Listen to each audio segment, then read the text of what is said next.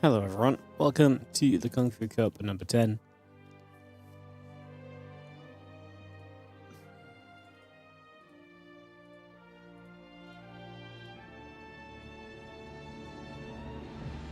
You know what I'm going to do quick, I'm just going to reload. Get rid of this logos mod that's been on the screen. Oh, now StarCraft 2 is updating. Brilliant, love that for me. Alright, yeah, we're going to be Kung Fu Cupping it up. We're going to go Rex versus herO first round, I think, today, guys, is going to be the plan.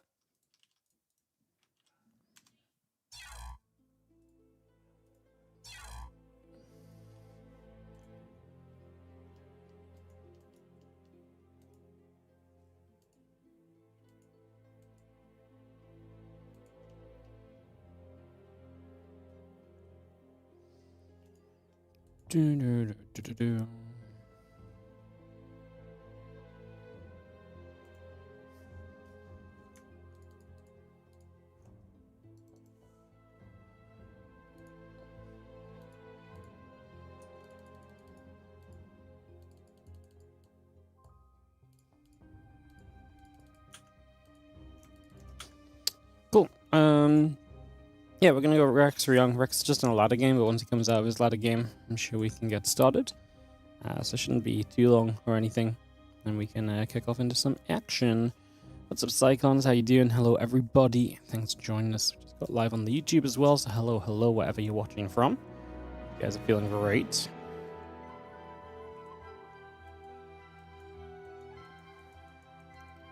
We're gonna get rolling here in a few moments, so just like I say, waiting for Rex to come out of a ladder game, and then they'll get videoed up, and we'll get started in, and get to casting some StarCraft 2. It's obviously a busy day. I know some people will be probably not casting a day because it's just busy all around. There's uthermal 2v2 Cup later on, there's Maestros of the Game later on as well. herO's playing today though, so is herO, so is ByuN, and they're all in the Maestros, so I presume they're going to hope to finish up before then. As like I say, we are just waiting for Rex, and was trying to find Rex's stream so I could just have a peek at how his ladder game was going while we wait to start up. Oh, beautiful. He's playing Protoss and he's fighting off the Zerg. Alright, well, like I say, it might be a couple minutes, guys, but I think it's the best match to start us off on today. So I think that's going to be probably our plan to kind of stick to. The winner of it plays Classic, so we have a pretty good second round match set up straight away, so I just think this is a good section. There's no one really who I'm like looking at in like round 2. It's like maybe Shameless herO would be really good round 2. Yakov or Lambo versus Garrow could be interesting. There's interest in round 2 matches, but I don't think there's actually any more interesting than like a Classic versus likely herO, but maybe Rex. So I think it's just going to be a good place for us to start on the day in general. So yeah. Yeah. How's everyone doing? Oh, Rex has got the win. Perfect. So him and herO should be videoing up in a few moments. We'll get that on the way about. Get that ready to start, guys. Yeah, how's everyone doing? 3-stream watch streak. Hell yeah. Getting that consistency and getting your StarCrafts in. Oh, that's what I was going to do. I was going to reset my goals.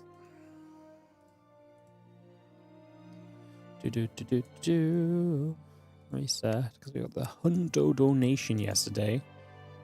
Oh my god, it's broken. It's all messed up. If I click reset, is it just gonna work? I think so. Cool.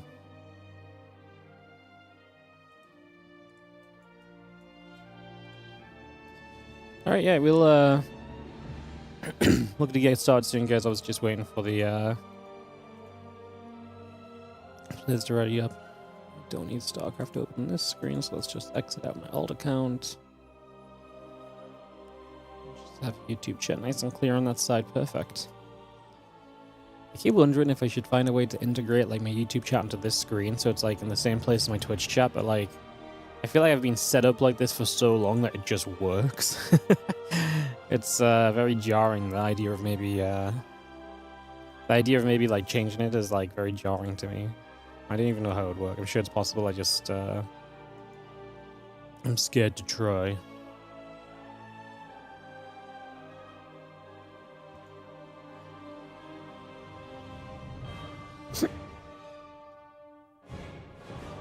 Yeah, I hope everyone's doing well. Thanks for joining us. Let me know what's up.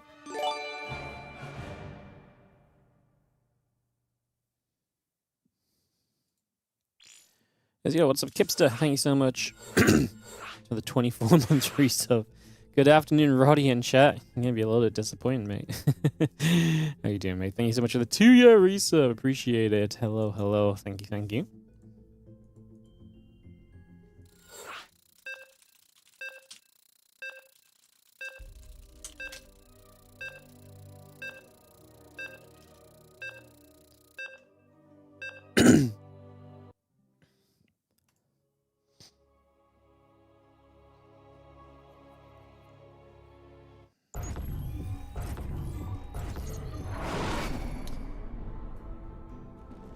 Alright, let's dive into it, guys. Kung Fu Cup action kicking off today in the top left-hand side of the map with our blue Terran player. As these two both on onside, so it's an onside showdown to start us off. In the top left, our blue Terran is herO. And in the bottom right, our red Zerg is going to be Rex.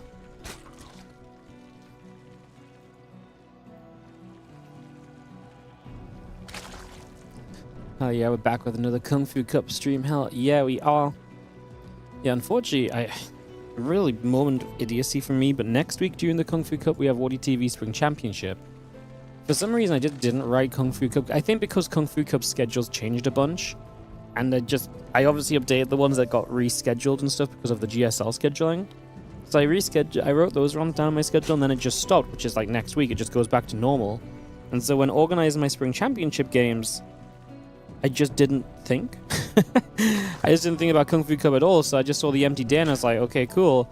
So I just threw myself down for a Spring Championship day, and that's going to overlap the Kung Fu Cup. So unfortunately, next week we're going to be overlapping, which is a bit stupid of me, but can't really be avoided. I mean, the only alternative is I maybe let people pre-play. Actually, maybe isn't a bad idea. I could let people pre-play and then cast the games like the week after. And then we could cast Kung Fu Cup live. Because I'm away Thursday, Friday, Saturday, Sunday, but coming back we'll have WardiTV Mondays into Tuesday and a Wednesday that we don't have much, or Tuesday that we don't have anything on right now, so maybe that's an idea. Like I say, I didn't really think of this, not very smart, so yeah. Might try and reschedule it to like the Tuesday after. I'll talk to the players. We'll figure it out. If the players can't do it, like I said, I might let them pre-play. We might just commit to it. We might just commit to it as well. There's a possibility too, so. Anyways, we'll figure that out later on. Just something that came to my mind as I was just looking at, I think it was yesterday, I was looking at it, I was like, what have I done? Why would I put something on a Wednesday? It's like I say, it's the uncommonness of the Kung Fu Cup being on a Wednesday and just me not filling my schedule out properly, but Kip's on the 3-stream watch streak as well. Everyone just picking back up on the 3-stream watch streak, huh? Ay, ay, ay. Alright, a couple of Lings going to try and chase down a Reaper. Ling speed is coming up. Rex and herO, in terms of what we're expecting between these two. Definitely, I think herO a favorite. Rex is good, though. I mean, we saw, I can't remember when this was, but we've seen games where Rex has like challenged Cure into like, you know, longer games and even taking maps and stuff. Like, Rex is a good player. But he's definitely the underdog. I would say he's the underdog against herO still. I think there's more likely a good chance that Rex can take a map here. I'd be very shocked if Rex took the series. So that's kind of my pre-facing. Rex typically, I think, likes to play a lot of like big unit stars, Lings, Banes, get the mutas out, harass with those, move around the map, etc. I think is one of the big ways in which Rex likes to play too. And the Queen's just going to be there to push the Reaper back toward that high ground. Zergling speed coming up. A few Lings are going to go after Ling speed. And it's going to be finishing soon. We're actually going to lose that Reaper trying to scout. The Queen's on the low ground, get the grab. And we will take the third hatchery. And Director's going to drop the happy face, herO the cryy face, as they reminisce the life of the Reaper. And just there. Alright, well, we do have the couple Lings will go across to the top side of the map, so they're going to get moving. Again, Viking, couple of Hellions, the SCVs and company coming through, the Orbital Command coming about, the Viking is still being added on as well.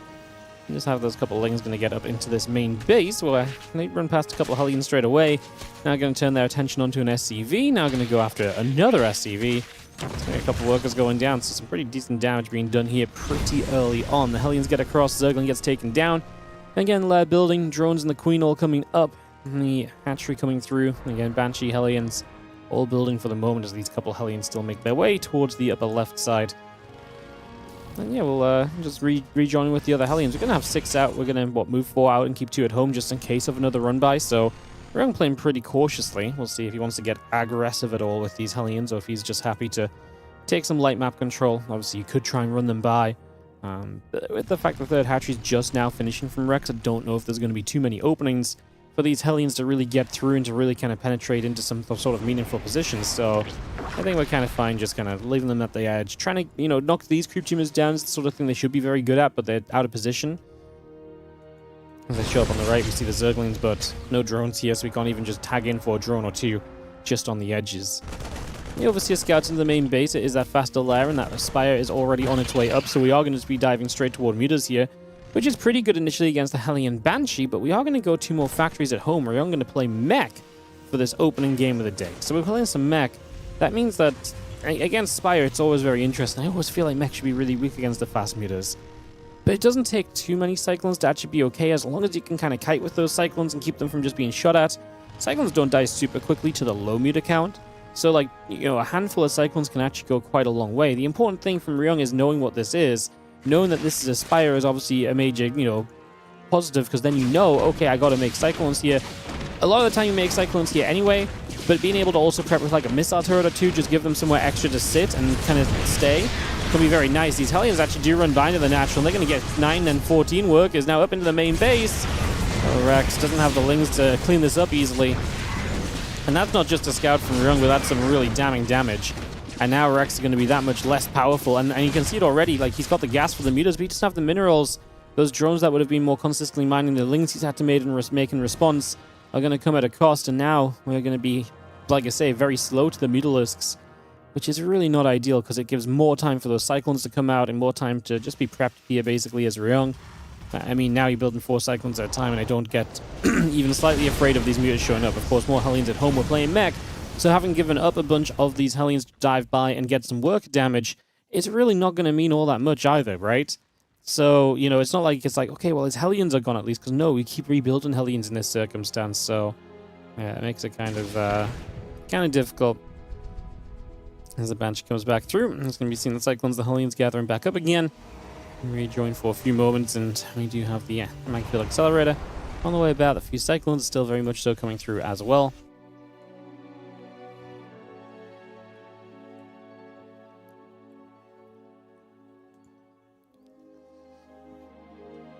And Mutalisks will make their way up to the top.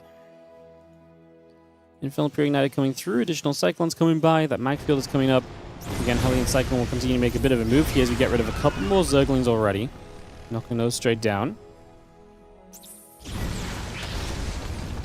Alright, Rex is in a lot of trouble. Like, these Mutas are an investment now as well, which is just not really going to be, it's not really going to be able to do too much, right? Like, these Mutas are going to be pretty much dead in the water. Obviously, now we're starting to build roaches, and so we're going to be building those in much lower numbers than you'd want them to have been in. Mutas are just hiding in a corner, being hunted somewhat even by these Cyclones.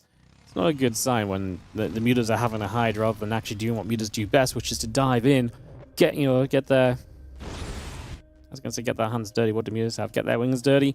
And just start dealing that damage and that harassment. It's going to be the Banshees on the natural going to be hitting. As we do try and trade at the front here, the Cyclones are going to lock onto a few of the Roaches. The Mutas are actually going to come around the back side of this and just try and get a jump on this force. We will see Queens and Spore Crawlers alike pushing the Banshees away, so the Banshee does get shoved off of here.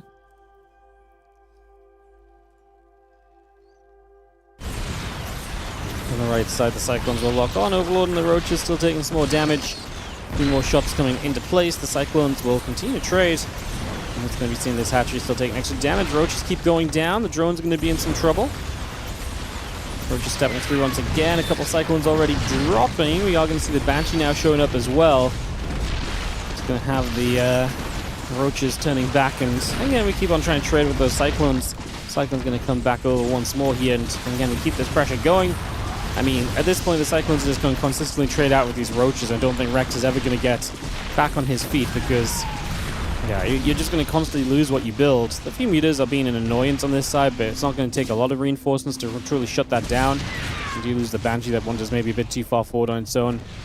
Yeah, ByuN started to build tanks against the Roaches, but I actually think he was in a good enough position. He could have probably just kept building the Cyclones.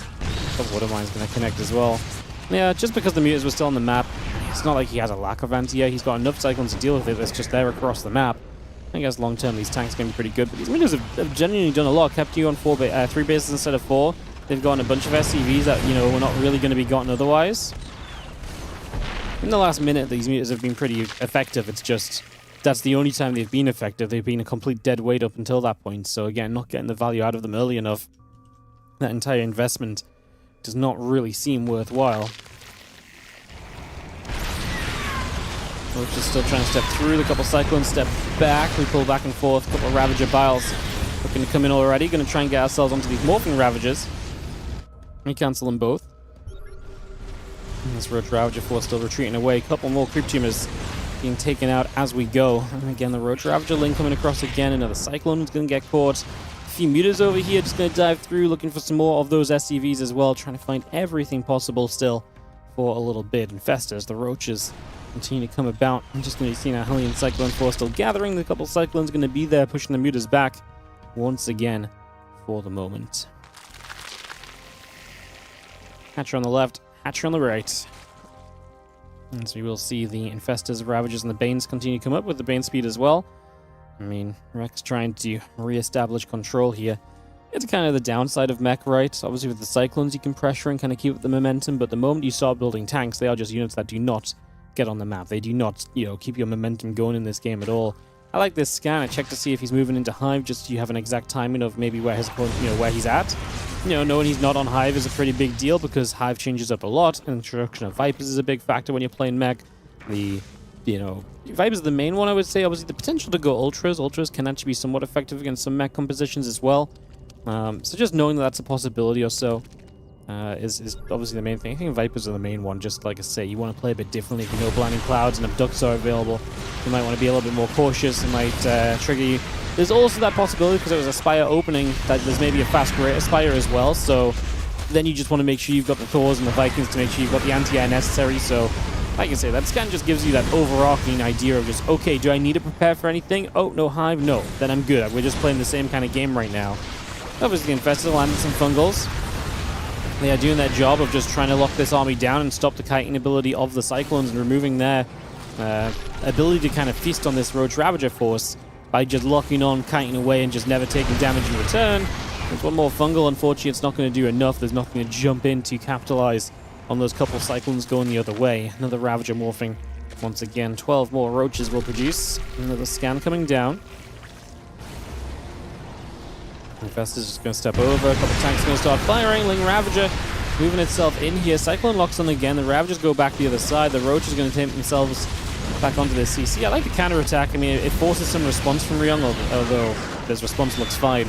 He has plenty over there. Let's maybe focus over here. These Roaches have backed away. And let's focus over here, because this is where the majority of this fight is, you know, absolutely continuing to happen. Hatcher goes down. The Zergle on the top side nibbles at that Planetary Fortress.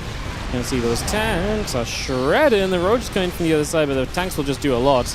Even if you clean up here, as Rex has been extremely expensive. Don't be wrong, killing all the tanks feels great, but you've lost so many Roaches, you've lost so many Ravagers. You're once again still down 30 supply in this game. And yeah, I mean, ByuN has got 20 more workers than you as well, so not only is he trading well, he is able to replenish so much more easily than you are. You step forward now with the Hellion and the Cyclone chasing for these Ravagers. And it looks as though Mech will come out on top in game number 1. The Cyclones will have to split away from the Biles once more.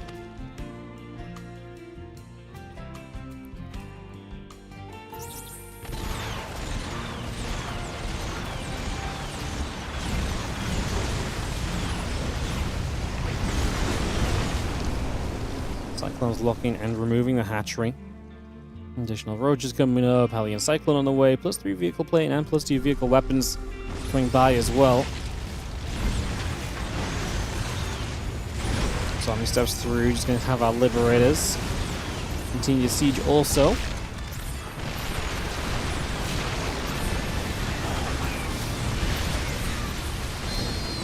Best is going to get shot down. The Cyclone's trying to step forward. We're now just going to see GG called, and herO is going to take game number 1. It's best of 3, taking it up by a game in this series. All right.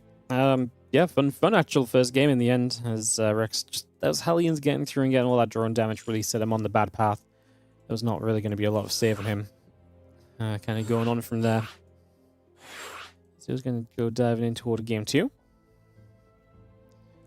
Just tidy up my tab and stuff, some stuff open from resetting things. Is abducting a mothership legal in 2026? It is in this stream. It's the only place you can still abduct the mothership. Unbelievable.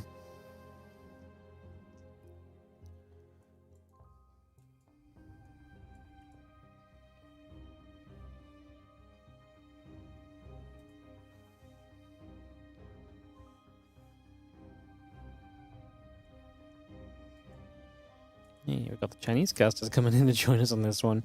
I think Rex herO is pretty fun, actually, because I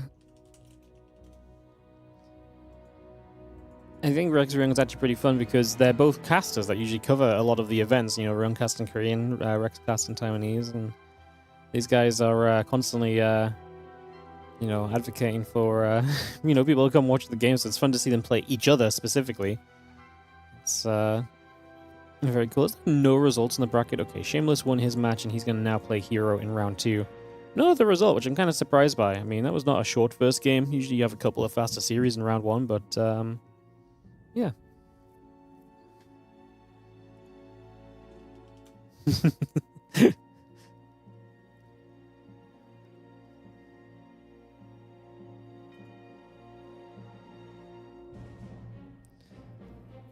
The Chinese caster joined, asked the score, was like, okay, thank you, left. It's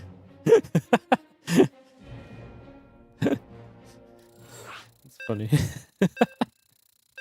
Joins, asks what the score is, like we're going to start casting it, and then it's just like, okay, thanks, I'm out of here. I wonder if they're trying to hold the match after this, or the game after this, for the stream or something. Like the winner versus classic might be a pretty good stream match for them. Like I said, it's definitely, I think, one of the better matches in round 2. So yeah. Anyways, let's dive in, guys. We do have in the bottom right the blue Terran, who has that one next to his name because of a map win in the opening map. This is going to be herO in the bottom right corner of 10,000 feet.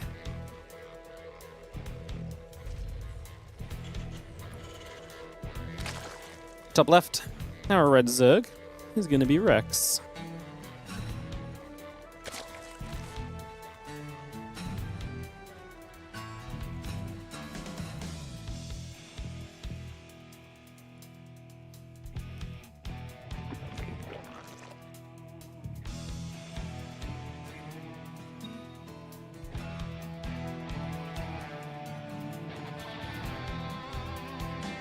In Chinese is F off. Thank you. How dare you not be done with this series already? Yeah.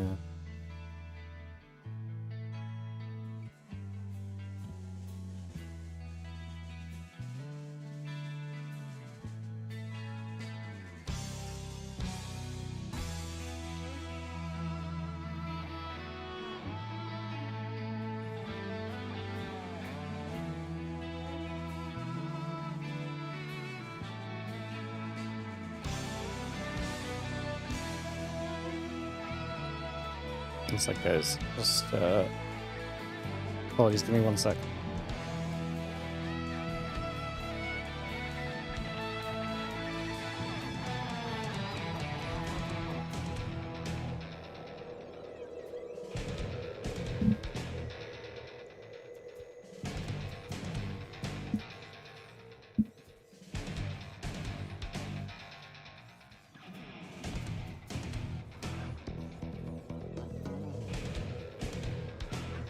Alrighty, sorry.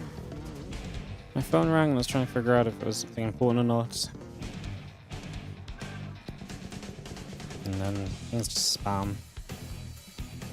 Alright, factory, CC, Marine all coming up. A couple queens and the drones will build as well. It'll take a couple of moments. Pick up a grenade, and that Reaper is going to chase the drone around. Just going to continue to see that Reaper moving. Actually going to hop up to the high ground now, into the main base. And back down to the low ground. It's a little bit of journeying. And again, a couple of command centers coming through for the moment. The reactor in the factory coming up. And our CCs will build for the moment, so we bring that into place. The SCV and the Marine will be there to chase the Ling around. Just going to see that Marine still trying to get after the Ling as the Reaper gets there. So he'll pick that off and take that out. Queen's drones continuing through. Just going to have the Reaper up through the center.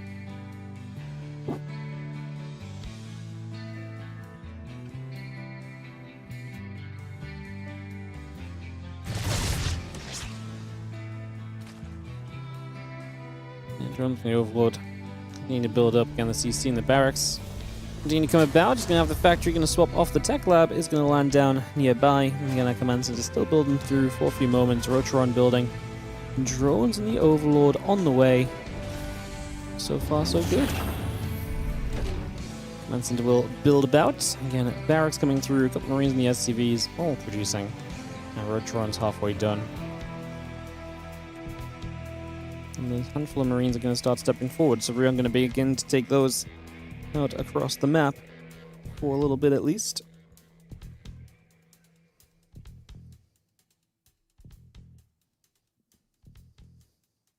You can get that lair building through, get a few drones on the way.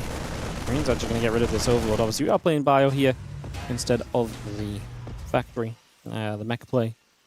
So we are seeing that Stimpack producing. This is going to be a kind of a 2-1-1 off the back of 3CC, so some bio pressure will be hitting the map in the next 40 seconds or so when the medevacs are built.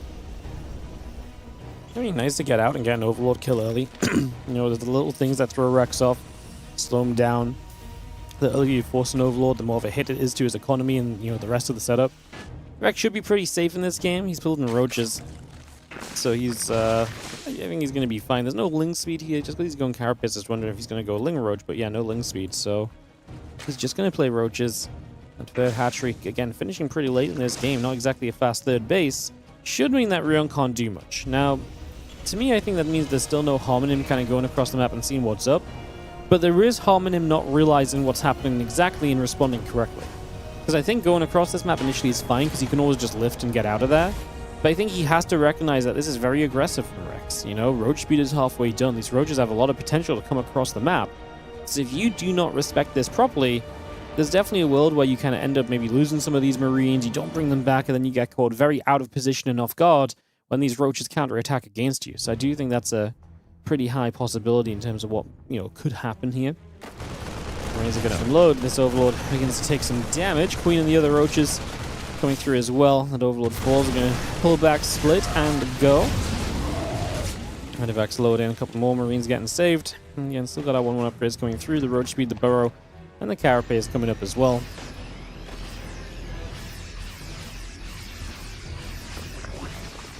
Marines unload. There was a hatchery in the middle of the map. Okay, Carapace coming through. The Dropper Lord is coming along. This Burrow upgrade is going to be done very shortly as well in the next few moments. Bring that up for the lair here. And like I say, something just to utilize in the end. Like I say, with the drop load, we should expect some amount of aggression here from Rex. It's not necessarily going to be like a, hey, we're going to send everything across the map and it's an all-in. He is droning. It's just, you're definitely expecting him to do some amount of fighting. The thing what herO has done is fine. Like, in the end, Rex hasn't come across the map, so these Marines did not need to retreat as I was initially suggesting they might need to, so yeah.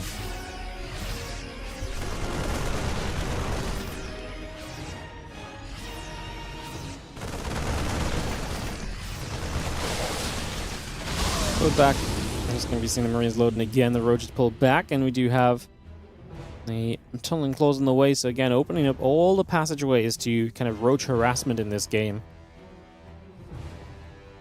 I'm going to say that is still a slow Overlord, so he is not going anywhere very quickly at the moment.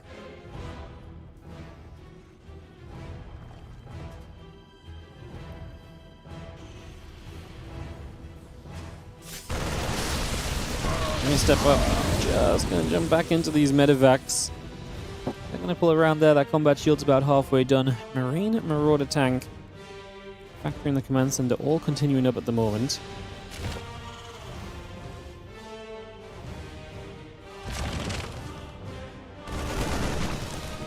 He's just going to stim. We get a couple of those creep teamers taken out already, so pretty decent start.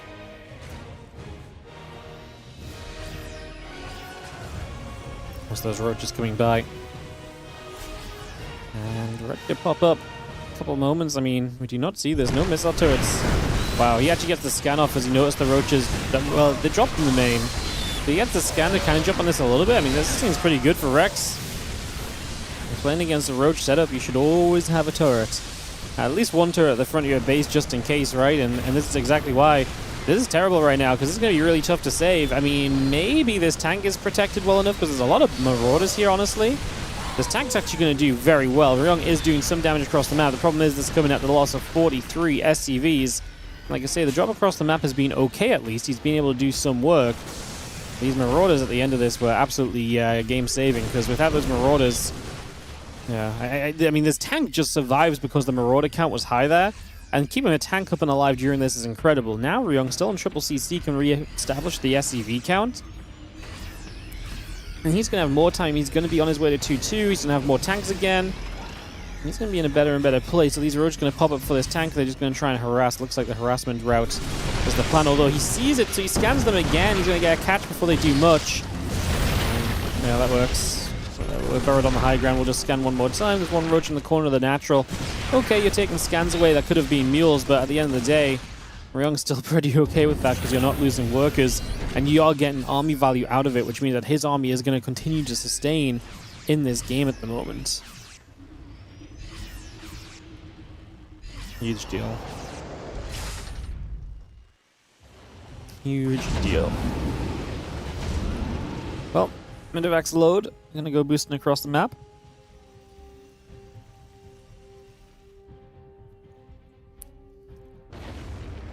Medivacs, the Marines gathering in the upper right side, all those Medivacs around the left.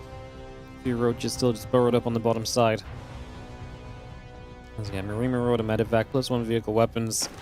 Trying to come through. We're going to unload this bio army. Ready to go in. Just going to be seeing the spawn of the roach going down. A couple of drones going down. The roach Ravager still stepping up for a few moments. Seeing the Medivacs coming around. And again, the Ravagers play cleanup for a little bit. Right now, the Medivacs will be back around on the left side. Going to unload once again.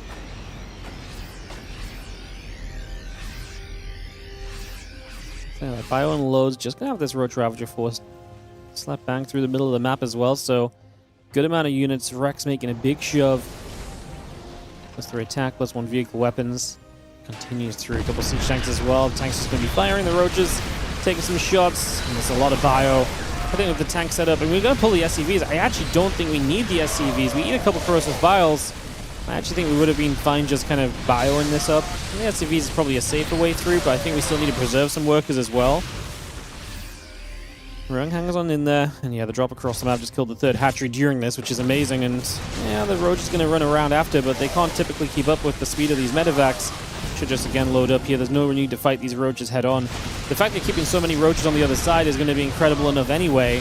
The tanks, 2 more of them, just step a bit further forward. We're actually running out of bio a little bit here. A few new Marines show up.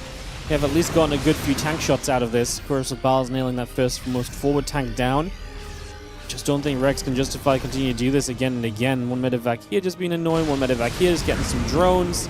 Just even stopping them long distance mining. Anything we can do to keep this as slowed down as possible at this current state of the game. The roach Rav just swings down the left side, so we are going to be having this.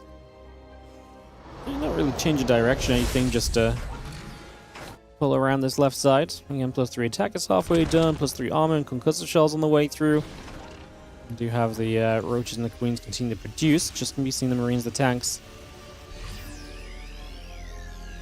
continue into place. Upgrades for herO way better. Yeah, we mentioned the 2-2 being on the way earlier, and like I say, that's why one of those things we mentioned was just time is herO's friend. I think time is herO's friend in almost every way. Like, obviously his work count was low, but it just felt like his army was just going to be great anyway. Like, he had enough workers to keep sustaining, and now he kills another base. Rex just can't keep up with this. You're on Roach Ravager for too long. The drops are going to get the better of you in the end, and this is just going to be a bit too much. We're going to lose a full Medivac here, which is something at least that Rex can take into, you know, kind of a herO position.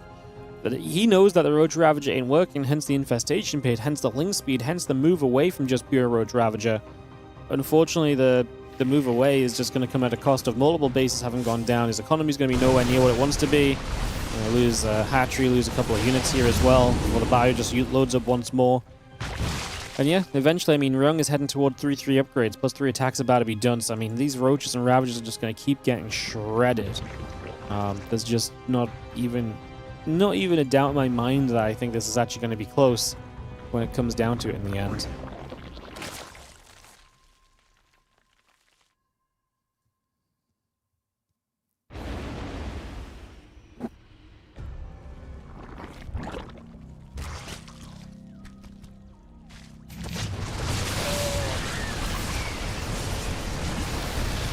ByuN loading. Just going to see a couple queens. It's going to get jumped on as well. Pull back over the left side. Another roach going down. Drones will be getting picked away at. The rest of this bio jumping over as well. It's going to get rid of a few more of those workers. 16 going down at the moment. The hatchery is going to fall.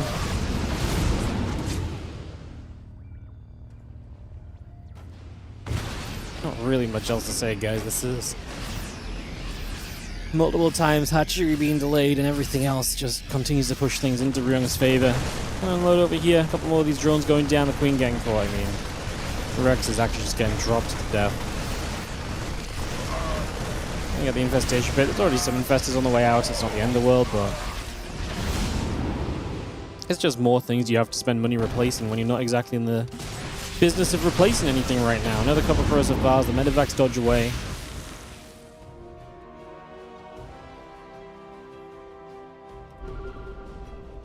Scan to the bottom is the CC lands, so 4th base finally being established from ryung. Obviously, it's been a very weird game. It's been a very slow-going game. ryung had a lot of his economy killed off early, so that 4th is always going to come in much later than it typically would. It's just been that kind of aggressive back and forth that we've had going on, so that part is truly not surprising. And just moves. I mean, when you bring the tanks across the map against Roach Ravager like this, you kind of know where it's going. That's a good fungal growth to start us off. A couple of corrosive bowels will do their job, but there's an absolute plethora of tanks behind this. We scan for the infestors. They will go down. No more fungals. No more Rex. GG. ryung takes the 2-0 through to the next round of competition, which will be against Classic. And I know you probably think, well, Classic's going to just, move his way through ryung, no problem at all. I actually do think ryung Classic had some cool games lately. There was a game not too long ago where they played like a 25-minute epic. During a 3-game series that they played in one of these open cups. I can't remember what event that was. I remember watching it on Inu's stream. Like, Inu was streaming it, and I was like, oh, that would have been a cool game to catch. So,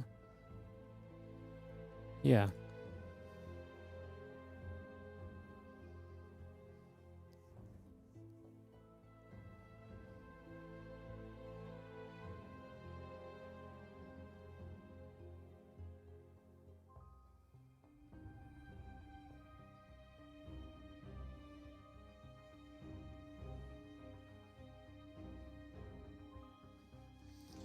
Cool. Yeah, like I say, I think we're just going to follow into ryung Classic. To me, that is probably the most interesting second round matchup still, so I think that's the route we will take.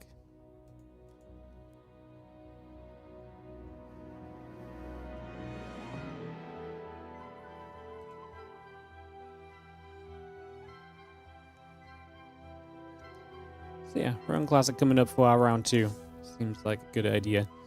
We'll head into that very shortly, guys. Just have some ads rolling and stuff. Obviously, the players need some time to veto and everything. But hopefully, it should just be a couple minutes. And then we get straight into this TVP second round. Like I say, we'll kind of follow on from there and see where else the tournament takes us. The winner of this actually probably is just a good section V, and I didn't even realize this, but the winner of this match would play Clem if Clem wins his series, which he's favored in. So actually, when I stop and look at it like this, I'm like, oh, yeah, this really is the round of the bracket we just, the section of the bracket we just want to sit in. So, yeah, this makes a lot of sense. So we'll go Classic ryung, win it into most likely Clem, unless there's a major upset. Cool. What's up, DJ Crispia? How you doing? Good to see you. Alright, alright. Classic again swapped up to the player slots.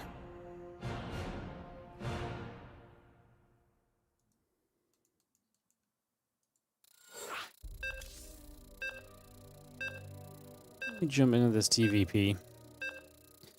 10,000 feet. for map number 1 for Young Classic. Like I say, I do think Classic's a favorite, but they have played a really good series that looked way better for Young than I would typically expect it to. So, well, did he actually win it? I said this went to game 3. I wonder if that actually was a map win, or if I'm just misremembering. Let me have a quick search, guys. Just want to have a quick peek.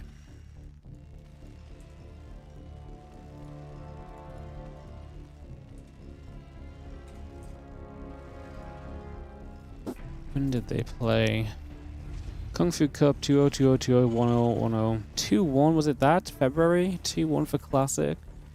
It might have been, I don't know if it was that. I think it was a more recent Monday Cup. Maybe it was a 2-0, but it was like a really long, cool game number 2 that they played. Yeah, so maybe it wasn't a game win. Maybe I'm thinking of the game win from when they played in February. But I'm actually applying the game I'm thinking of was the one that was more recently in April. Either way, like I say, I think Ryung's an underdog. The scores suggest that too. Just, yeah, don't expect him to roll over and die. Expect him to put up a bit of a fight. Expect the old man to put some power into his games and make Classic at least sweat a little bit for it. Let's see if we can actually see that happening or not here as we get this all ready to go again. Thanks for joining us today. Kung Fu Cup action all day long from us guys for the next couple of hours. It's going to be what's going on.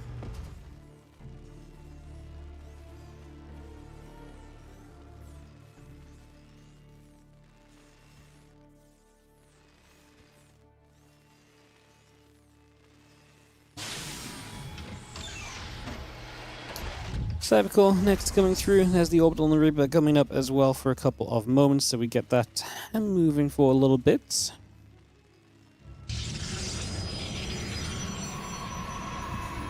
And the Reaper and the Orbital command coming about. The command center coming into place. Nexus is already building there as well.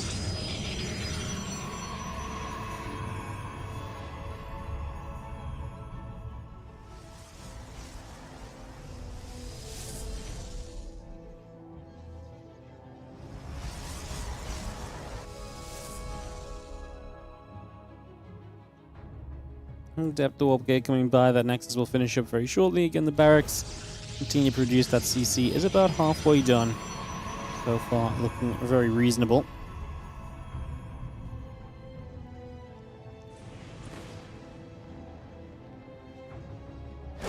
There's that Reaper showing up as around. Tries to get some info.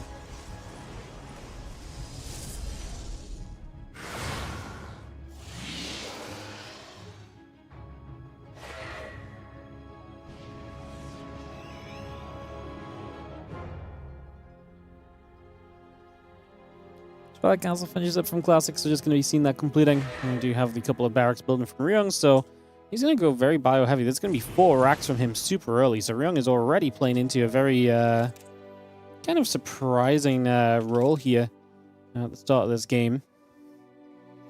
4th racks, and obviously is I guess just looking to really send it.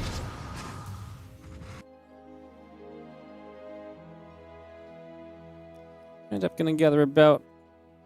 Again, we'll get in the blink coming over. A couple of gates. Robo facility gathering around. Again, the Adept is going to shade about. Stimpack, combat shield, a few Marines coming through.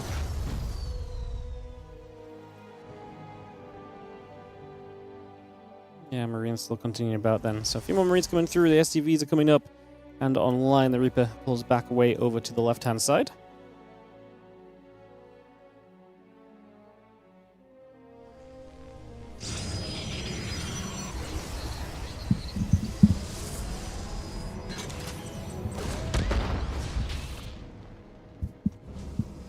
Couple of Reaper shots. Stalk's going to be there. A few hits going off. Reaper taking some damage. Doing combat shield. Continue to come through. And the Stalkers gather. Nexus continues into place. And we just have Marine Marauder, Sim in combat. Everything building by for a few moments. Forge and the Nexus coming online as well. So far, so good. Still just a lot setting up. I mean, we're expecting Ryung to push. Like I say, man went up to 4 barracks. He's not doing anything else. So the shove of Ryung has got to be coming sometime soon. Because the longer we wait, the more preparation time we have as Classic. I think as long as he hits before charge, it's good. But with Sim in combat done, I don't know what else we really wait for here. There's an observer down the right side. He's going to move out over to the left. Classic will see roughly what's going on soon anyway. Once you check the natural, you don't see units. You're like, okay, interesting. But then you go in the main, you see 4 barracks, no factory ready. And you're like, oh, that's going to be a lot of units coming my way most likely then. So now you kind of know what's up. There's a factory behind this. It's not like this is completely all in from ByuN, but it definitely has a punch to it that we're going to be trying to avoid here a little bit as... Oh, those Marines, I was going to say, they actually kind of got in the way of each other. And this observer gets away from the scan. That's always feels bad. As ByuN has held his nerve for a moment. I was going to say, hadn't stimmed too soon just yet. A sentry warped in here. The Stalkers are retreating. I mean, this is like the ideal scenario for ByuN, where he shows up and this Protoss army is not really ready to fight him. There's just not the numbers. We did not build any static defense in time, so Classic's actually in a lot of trouble. Unfortunately, the micro has been pretty good from Classic and ByuN. I actually think it would have been better to go onto the natural, just somewhere he could have committed to a little sooner than running at the third base. The problem with the naturals, you have the sentry that was warping in, but maybe you could have right-clicked down the robo facility, something major like the tech denial. And you still can turn on the units if they try and threaten back into you, right? So...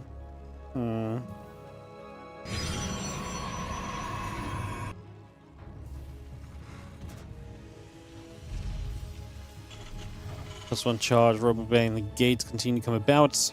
The problem here from ByuN is obviously now his tech is going to be a little bit late and delayed.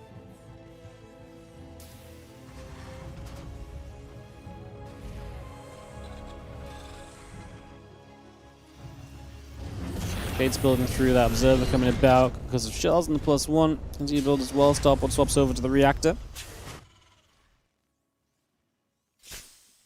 Okay, I'm just going to have a little bit of a stim through this bio army, making its way around for a few moments.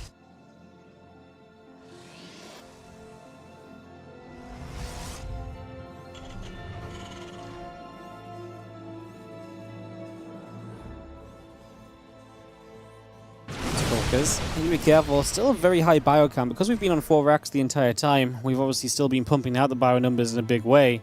So I think Classic really does need to hold back with any sort of... gateway force and really needs to try and play a bit closer to the idea of like, let's get my splash damage up and play with my splash damage more than anything else. I think is probably a much more important concept.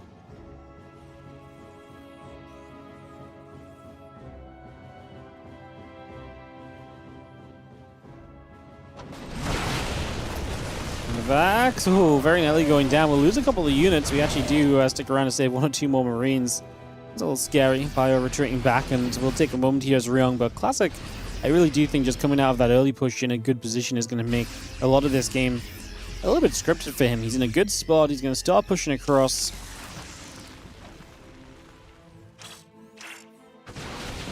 He's going to see the Widowmine under a reburrow. Bio is going to step forward. The Zealots are going to charge in. The Colossus laser beaming. And that Bio Force taking quite a bit of damage. The laser beams keep coming. The Bio units take a few more shots. And the Zealots, the Stalkers, and everything step away again. And Classic already trading well. He's actually got an attack upgrade lead for a few moments. It's just now disappeared.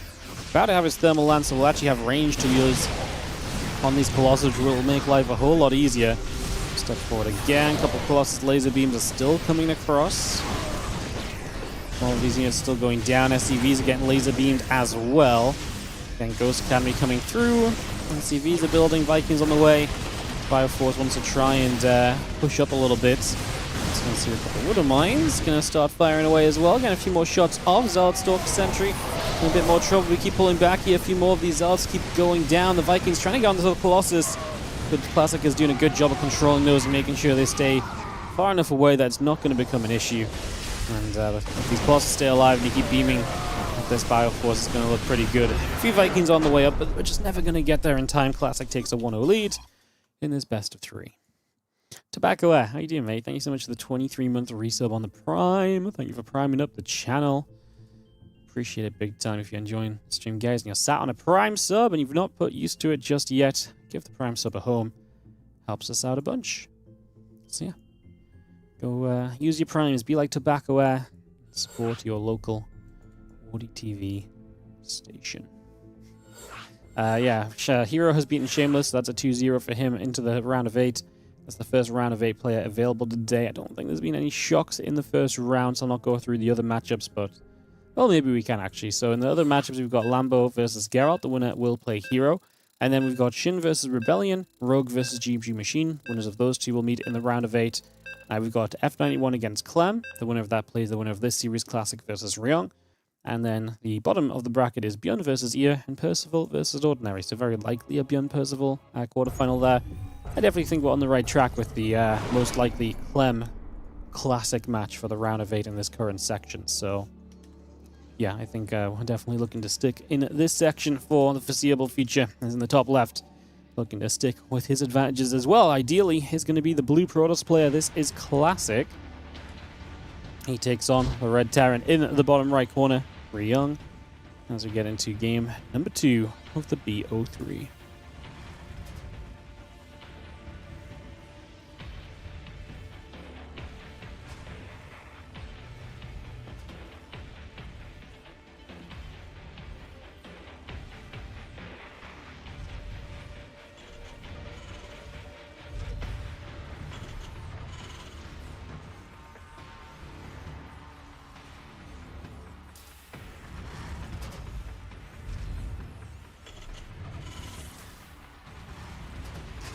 Alright, let's see what we get out of a game number 2 then, as we get started. For a couple of moments, some nibbles coming out. SCV will chase the probe down to the low ground. Actually, that's what I wanted to check quickly. I wanted to see if we got to 49,000 YouTube subs overnight, to see if we're on the 1,000 countdown. Oh my god, we did. 999 to go, guys. This is it. It's real.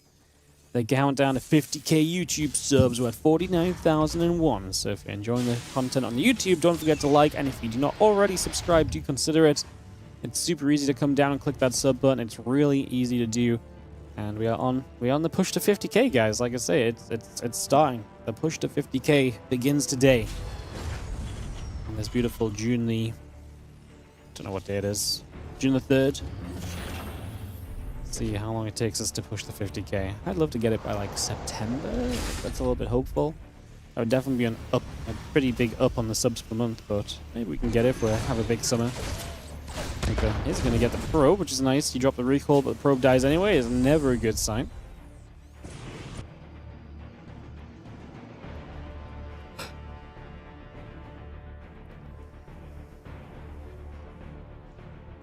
We're going across to the upper left side of the map. Just going to have a look to see what's going on over there.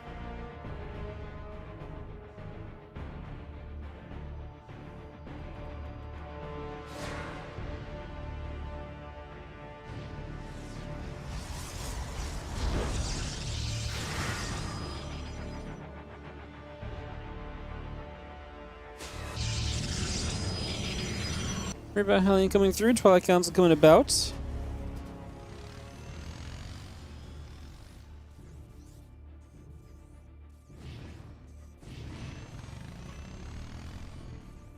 Does Helene continue about Adept coming through?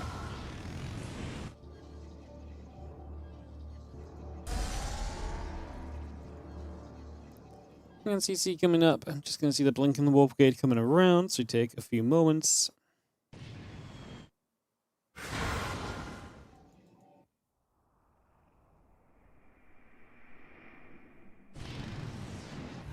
Again, maybe it's not. Helene continue coming back while Barracks coming through.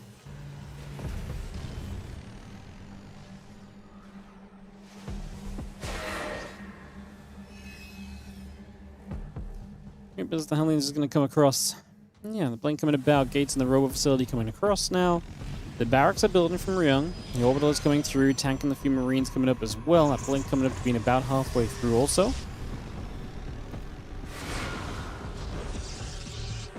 Obviously, herO, big step away from the bio this game compared to the last. Reaper Hellion in big numbers early, obviously got that factory out. We're going to get a tank up early, which obviously really pushes us towards this idea of we're going to try and move across the map. If you're going to have 2 tanks, you know, just as Blink is finishing, getting in position with those tanks will be very powerful. You're going to have a lot of time to do something with those tanks and that push before kind of, you know, the big answer to tanks come online, such as charge. I do see herO starting stim. It's going to be on its way, but still a while before it finishes. Not going to finish anytime soon, at least, as the couple stalkers in the Adept will keep pushing forward as well. A little grenade goes down for another moment or two.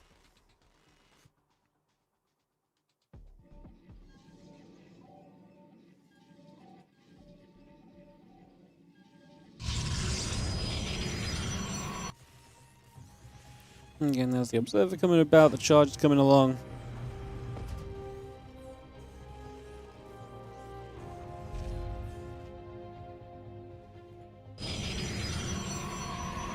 There's going to be a forge coming about, that next is still coming up. A few stalkers are on the way in, bring that charge up as well. And tank is just going to also step through. Union's gathering, Marine Marauder on the way up, combat shield and stim pack building. Bio tanks will gather up on the low ground, get ready to move forward a little bit.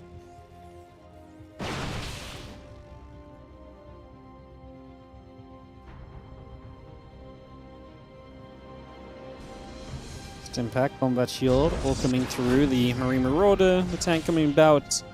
Tipo going to get placed as well. Just going to be seeing the bio continue to trade here. The couple stalkers chased for a couple of seconds. The SCVs are going to pull across the map, so herO bringing those over right now. This is it. He's going to go all in on this shove. He loses a lot as we go. I like the Reaper Heli in the main base, just a distraction if nothing else. We're so close to charge, though. There's no way Classic tries to fight this when he's so close to just having Zealots, right? Like, obviously, so far we've been pulling back and letting the Stalkers do their thing, but surely you just warp in like 2 rounds of Zealots here, and then we just jump on this. Are we going to lose the third in that time? Well, we might, but it's very committed. I don't love this blink at all. I think diving for these siege tanks is just silly. Like I say, life gets so much better for you if you just have some Zealots to help you out with this, and I don't know if we had to defend the third base like this. Like, herO pulled a bunch of SCVs, you cleaned up a bunch of those already. Now you're going to lose the third base anyway is what it comes down to, because obviously you lost a lot, but you could have lost the third base and now had like, how many gates is he on? He definitely would have had time for, okay, only 3 gates, he would have had like 6 Zealots here. It's not a lot, but even 6 Zealots just being tanky against the Bioforce makes me believe a little bit. I do not love that blink from Classic. It lost in this game in what felt like a very survivable situation, although it's the second game in a row where you could argue that maybe Classic just wasn't really ready for the big shove of herO. Obviously, 2 very different attacks from herO, 2 situations that go very different directions and different paces, but yeah, I'm a little shocked by the blink in. It did not seem like a good choice, honestly.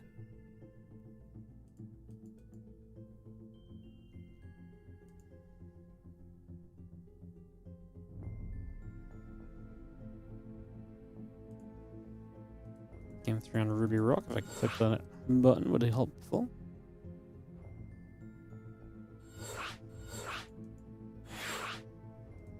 Alright, game number 3 of Classic herO coming through here.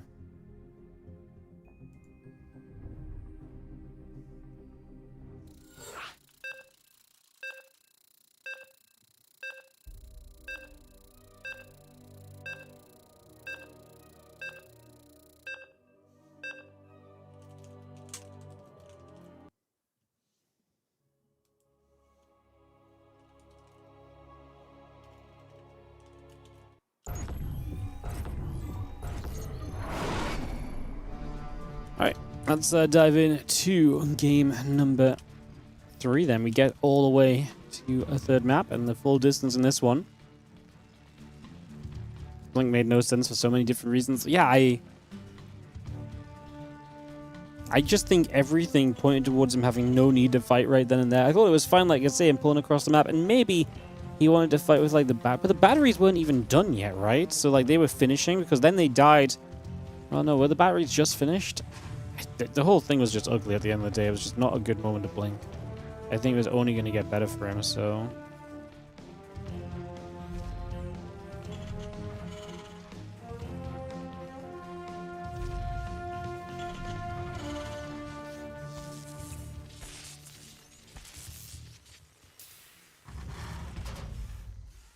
Alright, well... Here we are into game 3 of the best of 3, Classic and herO. Go to battle on Ruby Rock.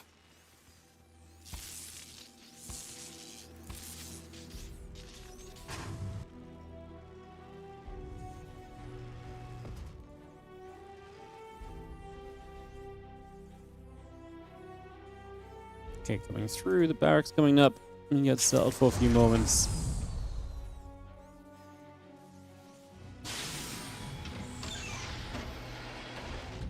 The first Reaper will just start to produce here for a little bit. The Nexus starts as well. So just going to get that underway.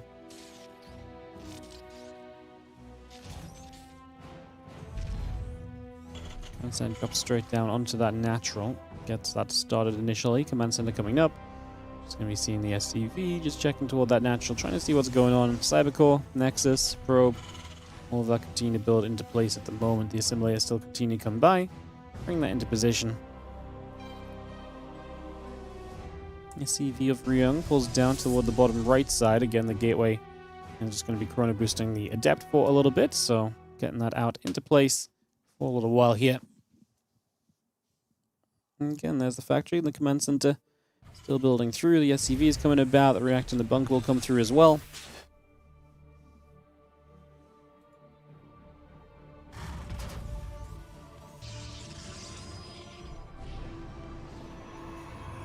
Let's get our Twilight Council build through. There's that Nexus still coming up also. Warp gate coming by. Just taking a few more moments here as they repair. Pops up. Gonna hit the Nexus. Gonna hit the pylon for a little bit. Bit of back and forth for a few moments. Again, the probes get back over there for a little while. The Adept steps back through. Just gonna hit the SCV for a couple moments. And this command center morphing into an orbital. Coming into play as well.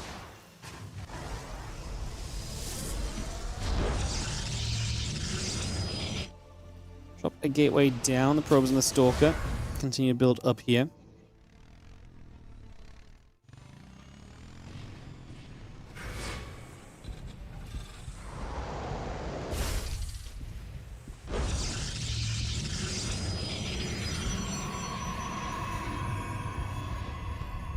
That thing's going to be coming around. Robots still in the gates, still producing. So again, we get that on the way. Have Blink, Warp Gate all coming up.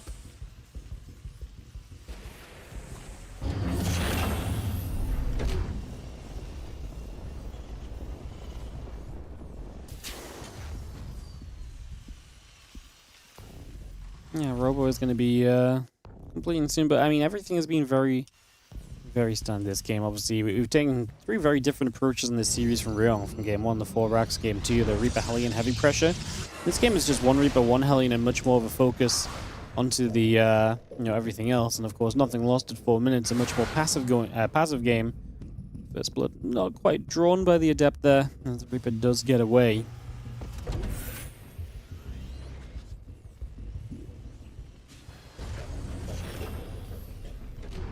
Prism's about halfway done. Those few Stalkers still building up. Again, Blink is not far from being finished here. Going to get that done fairly shortly.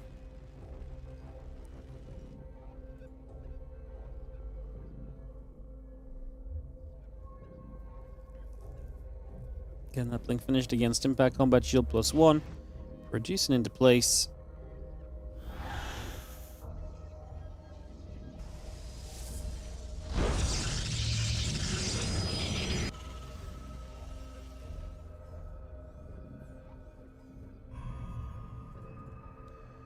Almost on the next is still coming through. Stimpack, Combat Shield, a +1 coming about. Starport is about halfway done. Yeah, and the Prism is coming over. So Classic going to start opening for some aggression. We still lost nothing here. 5.5 minutes deep in the game. All the Stalkers will unload. The first blood will be drawn by the Stalkers. It's going to take a long time to see the first unit go down. And to get 3 SCVs, it's just some light pressure with the Prism. Classic is very happy to start establishing his third base behind all of this. And you see herO is about to have his upgrades though, so he might be able to start pressuring that third base soon. Obviously Combat Shield +1 finishing shortly, so the bio is going to be at pretty much full strength. So definitely a point in the game where you typically want to kind of move out and try and get something done.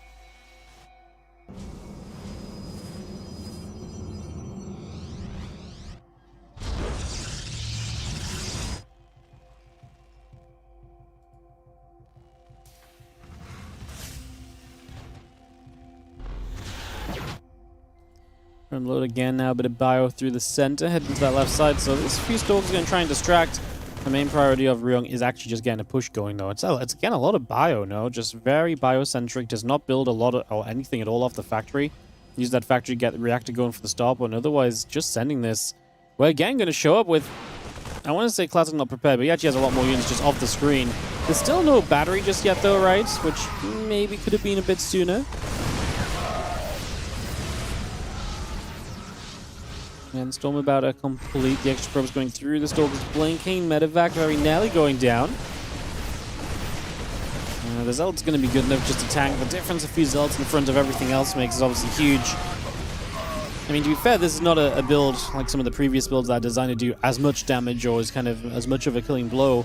You know, we've got a third CC behind this. We've not pulled a bunch of SCVs. So in general, you know, we're meant to be kind of continuing through at this point as side of the line. I guess on the Zealot made a lot of sense, but just felt like it was going to splash SCVs. It was not ideal.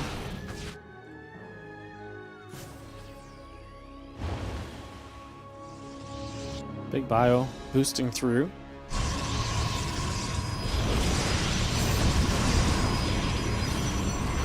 Stalker's gonna get underneath. We may be...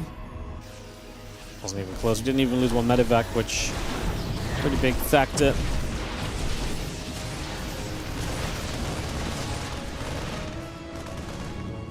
Two more SCVs going down.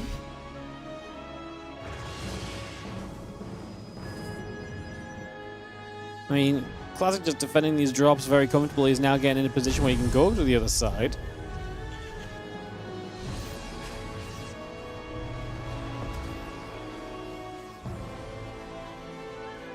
Marines just sit behind the back.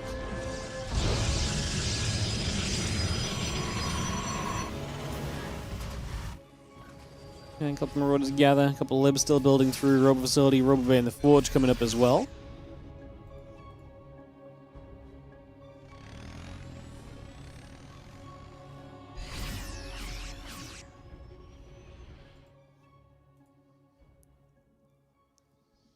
So let's gather again. Archon, the High Templar coming through, Forge in the Robo Bay.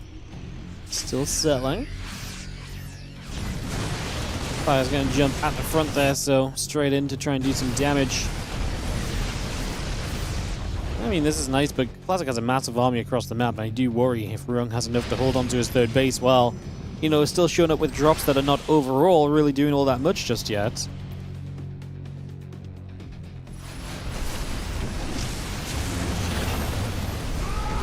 I'm going to hold out. First storm comes down, going to push you a bit away. Like I said, this third base is no hope. If you don't land the third base as wrong, I don't think it's worth Classic pushing further forward either. But if that third base is just lifted, then you've already done your job. You don't necessarily need to push into this. I think he can, because I actually think his army is just big enough. We might see that in a moment as wrong drops in once again. Classic's clearly toying with the idea. He's still staying in position on that bottom side.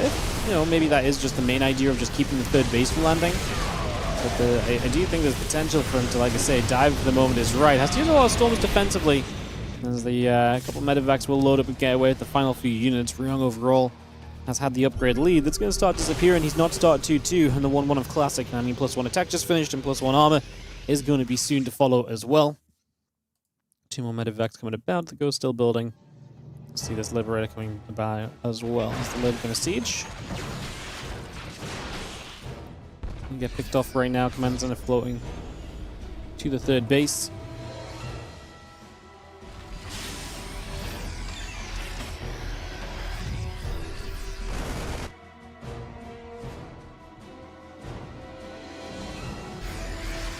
Taking that armor upgrade along. Just going to skip bio. Going to gather up. The medevac's going to get some healing in.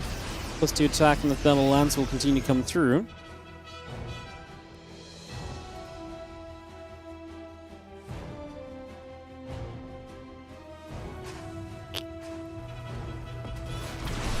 Man, herO is so late on his further upgrades. Like, the armory is only just, like, not even halfway done still, which is kind of crazy. So, Classic's going to swing from being down 1-1 upgrades to ahead in upgrades by an attack upgrade at some point soon. That really is quite wild. Just such a big swing at the end of the day.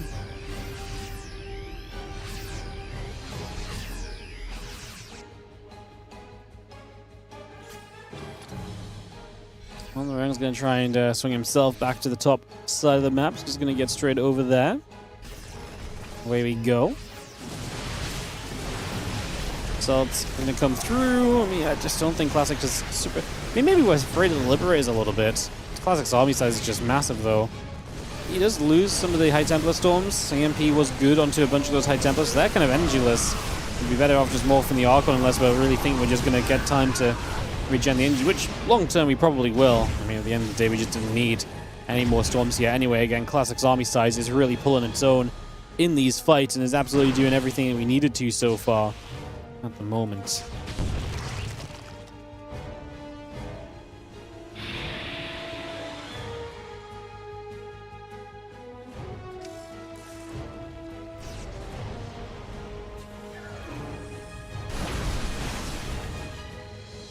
And Classic just going to knock some rocks down. He's obviously been expanding through that bottom left of the map as well, so his economy is moving into a better and better place.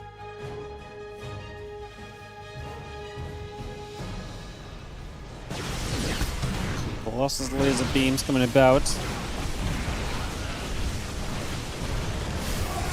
Storm comes down. ByuN going to take some damage on that Storm. He's going to run through once the Colossus. It's a very, very desperate effort from herO, as shown by the GG while in the process of it all. And that's going to be us 2-1 for Classic. So herO got a map. I mean, Classic looked... I mean, you could definitely see how Classic could have lost this series, I think. I do think that first game push had a bit of potential as well to maybe do more if it was approached a bit differently. GG. Alright, Clem Classic is going to be the round of 8, guys. That's a very obvious match for us to dive towards. So we're going to get into Clem Classic in our next matchup here. And we'll head into that for our quarterfinals of today's Kung Fu Cup Edition 10 this year. Get that ready to go.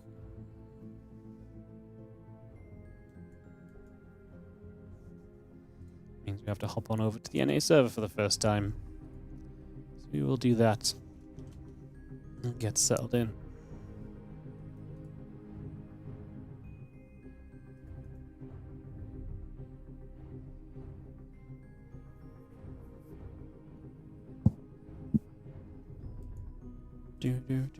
Do.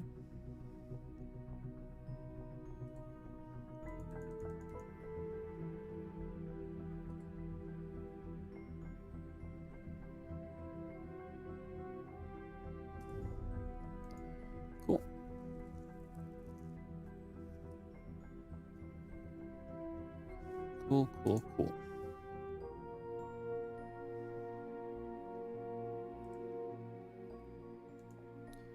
Alright guys, just waiting for our Clem Classic series. Yeah, shouldn't be too long. A few minutes. Get this ready to go. Just depends how quickly they're gonna veto. Pretty sure we're not gonna get held up in starting this as well. I think the Chinese streamer's with us, so we should just be able to, like I say, kind of head straight through toward it as well. So, yeah.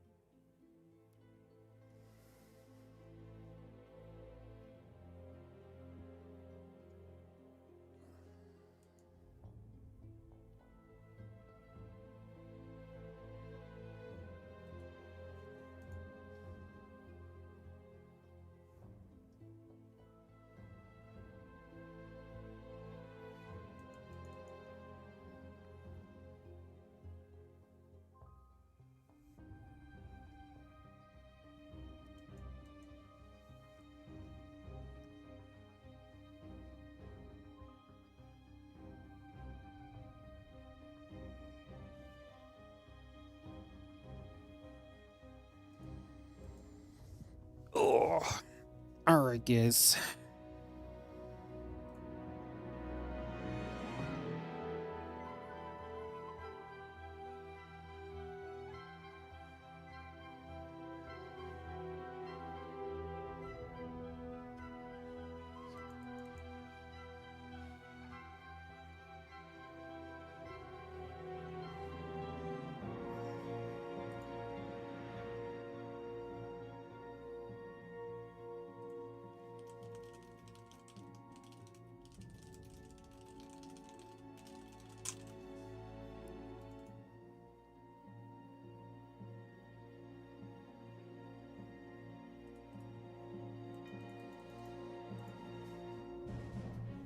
Oh, any problems? No, we're just waiting for Clem Classic, guys. I was just typing through a couple of things.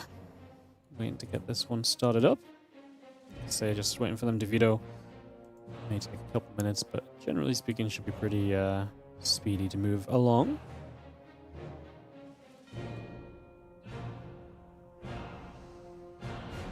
Obviously, Classic has to hop on over to the NA server. And then they have to veto. And then they have to host a lobby. Maybe Classic needed a couple minutes. It can take a few minutes to get into the next round.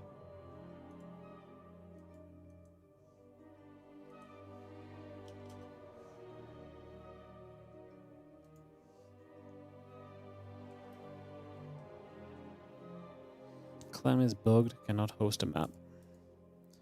I think it's West Central West.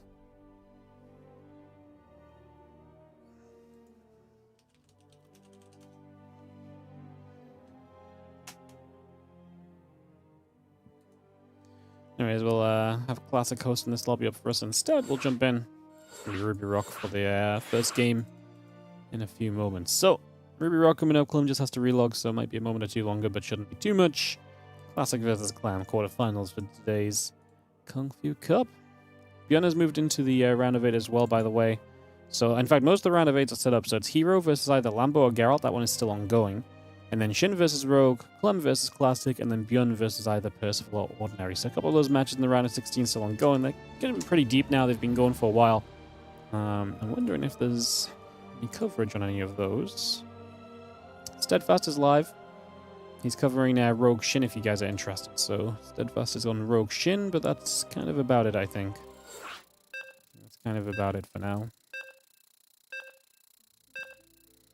Cool. Alright, Classic Clem. As you can see, has begun the countdown, so let's get into this. I'm going to do a bit of a sellout at the start of this game, guys, just because it's the one that might end up on the YouTube, so it makes a lot of sense just to do the sellout early on, so that the YouTube viewers that don't watch on the live stream get to hear it as well, so just a pre-warning. As we get into the quarterfinals of... Game paused. Not this game, because, well, Clem's going to pause. We were about to get into the quarterfinals of Kung Fu Cup 10. If Clem's really only going to be a second, we'll just do our intro anyways. But Kung Fu Cup 10 quarterfinals a day, Clem versus Classic. As Classic will be in the bottom right, Clem will be in the top left. You know what? We'll do the intros during the pause because we're just like that, you know. It's just like we're just like that sometimes. We just can't stop. I was gonna say I was gonna sell out at the start of this game, which I guess I'll do anyway right now because we're paused. So again, just a couple of moments to say a couple of things. First of all, if you're enjoying the stream and you're watching on YouTube, please do consider hitting that like button. It helps us out a whole bunch. And do consider subscribing as well. We are now on our countdown to 50,000 YouTube subs. We are less than 1,000 away. So get onto that YouTube sub hype train and get that going.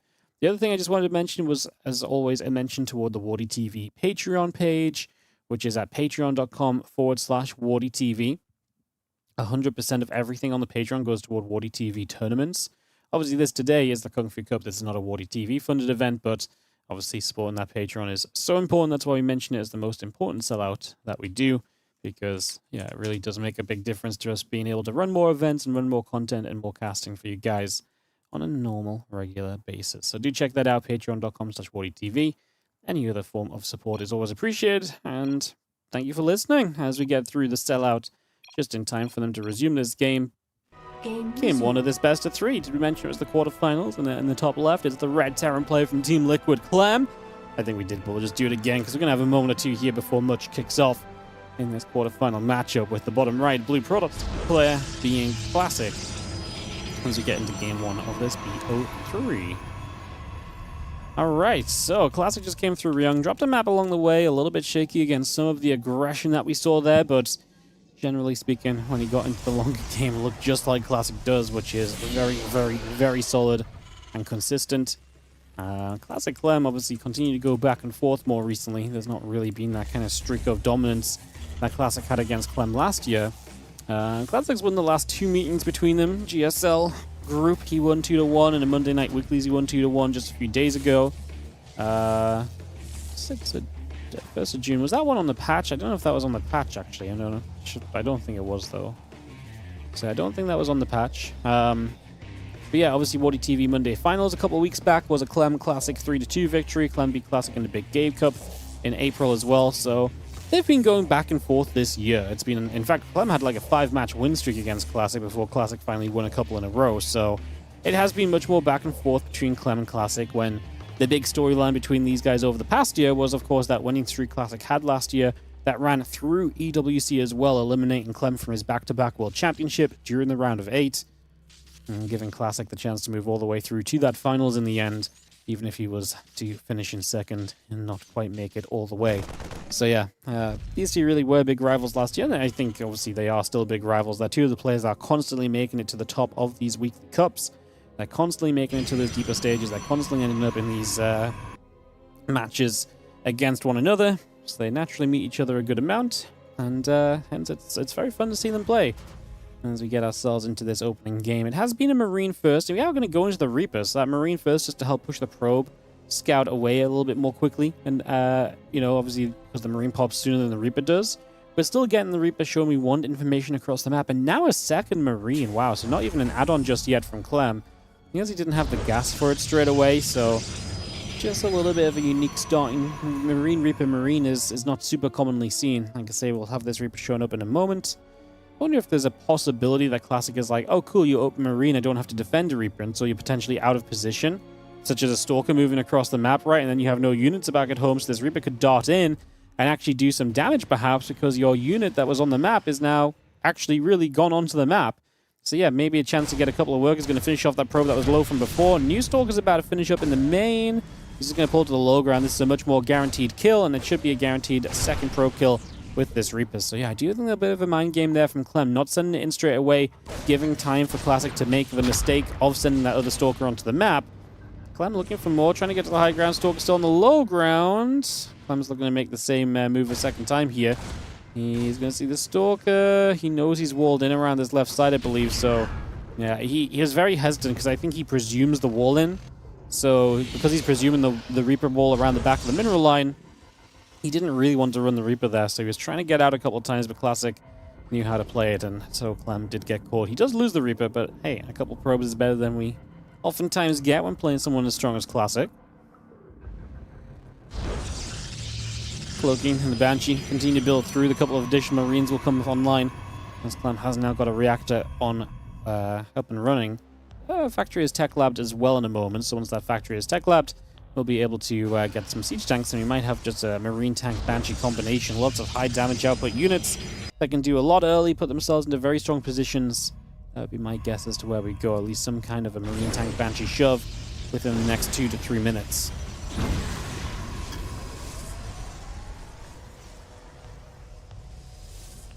Classic opts for the Prism. He opts for the Blink, of course, has been coming along for a while. Most notably opting for the 3 gateways. Probably one of our biggest question marks in these games. How many gates are we going to build as the Blink player? Kind of depends on how quickly you're going to take the third base, basically. You know, are you going to take the third super quickly? 2 gates. Are you going to take the third a lot later and put a lot more pressure on? 4 gates. Are you going to be the Goldilocks of Blink gateway number and have 3? It's just right in the middle. It's just right for getting the economy, while also having some pressure potential is the most common. It is the standard of the kind of the Blink openings. Because like I say, you don't really need to do too much damage with 3 gates of Blink Stalkers, whereas 4 you're hoping for a little bit because you really do make a bit more of a delay on that third. With 2 gates, you really just do not pressure at all, so you're very light, but you're much more economically focused, which can be a bit scary sometimes as well, because the Terran does not have the fear and the danger of having to defend against the Stalkers. This Banshee's great, just shows up as the Stalkers are all across the map. We're going to need a warp in. There is an observer that's just popped, so we have detection. It's more so just a case of actually having the anti-air to deal with said Banshees. We're going to go for 5. Going to be 6 workers. We'll just commit this Banshee through, not moving it when he realized that it was going to be just in trouble anyway. So 6 workers go down. Not bad for that first Banshee just flying in, because it also forces the warp-in back at home. Warp-ins at home, Stalkers at home means that Stalkers not on the map attacking Clem at the same time, right? So it really takes away from the pressure that you want to apply as the Protoss player. It keeps away from the scare factor that you have on the Terran, essentially. This Prism takes quite a few shots of damage. Can evacuate the Stalkers from afar here, but actually now going to be in the orange hit point bars. Needs to be careful in the future. You know, it's much more easily picked off now than it was before. So that'll be something to note as this Banshee pre-cloaks and is going to be heading into a third base that is pre-observed and stalked. So no gain there. Banshee turns around, backs away, and is actually going to back all the way up the right side, through the top, and like I say, escaping away from that one for the moment.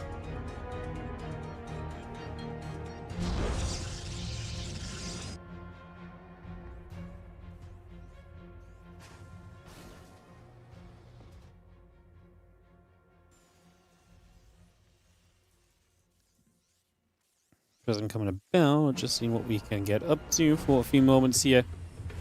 Again, Medevac, Marine Marauder coming through, Stimpack, Combat Shield, and the +1 attack upgrade coming up as well. The Prism, going to take a few shots off the Marines.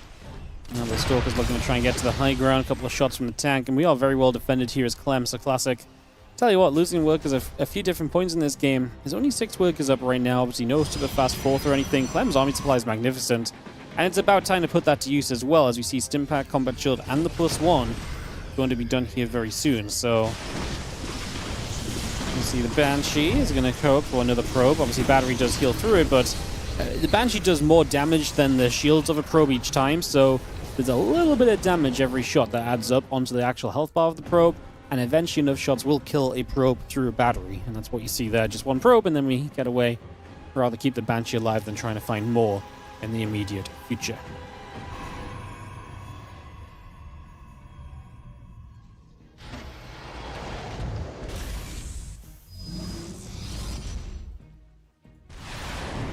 Viking's going to get this Prism. Oh, no, that's really bad for Classic. He's going to lose 2 of the Zealots as well, but just the Prism going down removes his map control so much.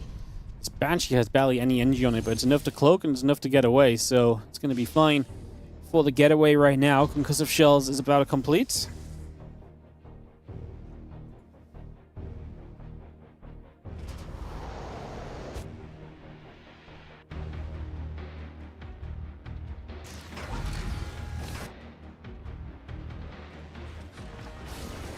Tunnel Lens is about to finish again, get that Disruptor coming around also. Just going to see the Prism also coming into place right here.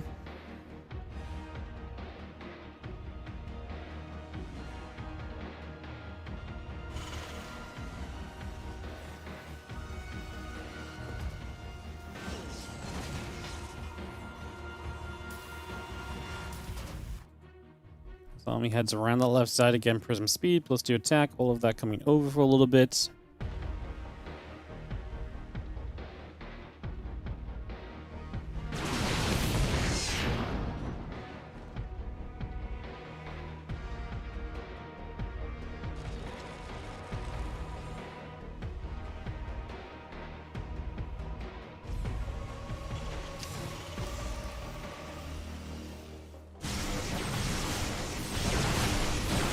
Also going to come through.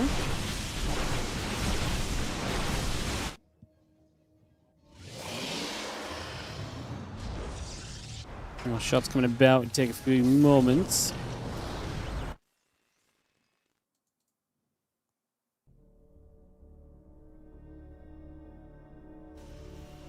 Clem's just maxed out now. 200 supplies looking pretty amazing.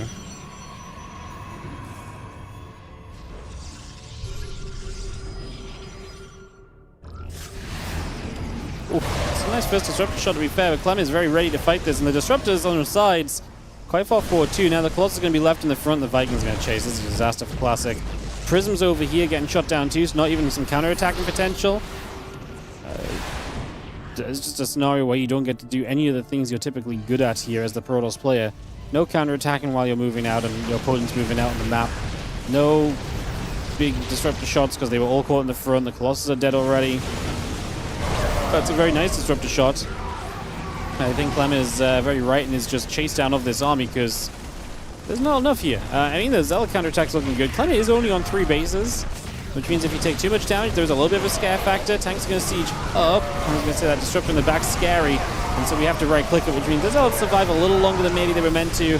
Vikings start to land. Clem's supply actually plummeting. He lost 30 SCVs so far. His army supply is not the issue. His army is still strong on this side of the map, although with more Disruptors and more Zealots, maybe that is a problem. With how many SCVs we've lost, Classic has actually been able to make this happen a little bit. I mean, he's going to give himself a chance, but I did not think there was one. As Clem's force on this other side, going to get another Nexus, going to drop Classic down to 3 bases. Obviously, Clem going to re-land his base to go 3 bases each here. Wow. Those Zealots just got so many SCVs. The problem with moving out as a Terran player, Zealots are so tanky on the other side, it's so difficult to really deal with them.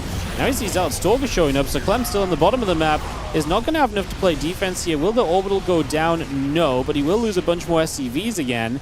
I was going to say, what are we going to do with that army on the other side? It looks like he's actually going to bring it home. I thought this might be a moment where you actually just send it, but probably a bit of fear against Disruptors and so on, and just attacking in blindly can be maybe dangerous, or attacking in when you feel like you need to make something happen can be maybe the wrong move in this matchup, considering the fact that Disruptors can punish that, or a big Zealot Warping can punish that as well. TTs are now showing up, so Clem's going to have to deal with this as well, and just completely punished for moving onto the map. As I really felt like there was no harm in Clem moving onto the map. Remember, he killed off the Prism, but then Classic just warped in Zealots and walked them across the map. and was able to start doing so much, and Clem was committed on that other side, and I still don't disagree with that. I mean, Clem ate a disruptor shot here and there. I don't think that was necessarily overly deadly either, just needed to control the amount of damage he took off these Zealots and not lose 30 plus workers. I mean, like I say, Classic is re-expanding, so he's retaking the bases. His economy is obviously not great right now, but it's going to be great once he gets bases back up. 64 probes in this game. At this orbital, he's going to get shot down, so Clem loses this base. There goes the fourth of Clem. The one thing I will say is that Classic's army is still, in theory, very bad, right? It is just Zealot Stalker, a DT here and there, and some disruptors. If these disruptors don't land, obviously the disruptors can do a lot more than connecting. They can zone and they can reposition, but if Clem can take a fight, like in theory, his army should be fantastic here if those disruptors do not get a lot done. And I like this approach from Clem, maybe a smaller drop to the right side while he comes in with the large army against this main force of the Protoss. First disruptor shot landed, the second one does not do as much. The Zealots coming into this, and we will see the back away from Clem, so he's not able to punish. Like I say, there's the drop on the other side. There's not enough to deal with this right now as Classic. He is going to recall home a bunch of his Stalkers. That maybe opens the door for other things to start happening from Clem. He could maybe have pushed that bottom left base during this time. But once more, Zealots show up, and it's just two Zealots and a DT. But it's so annoying because it's enough to force Clem to have to turn around and deal with it. Because if he doesn't, it's a bad scenario. EMP there is going to hit those Stalkers very quickly. Disruptor showing up, we're just going to lift, going to go elsewhere. But we actually took a pretty good fight against the first couple of gateway units that showed up. Classic still warping in 6 Zealots at a time. His economy still holding strong now with bases up in the bottom left. Re-establishing that economy is huge, which is why I think Clem needs to try and jump on and push. He is going to keep Classic busy around the right side, and there's no recall, right? Recall is on cooldown at the moment. So as long as recall is on cooldown, we are going to be okay here. But once again, a prism into the base is going to be an issue. This drop is going to start getting denied. Clem's going to try and load up with one medevac worth of units, just take them to the main base. He does get rid of this one base here. I was going to say, he needs to... I don't think he knows about the bottom left-hand base, does he not? He doesn't know about the far bottom left. That'd be a really nice one just to get rid of, because it should be free for him to remove it. He's now looking to take a fight again. His army supply is trailing at this stage. Disruptors are going to keep chipping through it. Another Viking and Marauder at the front get hit hard. One Marine died. DT and the Zealot just going to work their way through the third base. Obviously, Clem struggling to get his own 3-base economy active, and that is just going to cost him in terms of this army in the end. Classic sends workers to that bottom left base. Again, double expanding coming out of all of that trouble before. Big issue for Clem because he just didn't realize it. So while he thinks he's reduced Classic to 3 bases, he's actually a 4-base Protoss.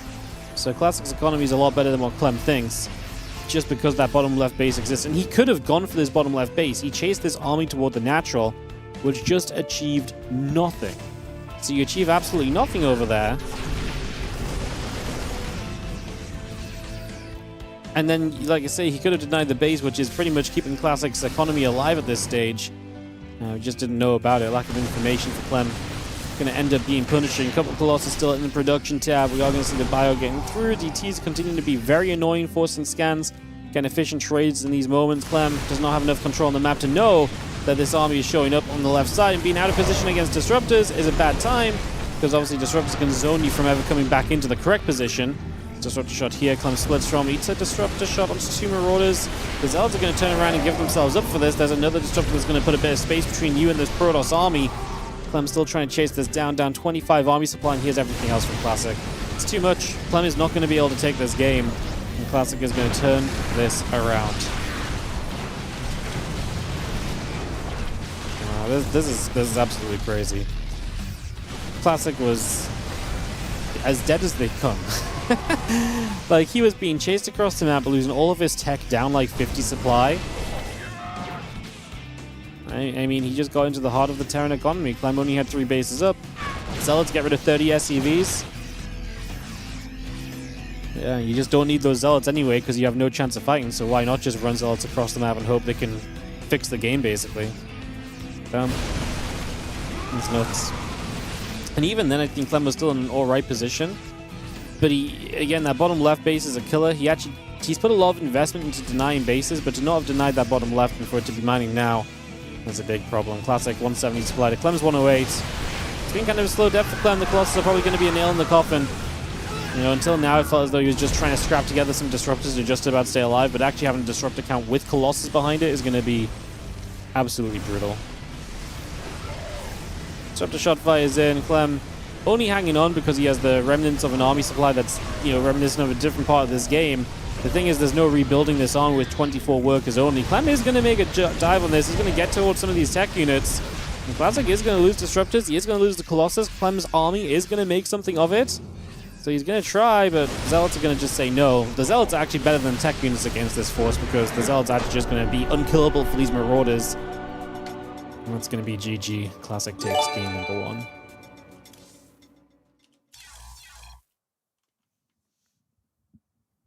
This is a crazy game. Yeah,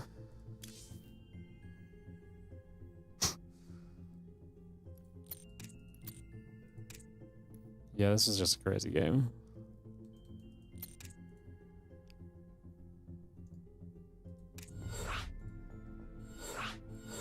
I'm just looking at the graphs, but like, this is literally the case of like just 10 zealots show up and you can't kill 10 zealots because you have to leave enough supply at home to deal with 10 zealots. If those 10 zealots don't show up, then you've left so much army supply behind you can't capitalize on like a 50 army supply lead. Yeah, this was a crazy result. That was nuts. I can't really say much more. I'm on the verge of balance warning, so I will just stay quiet. Shin has advanced over Rogue, so he's in the semi-finals waiting for herO, who is still waiting for Lambo and Geralt. Percival did get his win, so he's playing ByuN. So it looks as though this bracket is kind of getting there a little bit. As we have in the bottom right side, the Blue Protoss player up 1 in this best of 3 is going to be Classic. And the top left, our Red Terran, Clem. Who I guess was fairly committed on 3 bases, right? It was very late to start a 4th. I think he was just so right to be like that supply difference. It wasn't just the army supply difference, it was he was walking across the map and he killed all the tech units.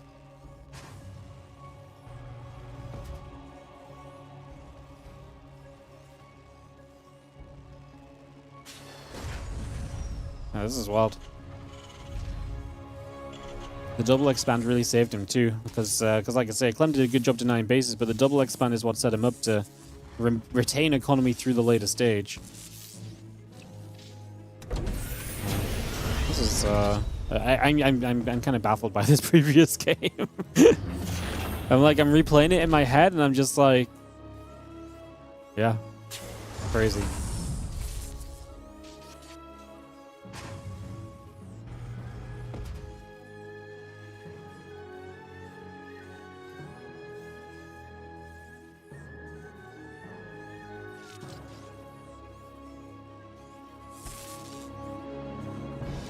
Trouble Niddle. And this game number 2 settles in here. You have the Orbital Command and the Reaper on the way. Cybercore building up.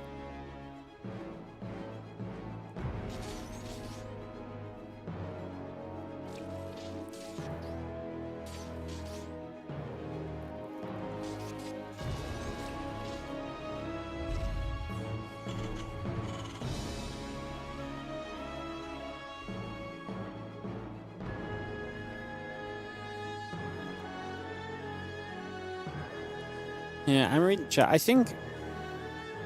I mean, I talked about this the other day before the PTR came out. I really think the issue is kind of Zealots, but I don't know how you really fix them. It's the same with Marines in a way. It's just like... It's like Zealots late game are not good in a lot of circumstances, but when they're good, they're so freaking good, you know? It's the same as Marines, though. Like, sometimes Marines in the late game can just be dead water, right? Like, 3 Colossus laser beam them, they're not going to do anything. But 3 medevacs of Marines later in the game kind of hitting a base is just like, it's unstoppable by a warp-in, right? Like, it's... These basic units are so punishing if you don't preemptively have enough. I think the issue is probably that it's hard to always have enough ready against the Zealots because of the potential to warp in multiple different places if the Prism gets in. And even then, just because Zealots are so hefty in the front of an army, if you have to split so much back in case of Zealots, it's very tough to then break through the army. So it's like, Zealots just kind of keep you back and buy you so much time as Protoss, which they do need in a lot of circumstances. It's kind of a weird one. I feel like you can't really change the Zealot too much, because then if you change the Zealot too much, it actually is just terrible for Protoss. But like, Zealots are the reason so many of these situations fall apart. So, you know, for Terrans and for Zergs, it's just tough. Yeah. At the end of the day, if Clem catches those Zealots coming around the map and he doesn't just chase the army, he denies the Zealots, then he looks for a fight, then he's taking a fight with still like a 30-40 army supply lead. If not, still 50 because you've just killed a bunch of Zealots for free, and then you're fighting, you know, with not taking any damage and you're reinforcing properly. Yeah, I think that's the, that's what it comes down to. Like, if Clem just never let that first Zealot run by come through, then this previous game is still as one-sided as it was looking, because Clem dominated the early game. He got a lot of damage done. Classic was not able to mass expand quickly. Clem held back, took some good fights. Yeah, just overcommitted on the one army and let the kind of damage do too much. Crazy game.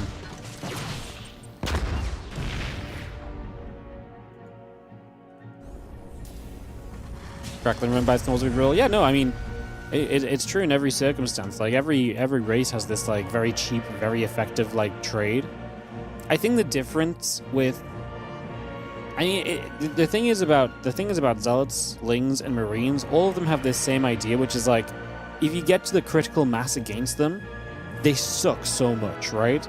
Like, a 2 medevac, a 16 Marine drop is super scary and can be terrifying. But if you get the right unit that critically, you know, if you get the right amount of stuff to kind of answer it, it does very little in return if you're already in position, right? It's just the amount you need to meet the answer to, like, a mass of Marines or, like, a mass of Lings, like, on a harassment perspective, is just so much less than what you need to meet a mass of Zealots coming through, you know? It's that kind of... I think it's that combination of just, like, it takes a bit more, but at the same time, having to commit so much to that, it really hurts your ability to be on the map, because Zealots also integrate into the army so well as well for the Protoss, so...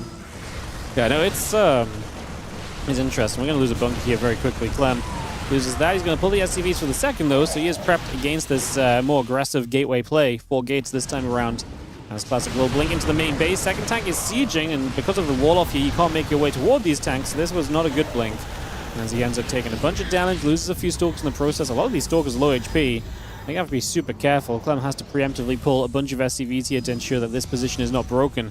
Like I say, this is much more committed from Classic than what we saw in the previous game. I mentioned, you know, 4 gates allows you to be that much more aggro, and that's exactly what we're seeing right now, as we are going to be seeing an actual recall back home. So deal with the Raven. Raven actually gets away, so it doesn't go down at least. Having to use I mean, you didn't have to use a recall there, but the recall just helps you to push the Raven back more easily. Tank's still in a good position. This is going to do nothing on the Prism drop. Great defense from Clem. This puts him into a worker lead early. His third CC is starting up. Obviously, the third has finished from Classic, but, you know, charges later. You know, Temple Archives is not super fast. A lot of this game gets slowed down by Classic, or for Classic, because he's been invested into that 4 gates of Stalkers, and again, he didn't achieve much early. In fact, he lost out. Well, actually, no, he didn't lose out resources lost-wise. What did he kill? Road is kind of expensive. He only lost 2 Stalkers. I thought he lost more than 2. I thought he lost 3 or 4. So, okay, a bit better efficiency from Classic than I expected. He brings everything back across the map. Uh-oh, tank's just unsieged. Clem thinks the main portion of his army has backed off, which was kind of true, but it's coming back in again, and now a Zealot's dropping in. I mean, Classic's going to see the tank's not here. Medevac's going to get instantly jumped on. Clem is just caught at the worst moment. 2 Medevacs go down in immediate effect, and will that early defense matter at all? We do have Stim. We're going to use it right here. The Stalkers obviously have the chance to blink away. We'll try and chase them on the low ground. Blink on cooldown for a second. We might lose a couple as we target fire down at Marauder. The Raven over here is still alive, scrapping along. We did clean up the Zealots that were on the high ground. This is huge for Classic, because this move bought him the time to guarantee that Storm is finished and that High Templar have energy before Clem gets across the map. Because Clem was ready to move on the map. There's a reason he was moving out with those tanks. Those Medevacs were rallied outwards, all because he was ready to make his move. Now he's not going to get there before Storm, and instead Clem just going to siege up on the third, not going to give us action on the map. Instead going to play a defense on this third base and just hold back here as Classic. Just great timing. Just showed us the exact right moment to show up again with the Stalkers, because like it really looked like he was done with the Stalkers. He recalled them back and everything, but sending them back on the map, great call, and got a lot of value in the end.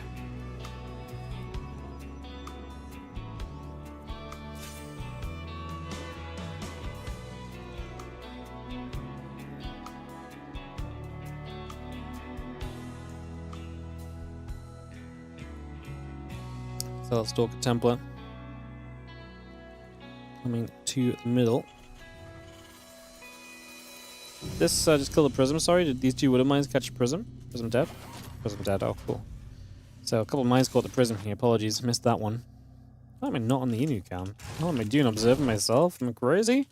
Holy. Out here doing some freaking observing, guys. Oh yeah. We'll see, one Widow Mine, two Widow Mines, gonna get shot down. So again, Classic just chipping away, blinking back, keeping himself safe as Clem. I need a storm. Oh, wow! The Prism gets hit, but the second Widow Mine doesn't fire. It just went a little too far north for that second Widow Mine to connect, so... Classic knows that those mines are over there, though, so he's going to come across and look to clean them up.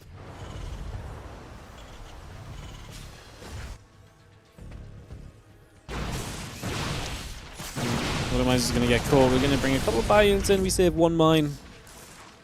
Clem just leaving them there for the hope that maybe they hold a Prism. It was very nearly true, but not quite good enough. Now those mines get cleaned out. Well, Clem still 164 to 132 supply. Again, a scenario where Classic is not exactly on a massive work lead or anything early. He's starting to get up to like the 5th base, for example, but this is also not super quick like we sometimes see from the Protoss, so... Prism. Back overhead. Again, a couple plus keep building. 1-1 upgrades coming about. Thermal Lance is producing. So barracks will warp in right now, and we just have our cannon and the gateways continue to produce into place. 2 more Nexus coming through as well. A couple missile turrets, the barracks and the starport all coming around. Let's go throw this Nexus over the left-hand side. So Nexus on the left, Nexus on the right. Just take bases wherever we want. Classic's down like 30 army supply. He's just like, I will expand wherever I want because Clem's terrified of moving out. Like, Clem at this point, I think, is just going to sit in his base. Push out to the 4th. Once he's pushed out to the 4th, what do we do then? Does then maybe he feel aggressive enough or comfortable enough to maybe move out and do something extra? Maybe.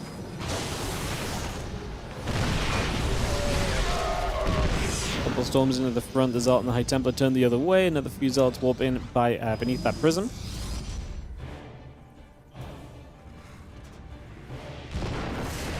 T2 upgrades, plus 1 ship weapons coming about. Nice storms into the Ghost and the Bioforce.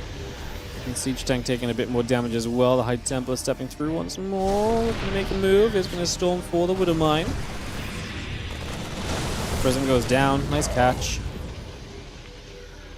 I think those Zealots taking some damage. Marine Marauder and Ghost continue to come about. Plus 1 ship weapons, 2 upgrades.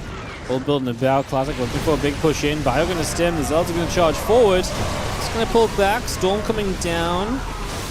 Try and steer away from this Clem. Again, just forced to push back because of the storm. Can't really commit through. Gets the Observer, at least with the Vikings at the end. Upgrade-wise, he's going to be in a bit of a lead on the armor upgrade. Obviously, there is going to be some Corona boost to try and help us fix that. It's Classic. Staying aggressive, and again, just looking to push forward again here. The few Vikings will get onto the Colossus. We run up this ramp. Stalker's blinking in underneath. The Vikings are going to get hit, but the Colossus will go down. So the Vikings have done their job. They've cleaned the Colossus out here. Now his Bio still trading. Another Zealot is still going down. A couple of Archons trying to step forward as well. And go back and forth. A couple more storms. We're going to jump through for the High Templars and the Zealots. It's not enough storms in the end. Clem actually able to just push through this. I mean, this makes sense to me because Classic was heavily behind when he took this fight, and he's engaging into the Terran, which is going to be one of the better fights Terran can take. And Classic is going to end up being pushed away. And he was down the upgrades for some of this fight as well. Not all of it, just a little bit of it, I believe. Clem's upgrade's only just finished, but I mean, now Clem moves over. He's going to have the left side base he can take down quite easily. This left side base isn't really looking to mine, I don't think. Well, actually, he did rally probes here. I thought this was more of like a fast warp-in point if it stays up, but he actually sent some probes here to try and mine. We're going to see more units just counter-attacking from Classic as he comes through, trying to punish Clem for, again, being out on the map. The Prism flies in to the Natural, where we're going to be seeing it shot down, and only a couple of Zealots getting out. The tech units in the middle are a few High Templar and a Colossus. That's enough for now for Clem to back away from it, but as he's maxed out, you've got to think that Clem is feeling good enough about that previous fight to make another move, no?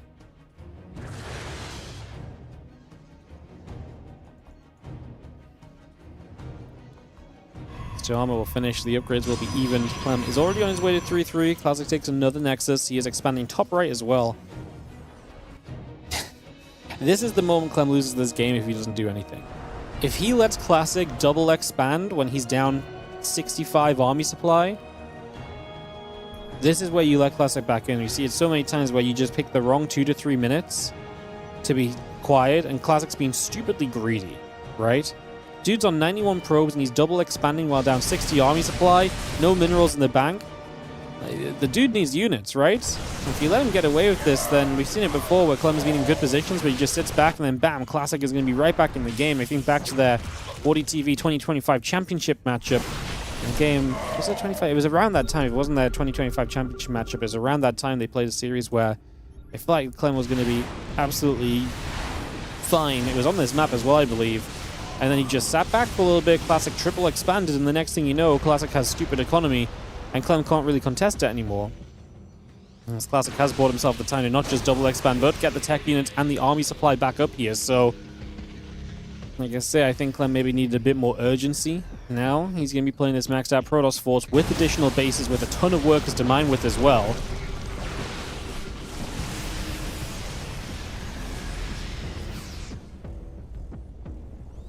If he attacks, he loses like last game. That's not true, though. Because if he attacked before, he has a 60 army supply lead, and Classic spent all of his minerals on Nexus. So you can't just warp in Zealots to counterattack, and he can't just warp in Zealots to even buffer up his army, because he just spent all his money. The issue is you need to know that it's happening, right? You need to know those bases are coming down. If you know the money gets invested there, then you know that he's not investing into the army, and so you can probably go.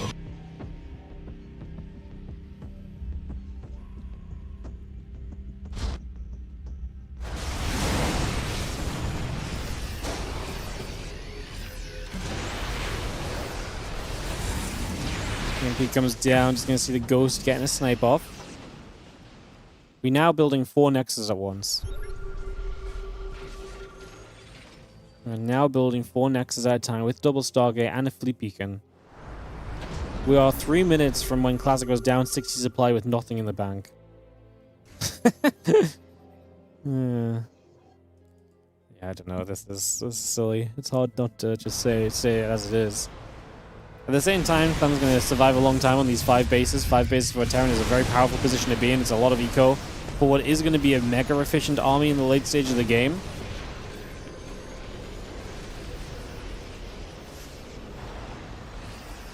Well, they're besieging up preemptively, positioning onto this incoming base over here. It's just going to get that position set. Like I say, Classic, he's going to start losing bases, but a base up here doesn't matter right now, right? You know, these Nexus on the extremities are very much so whatever for him. If they get up and they stay around, brilliant. If they don't, then they don't. Like, he's got enough bases, you know, for the foreseeable future at least.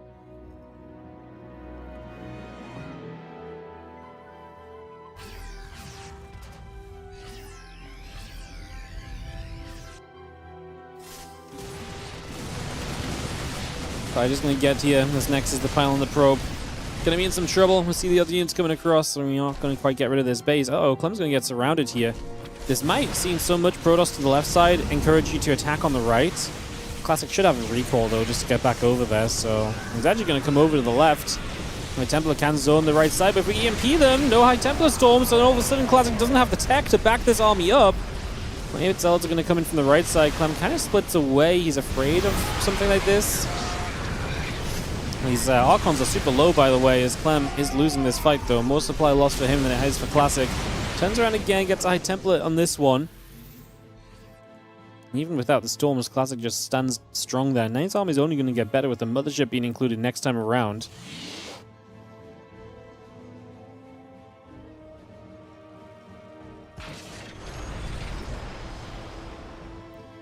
We're going to reposition 6 more libs being set up. Marine, Marauder, and Ghosts continue through, plus 3 ship weapons coming through as well.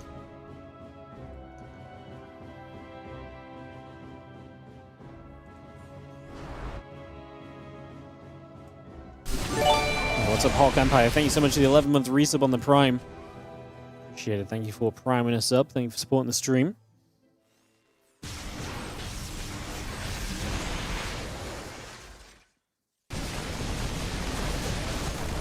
Just going to show up on the left side. Next, going to take some damage. Liberators are going to come through. You can see a couple of laser beams. Obviously, Zell's just running around. Getting a sense tower is nice.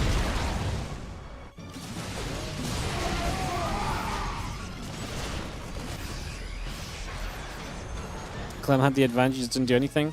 I mean, I think Clem should have absolutely done something, but I also understand his position. He was also 50 supply ahead in the last game, pushing to the win, and Classic's army was gone, and he lost the game because he actually tried to push his advantage, right? Like, the thing is like, Clem's not playing like this because he doesn't know what to do. Clem's playing this like this because out of experience, even when you've won fights, attacking the pros is very dangerous. And I think this time it was probably just correct to fight. But from his point of view, it's so hard to pick up on exactly where the game state is. There's so much to look at. There's so many things to pick up to kind of, you know, we see the whole picture. Clem sees so many small parts of the puzzle. And like I said, when you add in just what happened in the previous game, yeah, I think he's right to be a little bit afraid of moving out. Right? Like, I think he's right to be, like, a little bit cautious of, like, okay, that was a good fight, but, like, man, I absolutely destroyed the guy last game, and he just counterattacked me with Zealots, so, you know, maybe I should just sit back and kind of build up instead. Like, that, so much of this is the mentality of the matchup, I think. And just kind of, like you say, the experience, and, like, sometimes moving out is correct, and sometimes it's not, and it's so hard to identify which of those you should be doing.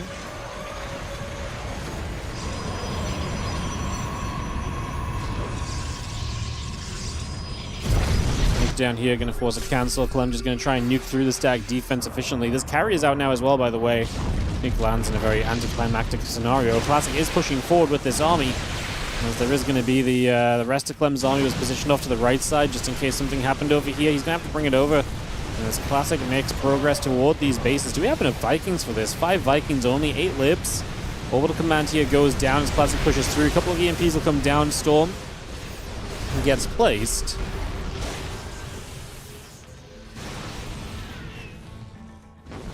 More CV dropping. Missile turret fires up at a couple of those interceptors.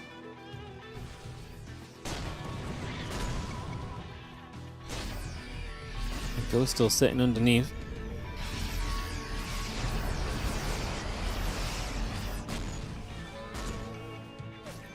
Dark Shrine coming through. Interceptors coming about.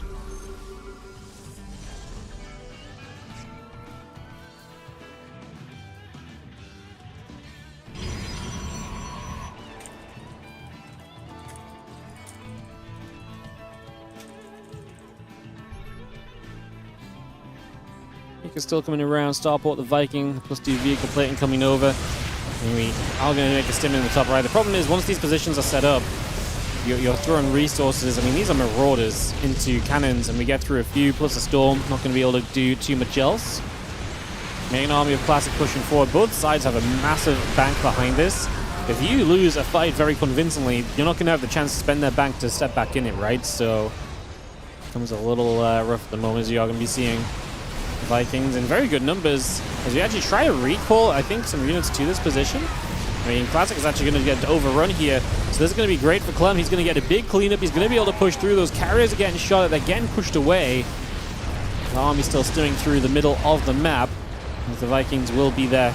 Carrier goes down. Classic. 4 more carriers on the way. Mothership coming up. That's not an expensive rebuild. It's a long rebuild. That's a long time where you're without those units on the map. That could be a problem. Clem going to continue to nuke around. Unit's going to end up on the left side. As the probes try to kill the ghost, they decide not to. A couple probes didn't get the memo. Should have stayed hidden in the assimilators. Clem is going to get a few units to the upper right. He's splitting some units to the left side to try and set up over there as well. So trying to play these couple of different directions. Battery will go down. Nexus is going to be taken out. So Clem has battled back from all of this Classic base control, and now has a Classic a bit more in a manageable position. Clem will try and take the top right base. He has economy for a long time, and this starts to look very good for Clem, because now it's going to be very difficult for Classic to win fights when Clem also has the economy to keep him going through a lot of these fights over a long period of time. So this definitely starts to take a pretty big step in Clem's favor.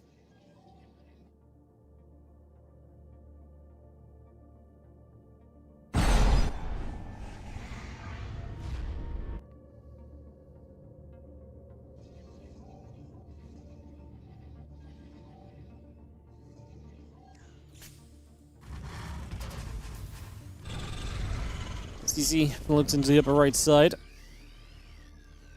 Like I say, this base being established from Clem, pretty big deal.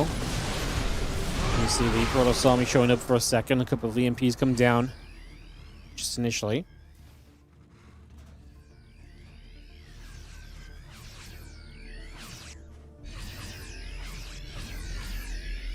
Vikings, Bio, the Ghost all setting up. Bunch more nukes on the way. The planetary fortress built into position. And you have the +2 air armor coming up. The shield's on the way as well. And you just sit back again. Clem's not got much of a bank anymore. He's got 2k. He had like 4k before. I guess he's spending some money elsewhere. He's building 5 nukes at a time, by the way, which is definitely an investment. What if we just send enough nukes around the map that we can't possibly keep track of them all? It's a nice catch. Clem over the chasm is going to get the Vikings into a play where we cannot respond with the Stalkers. EMP's on the High Temple. Did we lose every storm? I think we did. Classic. This army's going to disappear. We can't possibly take a trade like this. Classic and come out okay on the other side of it. It's way too expensive. Every tech unit is going to melt. Clem is going to drop the mass nuke on top of the army. That feels like a little bit of a BM nuke situation. As the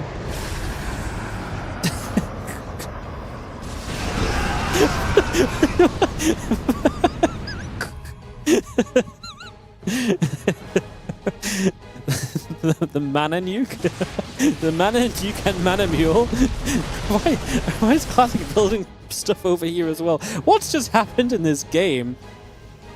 This Clem is going to come through and, well, we're going to have Celtic on the left-hand side. This base is pretty much mined out. The fact that the planetary is kind of nice. This is immune stamina around. Storm onto the SCVs. Classic's supply is building back up. The issue for Classic is rebuilding exactly into the army he had before is not going to be possible. He's going to have a lot of cheaper units. And I think Clem's army is just going to be too good at this point to do something about that. Was the mules to drag units into the nukes? I mean, maybe. But, like, I mean, those units kind of stepped in, so maybe that's kind of what it was. But, like, I don't know what those nukes were in the first place, apart from, like, unless Clem thought he was going to reinforce straight into a losing fight.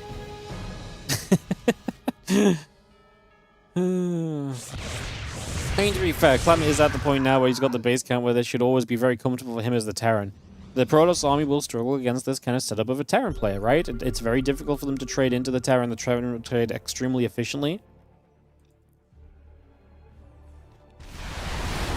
Classic has not been able to break Clem down enough. Gets Colossus for free here to start us off. And do you see Clem just sitting tight? We've got another 5 nukes on the way up, by the way.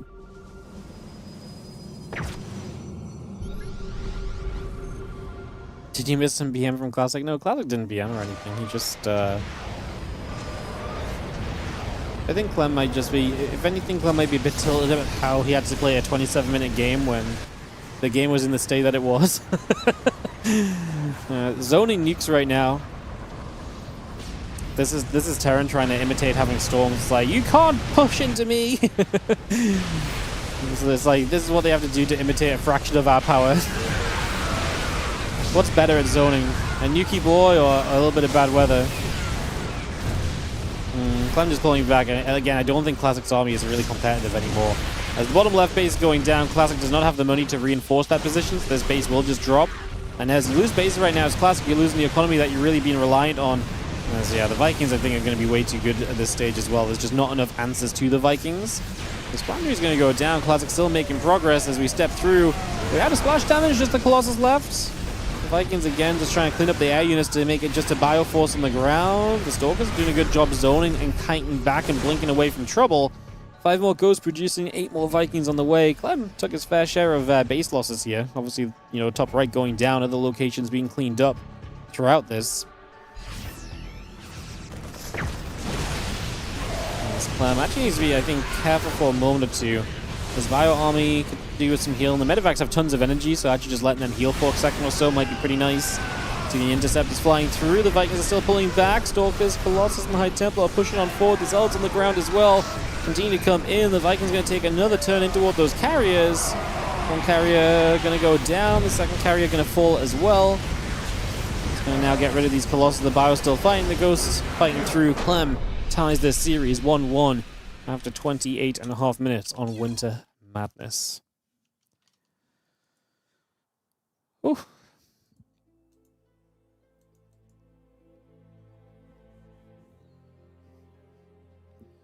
That was certainly something. That was certainly something. Alright, guys. Game 3 up in a moment. Still just Shin in the semi-finals. herO is playing Lambo in the round of 8. Oh, herO has beaten Lambo in the round of 8. So herO will play Shin in the semi-finals. I imagine that after this Clem versus Classic series, we'll go into herO versus Shin, and then the winner of this versus the winner of ByuN and Percival. So a PVT guaranteed on the bottom, PVZ guaranteed on the top. Here's what's going on. And that was certainly a game of StarCraft 2.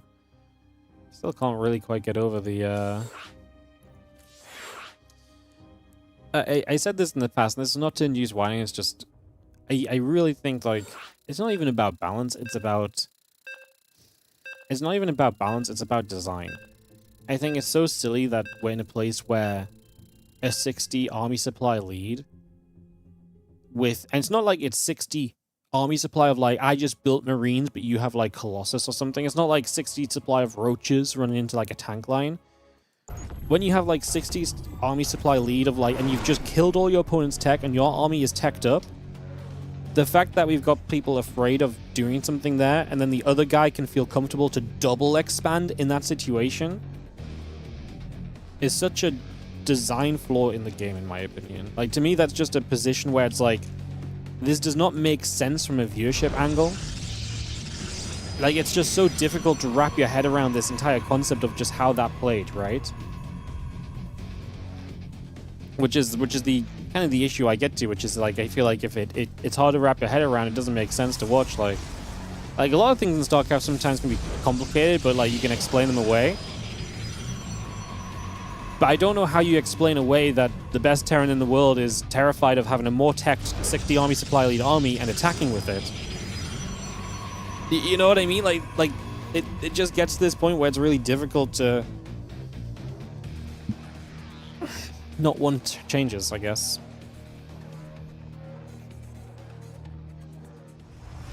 Pros is stupid broken. I don't even think Pros is... I mean, Terran, you could also... I mean, Terran is also stupid broken.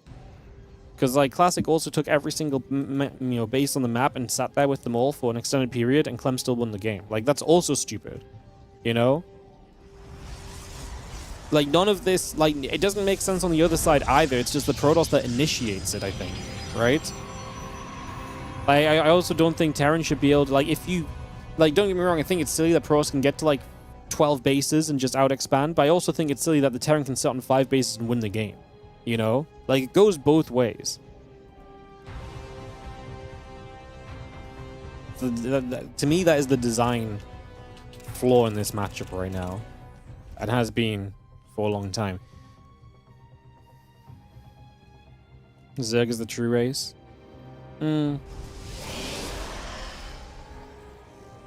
It's kind of crazy, though, because, like... I mean, ZVT used to be Zerg take all the bases, still is Zerg take all the bases, but, like... It's the way the game looks, because the Zerg takes all the bases while the Terran is trying to harass them. But Terran are actively turned off from harassing Protoss. I don't know, maybe that's a bit of bias, but... Yeah, whatever way like, I look at it, like, it's just, I don't think it's good design. And hey, don't get me wrong, it was actually a really fun game. It was an exciting game, it was back and forth, it was kind of ridiculous. I questioned my sanity at points of it. Like, it was a great game of StarCraft 2. But it's just such a weird way that things play out now. Like, it goes against so many years of what's been ingrained into you and to expect. Like, so many points where it feels like this makes sense to happen doesn't make sense anymore, and then, like, it happens on the other side as well. Doesn't an 8-worker start help with these issues, as most of these issues stem from late game coming very soon? Too easy and fast to expand, leading to massive banks? Nope. It does not change that at all. Because you will just see the players expanding like they do right now. Like, when we're on 6-worker start, there's so many 6-worker start games where you just expand to 3 bases, and then once you're on 3 bases, you just play the game as it gets played now, you know? Like, it just slows you down from getting to that point. The reality is the current balance and map design and so on of the games is not gonna, like, 8-worker start is not gonna slow down the game. Like, it will slow down the game, but I don't think it slows down the game to the point where it stops this. Once you hit mid-game, you're still in the mid-game. Like, once you hit 60 workers, you still have 60 workers, you know?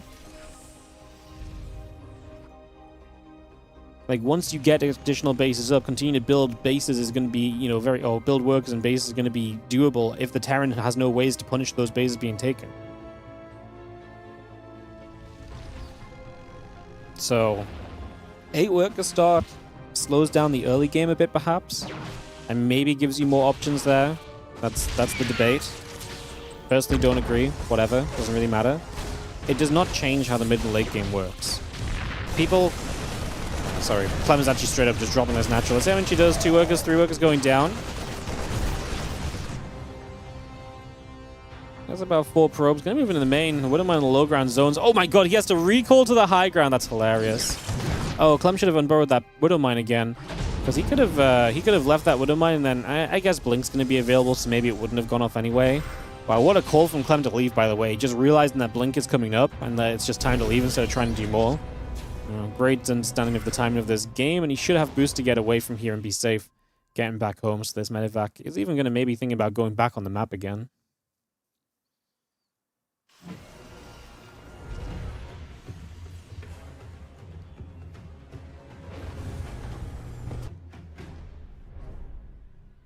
But yeah, no, just to finish my thoughts, like, so many conceptions of 12 worker start sped up the game is actually a case of just maps and map design and race balance and changes to the other parts of the game actually have sped up the game.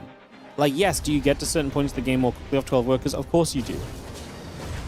But the current size and design of the maps and the races is not going to suddenly mean that people are not going to be able to just go to 3 bases very quickly and just go from there. You know, that doesn't change because it takes us an extra minute to get to that point, right? Which is why I'm very against the 8 worker start, because I don't think it changes anything that people are asking it to change. People are asking for the game to slow down. The 8 worker start doesn't slow down that kind of speeding through to mid-game scenario in the way that people are talking about it. Yes, you're not going to get there as quickly, but you're going to get there. You see what I'm saying? It's like you're going to get there, and the same issues are going to persist. You're just going to get to the issues more slowly. Which is why, like I said, I don't really agree with that, though. You have more fights with less supply with 8 workers? Not really, though, because you just I'm not going to get into this, because I'm going to get clipped on Reddit and have to quit streaming for 3 days to mentally get over it again. We do have Clem going to go around the right side. We're going to see a few Marines unload into the main. Widow Mine shot's good for a few probes, so Clem's keeping the action up. I'm just going to see the ByuN coming back down toward the Stalkers. This is just nice. Good damage being dealt. I mean, did turn around there. We're going to drop the double auto turret. Don't love him hitting the Stalkers, although the second auto turret's actually, or third auto turret's actually going to get a Stalker kill, and we'll end up getting us a few workers as well. And now Clem is going to show up on this right side. A couple Widow Mines get burrowed. Tank siege. ByuN's already stimmed a couple of times. He has to step back from the Widow Mine splash damage. The tanks may need to try and get after the Colossus. So Clem's just going to go after it with the ByuN Army battery recharge. Oh my goodness, the Colossus lives. Terrible for Clem to have dove in on the Colossus and not get it. That's such an investment. And that's a very pricey.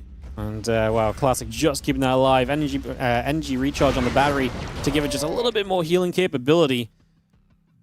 As we are going to see, Clem just going to have to pull back here for a second then. So he's done a lot of damage. This game is fine for Clem if he just slows down and stabilizes right here, right? He's on a 3rd CC very soon. Classic's on 3 bases with not a worker lead. Clem just needs to get the Colossus. Oh, I think he could have had it. I think he got close enough to just right-click it, but he got afraid of the Zealots. Now, this game's still fine for Clem. You might think, oh god, that was, bad in the end. I think, clicking on the Colossus initially was, but it definitely comes out in an okay spot right now. Classic has an army supply lead, which is scary, though. That's not typically something that happens. But like I say, his economy is not through the roof. It's going to take him a little while to start onto the 4th. As Clem gets his 3rd go, and this seems pretty okay for a moment or two. A little lag spike.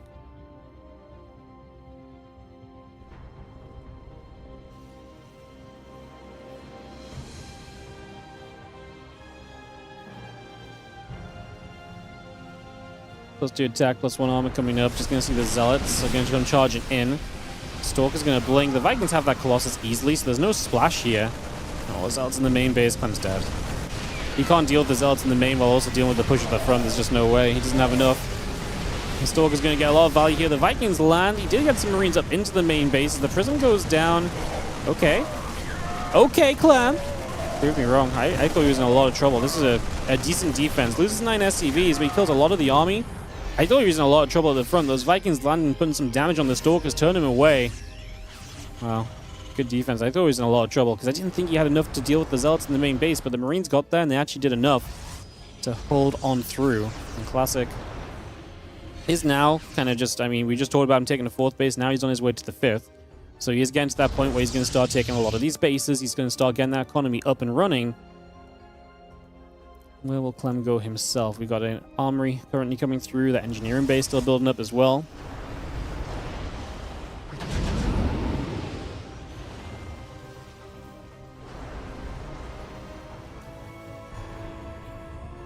Guys, you can have opinions on patches and balance without being, without saying nasty shit to TLDR. So just stop it, otherwise I'll just have it and time you guys out if you're just saying nasty words for the sake of saying nasty words. Like, chill.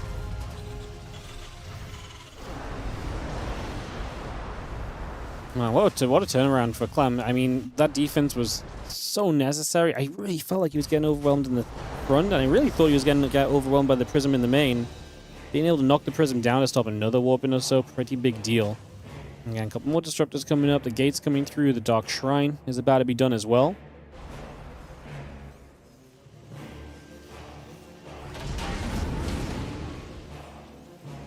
Medivacs coming to the front. A few Marines are going to gather. Let's get a few Marines into the bunker. As again, +3, +2 coming about. A couple more Disruptors coming into place.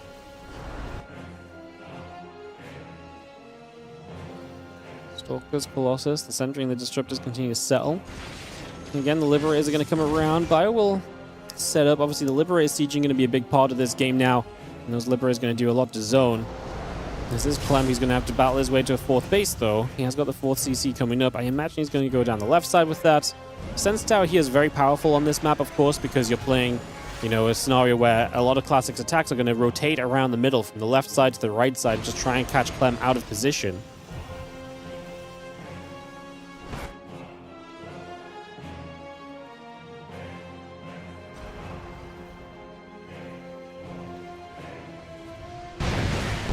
Denied as well. Good turret placement. Kind of stops the natural entry, kind of stops the main, and they kind of cover each other as well. Classic. Just going to disrupt it from afar.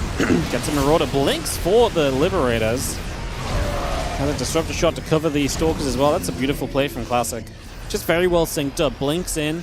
Has the Disruptor to cover those ByuNs that are naturally going to go after those Stalkers. Gets a Disruptor shot because of it. And got a Liberator out of it too. That was quite a nice setup. As you all can see, this Disruptor just gets dodged from. This blink forward, a little bit riskier. The Disruptor is not there to kind of back it up as much this time as Classic fires a few more shots through.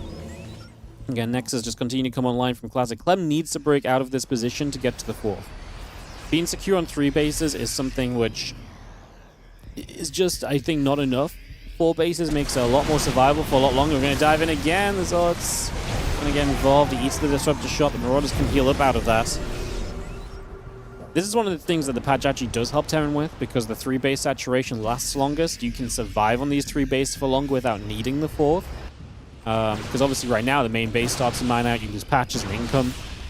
So that's one thing that the patch helps with the Terran being able to basically sit back on 3 bases for longer with the economy change. It's also something I don't really like, because to me, again, well, I'll talk about that after the game. Because the Stalkers are going to step through, going to get into the Liberator. The ByuN is going to be here. Now the Libs pushing their way up. We are going to break our way out of this position. That was a massive stim. Okay, there's units in the natural and the main, so it's not a terrible stim. I thought this was a massive stim for those 2 Disruptors, but we've got units over here.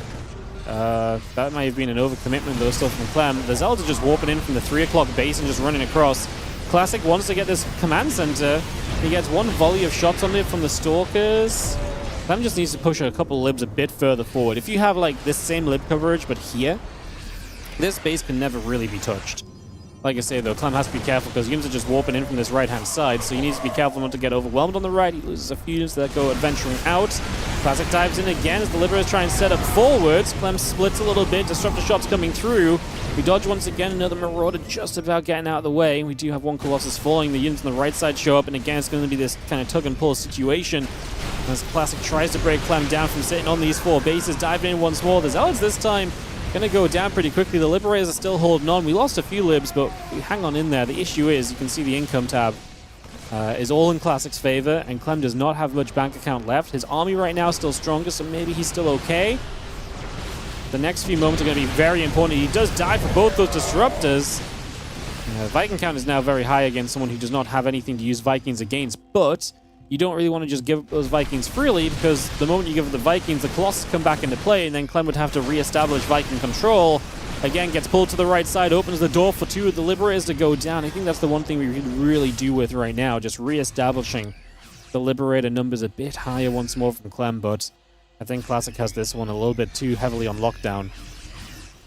Let's see, double Prism coming up, so Classic can look for multiple ways to get into this base. Solid Stalks coming through, Disruptors just going to dive in.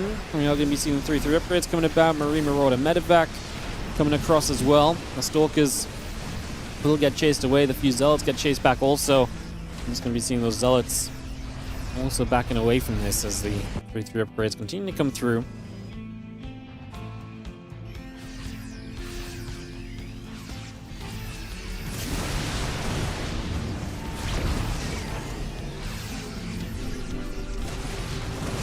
Clem's just dying.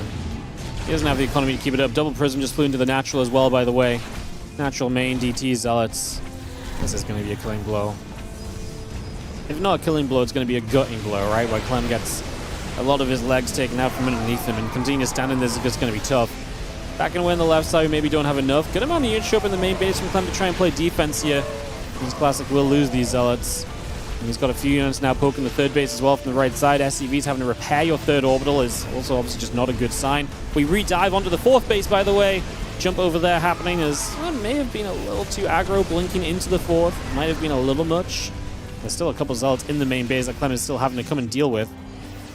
This Classic 153 supply. I wonder if it would be worth Classic stopping for a second and actually just letting 94 workers build up enough stuff to actually build some better units. Like if he builds another round of Colossus or something right now. What's our Viking count at? 6? Like this is a moment where I think Classic could just stop and build 4 Colossus and get into a very good place.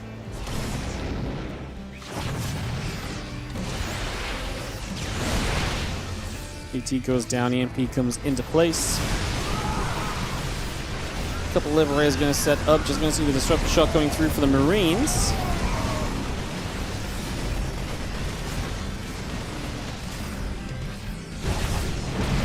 DT's got the fourth. And so again, economy Clem can't really afford to lose. He's got an orbital from the natural apparently. It's not the natural orbital, he actually has another orbital, so he's going to float that over. But he's barely held onto that while it was a planetary, so being an orbital now does not exactly bode well. And as we come over here, that flies into position. A couple of prisms head into the main. Missile turret will fire. Stalkers and Disruptors move up the right-hand side. Again, the few Zealots can jump onto that missile turret. The Bio is going to dive through. A couple of those Disruptors going down.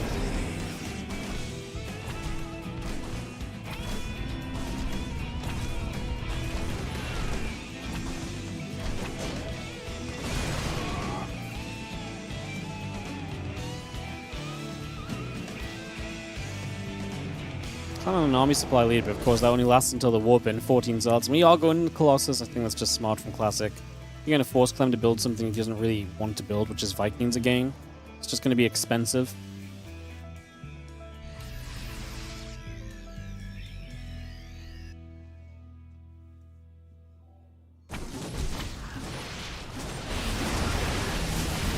Disruptor fires, Marines come through, and EMP comes across.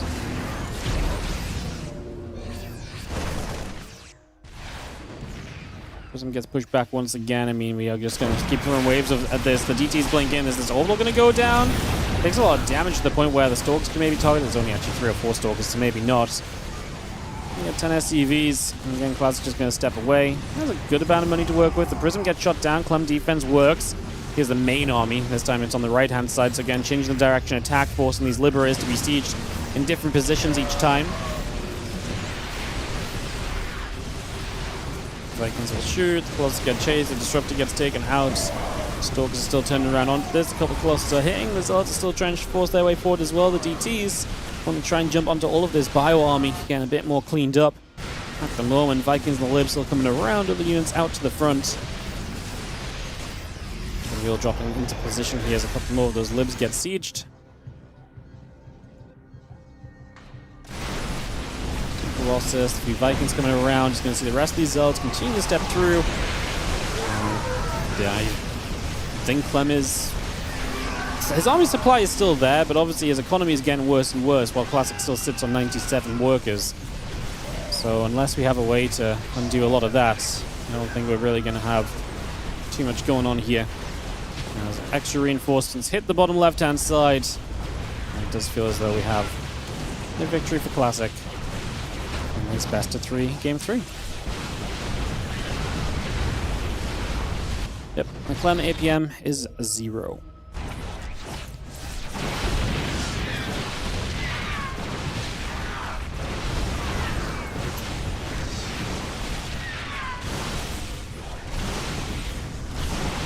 Clem's mouthing. Yeah, I think he is.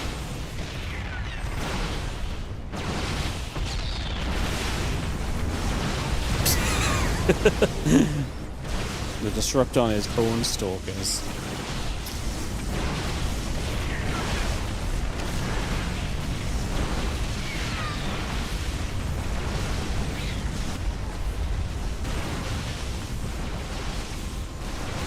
Clem just stood up and left. Yeah. It does seem that way.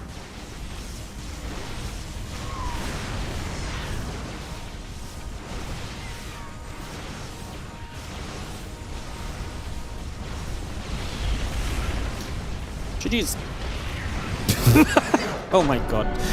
Dropping the GG as the building gets killed is... that part might be a little BM. A little additional BM. At least before it felt like he just stood up and walked away. Ay. GG's. Alright, so Classic's going to move into the semis. He will play ByuN, so ByuN getting the 2 over Percival. So it'll be Classic versus ByuN, and then herO versus Shin. I guess we go to Korea for all of those, so let's hop over. And get ready to go. Someone asked about my opinion of slowing the game down, but not with the 8 worker start, which I think is fine, because I don't necessarily... The thing with the 8 worker start is it slows the game down. It doesn't slow the game down in the way that everyone says it. They want the game to slow down. Like, if you have a low worker start, you still have a ton of games where everybody just builds up to 3 bases. And even more so, they just sit on 3 bases and build up for a bunch of time, because 3 bases is very safe to build up to. And you just sit there. Right? So... those games still happen, just like right now you still have games where people do 2 base timing, so they commit onto 1 base for longer before expanding, and stuff like this. Like, these things will still exist if you go to an 8 worker start, and once you start building 3 bases, you're still just on Giga economy already.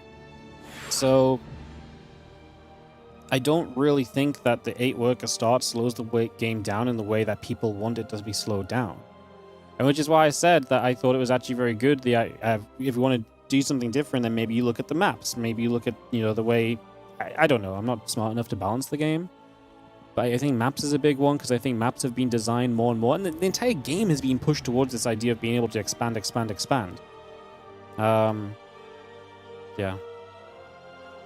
I don't know.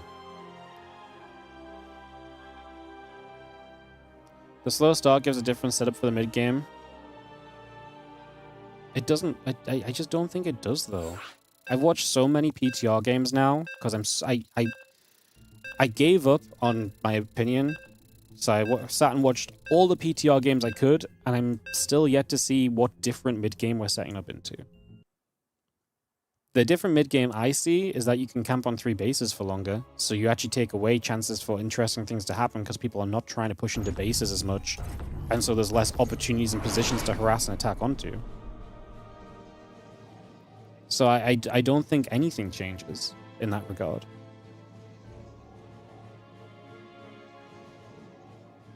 I just don't think anything does change. But like I say, I mean, that's my opinion, and obviously a lot of people feel very differently.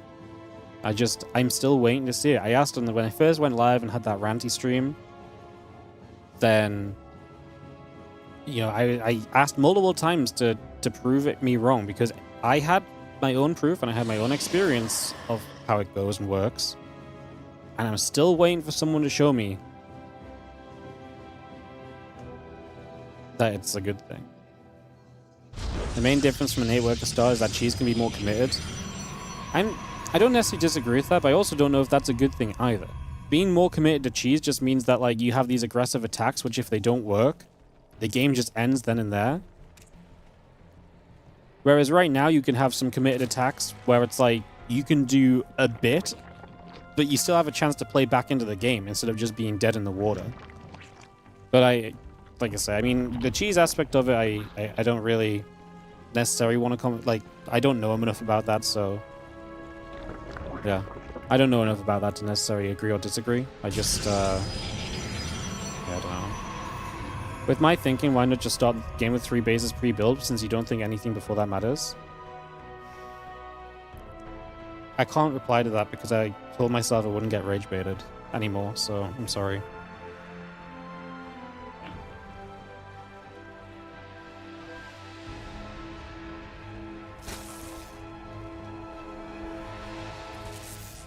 Shin and herO for the semi-finals as we set up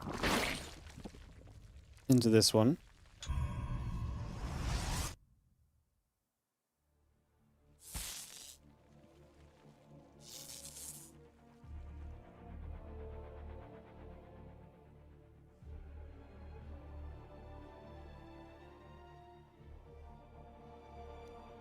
Dancing dance with the probe. A Stargate starts to build up, and Nexus comes through here. A couple queens, the lings, and the drones come through as well.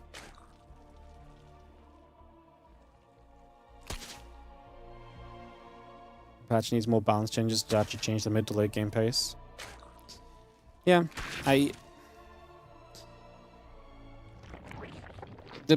one of the issues is that the problem is that expanding and defending and stuff like that has been more and more promoted and figured out. People are better than ever before at being able to deal with units with less stuff, you know? And we've had maps that I think encourage that a little bit too. Like, the game has developed to a point where people can do things that you weren't able to do in the past, right? And that and those things are things which let you get to more bases more quickly, you know?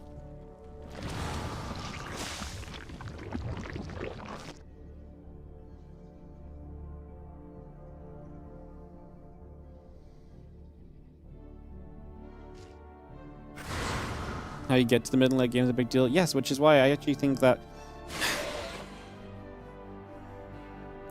the thing that I personally truly believe is that we still have an early and a mid game, right?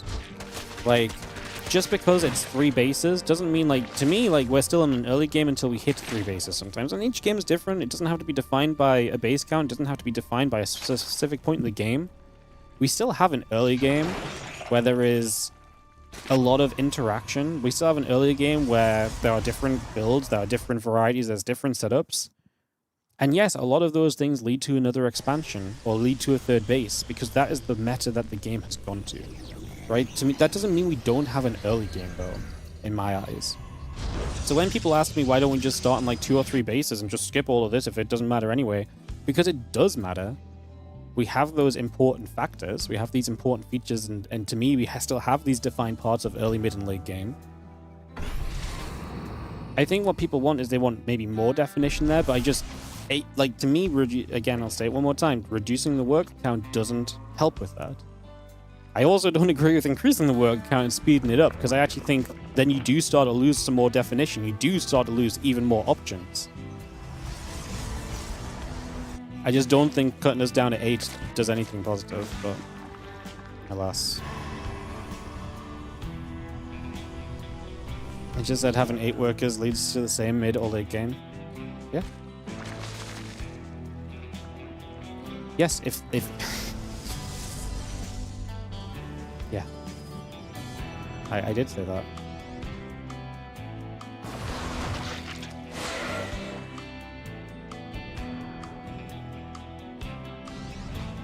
Drone's going down. Oracles get 3 workers. Dep's pulling back. We have the melee upgrade coming in from Shin. It's Blink, so Shin's going to be pretty happy with his build order choice here, at least for a little bit.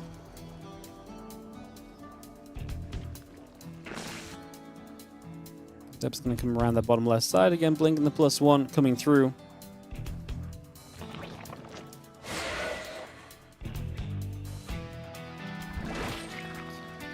Don't think the Adepts can commit too many Lings nearby. Well, okay. I'll stand by my decision. I don't think these Adepts... I mean, they get 3 workers. I guess that actually wasn't as terrible as I thought. Now the Oracle show back up for 3 more as well. herO just hitting that multi-prong very nicely, getting in for some more damage. Well, the upgrade's about to be done. Blink is finishing, +1 attack is starting up.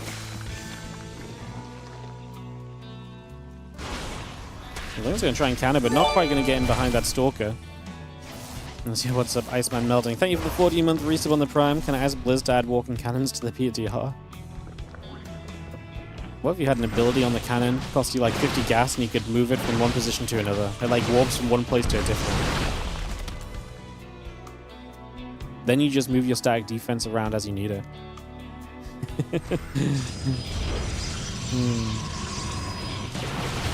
These Stalkers are going to clean up a few more of these Lings. Not exactly been a great game for Shin. Those 3 Adepts, I was like, well, but actually it just led to him getting a bunch more kills because the Queens are busy with the Adepts, the Oracle's got more damage, he now lost 13 drones in the early game. And being down 13 drones in the early game means that herO can kind of do as he wishes. He's going to set up into Storm and +1. Got a couple of cannons and so coming through. I mean, we're going into the Spyro Shin, so he's going to have a lot of mutas, which... 2 ways that this can go realistically. The first way is that, oh crap, I took so much damage that my opponent's going to be so well prepped for mutas, there's no way they do anything. The second is that maybe mutas are the one thing that can still do something off of such a bad start. Let's see what happens. Stalkers will come across the map. I mean, this 5th base is going to go down, so these Stalkers are already going to get here and shut this down immediately.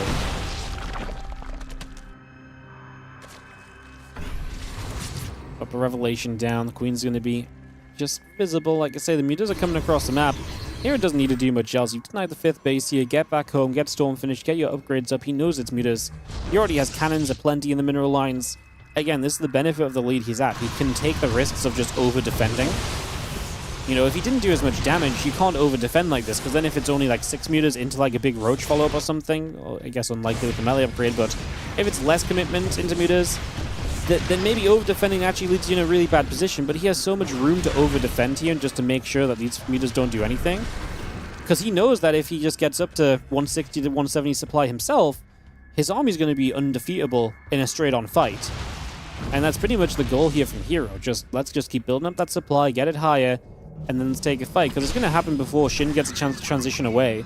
Best case, maybe Shin gets some Banelings available and can kind of blow up some of the ground force a little bit and be a bit more threat on the ground, but I mean, there's the Baneling nest now. herO can realistically, I think, push across the map within a minute. So if the Banes are available, they're not going to be with Bane speed, at the very least. That much is for certain already.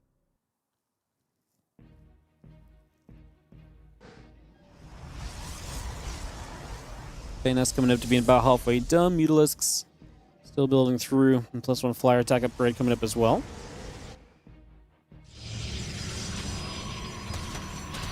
He's just going to run over. Stalkers are going to blink. He pull through for a couple of moments.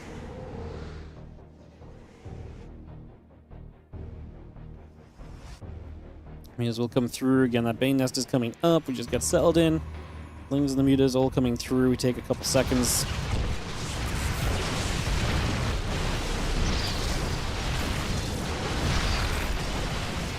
Again, the main bulk of this army is just going to be the mutas, right? I mean, herO's being kept back on supply a little. Corruptors are now being made.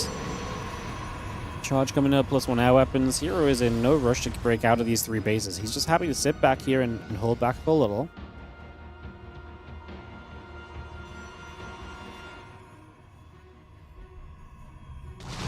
Actually, do you find a prism on that right side? That's nice. Obviously, Zealots on the map would be kind of frustrating. The one thing Shin has got very nicely set up is obviously map control. You know, without the ability to have Zealots on the map, then he can actually really keep focusing on this attacking kind of pattern and this harassment. So that's exactly what he continues to go for right here.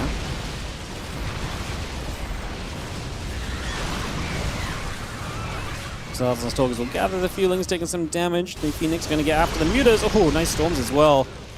Well, herO, he's going to have to deal with the Corruptors now too, but if you can just handle the majority of these mutas, then the Corruptors aren't going to mean much at all, to be honest.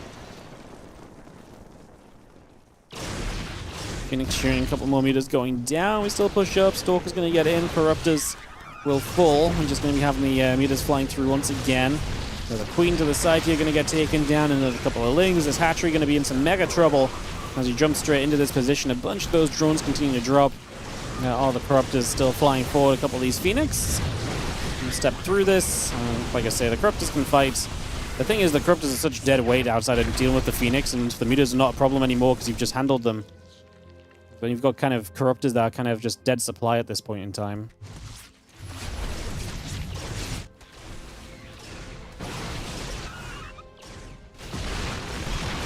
Phoenix will just get onto the meters. A couple of Banes are going to roll through. The Zealots are going to split apart a little bit.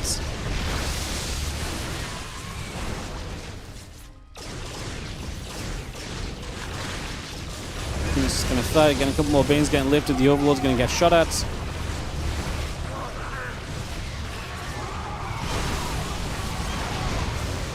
hero's army's just too good. Like I say, the damage early is rough for Shin, and obviously it's like a bit of a mirage when you see these, you know, when you see the game and the meters are kind of controlling and stuff. But at the end of the day, hero's just improving his army and getting to a better and better place to eventually be where we're at now, which is this army, which is kind of unkillable. He's at like 160-ish supply. That's kind of roughly where he was at, right? Just there's a point where this army wasn't good enough from the position he was in, because it's not like he was like shredding mineral lines constantly. It's not like hero's really put into like super heavy trouble or anything. GG's. Hero is going to take that opening game of this best of 3 in the semis of today's Kung Fu Cup. First semi-final today. The second semi-final will follow.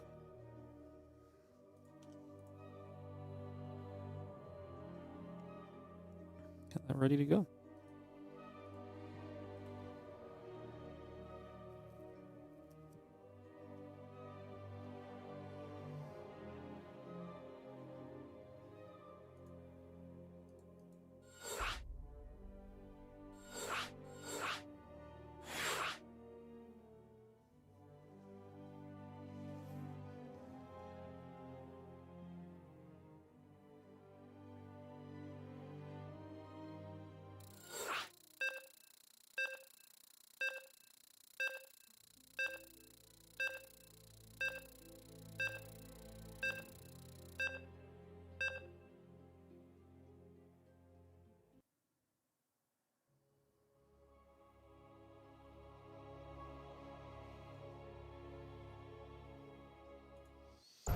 Alright, let's dive through into game number 2.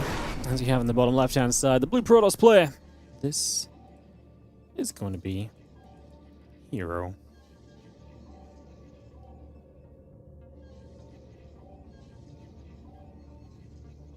On top right, our red Zerg is going to be Shin.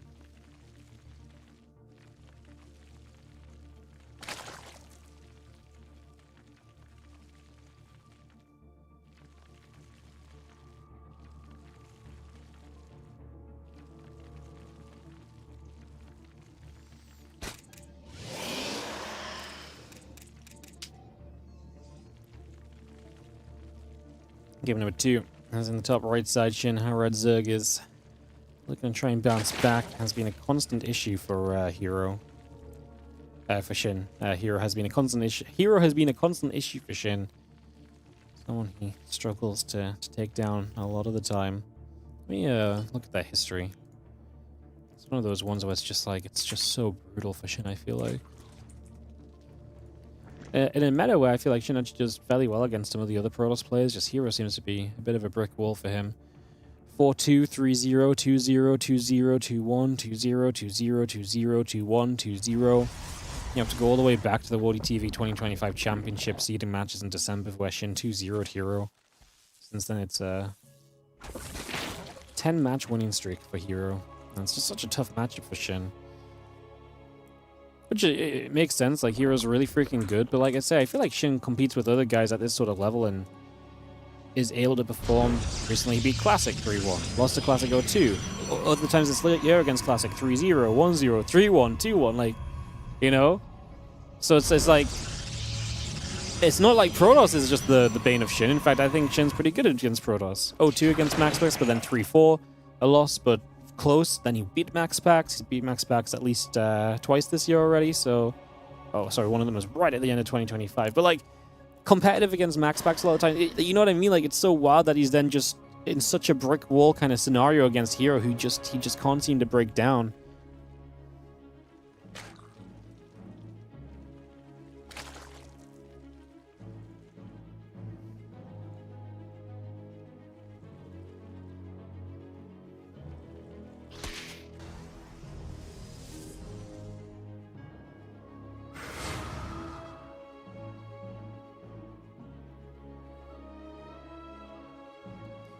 Probe comes about, Link Speed, Hatchery coming about, Queen going through, Stargate, a couple of probes, and the Adept coming around, Warp Gate will build.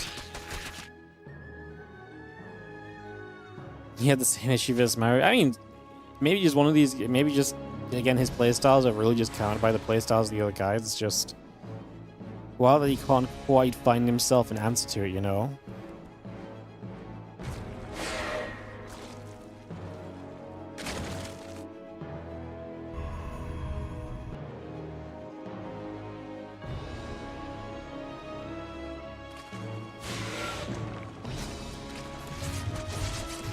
Well, Link Speed is about to finish up. A couple of depths will continue across the map, so they will keep moving here for a little bit. Again, depths will shade for a few moments and just head their way down to the bottom.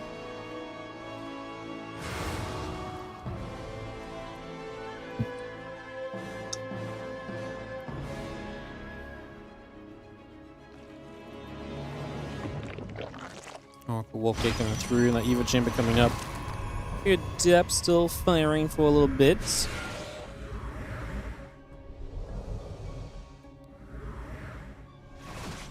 Here, just getting the Twilight Council up. We'll see where he takes this. Obviously, Evo Chamber kind of says that Shin is probably going to go into a melee upgrade again. Just try his luck with the melee upgraded Zerglings once more. I didn't mind that for him, but obviously just the early game was rough. Like, you know, when you lose 3 Adepts as herO, but you've killed like 13 workers or so, a bunch of Lings to go along with it, it's always going to be difficult. We're going to see that same phase of the game starting out now as these Oracles show up. We got Revelation down, a couple of drones are going to pull away.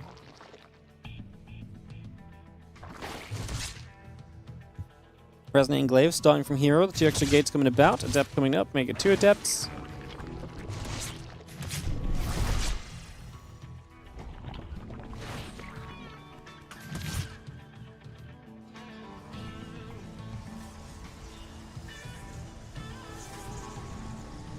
Abandoned Nest is going to be coming through, that melee upgrade coming by.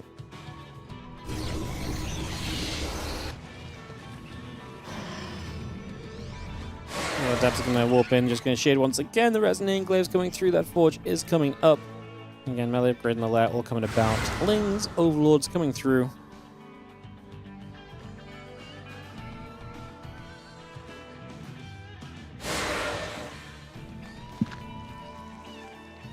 No glaives yet. Will be done shortly, because we don't want to commit to a shade just now. As we have the few Bane's going to morph. The Bane's going to be very important here. I kind of like the recall. I think with Bane's coming up, it's going to be limited what these Adepts do right now, but maybe you go again, you reset, you get a couple more units, and you just go for round 2. The problem is he was very scripted as where he was there. He was kind of in that mineral line. If he walked away, he's going to take damage. If he tries to shade, the unit's already on top of him as well. I don't hate the reset. Although, I think, like I say, you'll probably be looking for more than this typically as well, especially against a melee opening, but Shin has done fairly well. Now, what's interesting is, of course, those Adepts are still going to be alive, so even if you don't come across the map with them aggressively, maybe later you can send a couple out to harass, but also just having them in the core of the army is going to be nice as Lings run in. There's still going to be high damage output units against Zerglings, right?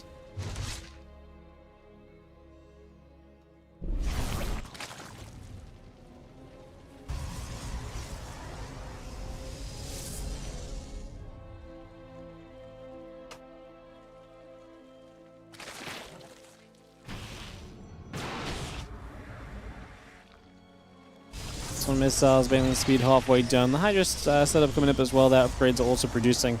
And hero's just happy to go to Storm. He knows that Storm is going to be a pretty good coverage against everything that Shin's building. See what he drops down a Spire. Wow. I was going to say, I wonder if Shin kind of gets aggressive off Ling Bane Hydra and how aggro that looks like, because that's always very fun watching them try to dodge storms and force enough storms out so they can break through that army. But actually dropping the Spire suggests we're not going to be that aggro. You can't really afford to be aggro if you're going to try and build some mutas or something behind this, right? Where is the Spire? How close has herO been to scouting this? Spire. Where is the Spire? Oh, it's yeah. He must have seen it, right? Yes. So the Spire's being scouted. So herO knows. He's killed 12 drones recently as well. These oracles have been pretty effective in their time.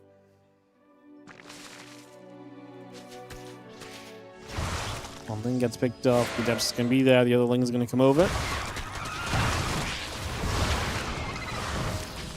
This will be there. Stalkers and the High Templars. Just going to come through. A couple of Oracles are overhead. Oracles will activate to take down a couple of Lings already. Spain's trying to roll, but not quite going to make it there either.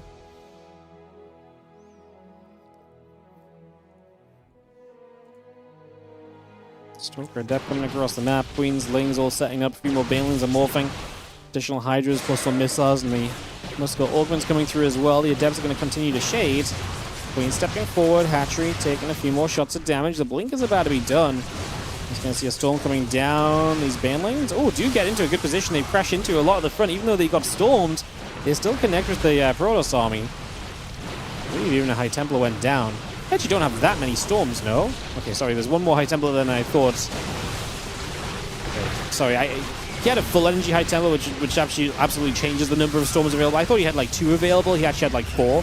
But even still though, hero's going to lose a lot, because the storms he did drop were not exactly great, and now as he retreats, he's got no storms, the High Templar are gone. So the Ling's obviously going to be much better chasing there than they would have been otherwise. Stalker's turning it back around. Plus 1 armor coming up, the charge coming through.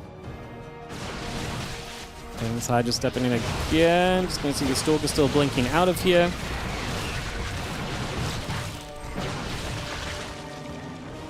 Going back the other way. Again, as the armor upgrade finishes, that charge is still ticking along. A couple of High Templars are coming up. The Zealots are still building as well.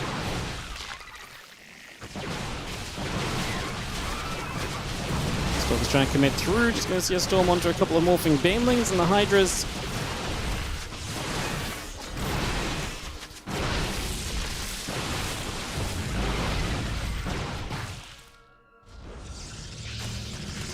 Zealots, 4 more Stalkers all coming up. That charge coming in as well. Nexus is building on the front.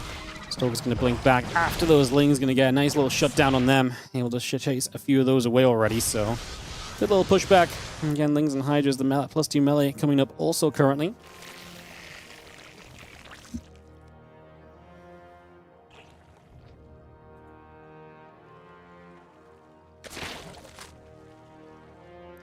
Where does Shin go from here? I mean, Bane's morphing, obviously, he's going to be Ling Bane Hydra commit for a while. Is he just going to stay on the defense, or does he... I imagine he's going to want to start being aggressive, but I wonder if he kind of keeps units back and defends while running by, or if it's more like a, I'm going to push and make you be fully defensive. Actually, catching the High Templar on the left side would be kind of huge.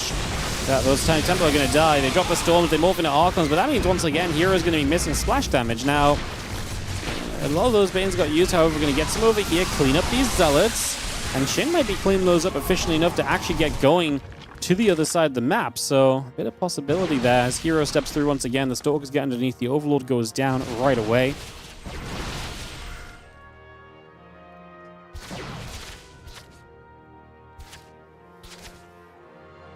Obviously, the Stalker's not going to love fighting a Hydra count with Lings in front, so it's one of those moments where they just have to kind of blink back, and again, you're going to want to build up those storms and get a bit more energy available again.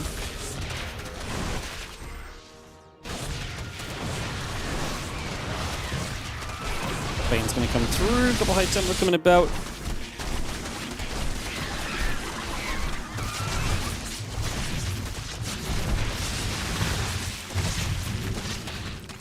Bane's going to continue around. He's just going to get wrapped around there. The Hydra's still coming over. Stalker's being chased.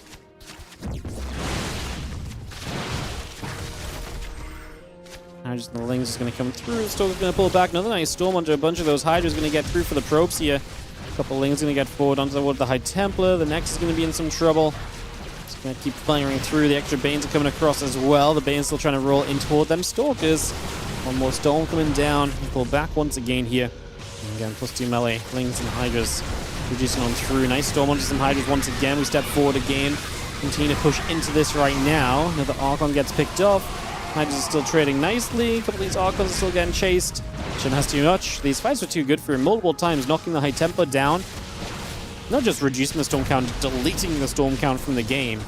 And just forcing herO to have to replace that a couple times over. That's actually a nice pylon kill. He powers 2 gateways just to give herO even less chance of warping in a response to this army. And Shin sits on this front door. A lot more Lings on the way. herO's trying to get to a mothership, which actually would not be terrible in this scenario. Just, it's a long time to wait for that to pop. Shin falls back. Shin probably just needs more for a round of Banelings, and he can probably keep up the aggression. He adds a few more drones as well, continue to fix his economy.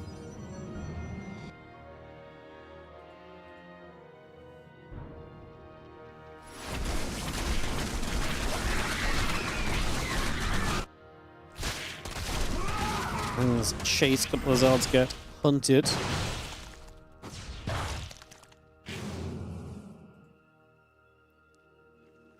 Another ship, a couple High Templars coming through. Gonna be seeing the +1 flyer attack, the +2 missiles coming up as well. May as well shoot. Just gonna see a few more of those Stalkers getting picked away at. And we're gonna be seeing the Hydras. Gonna get around. Those Stalkers are gonna get doomed. And that's gonna be a big pick-off as we do see additional 7 Zealots. We'll put in right now. Lings, the Hydra's gonna get across. That Nexus goes down already. The other Lings continue to move about. Just gonna be seeing the Mothership. Dropping the Time Warp down. One more Storm onto this at the moment as well.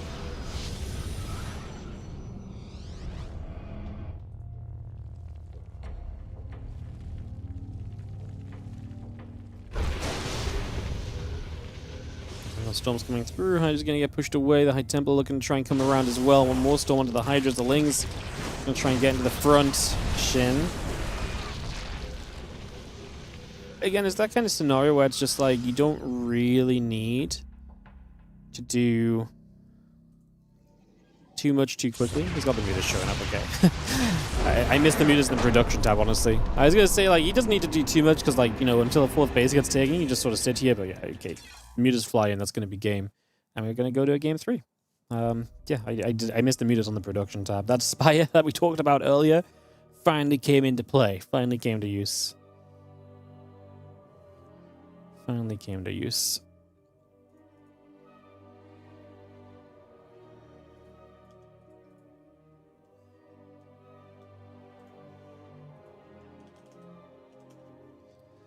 Alright, alright.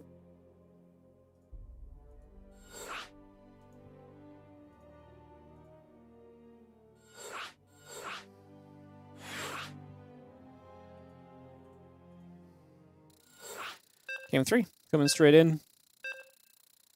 Kick this one off and get this going. Into Old Republic. Deciding map. Can Shin get his first series win against herO this year? Move into the finals of this Kung Fu Cup. Classic and ByuN in the other semi-final. We'll be playing after this, guys. It'll be a guaranteed non-mirror matchup in the finals if we get a win here for Shin. Bottom left, blue Protoss player is herO. Taking on in the top right, our red Zerg is Shin.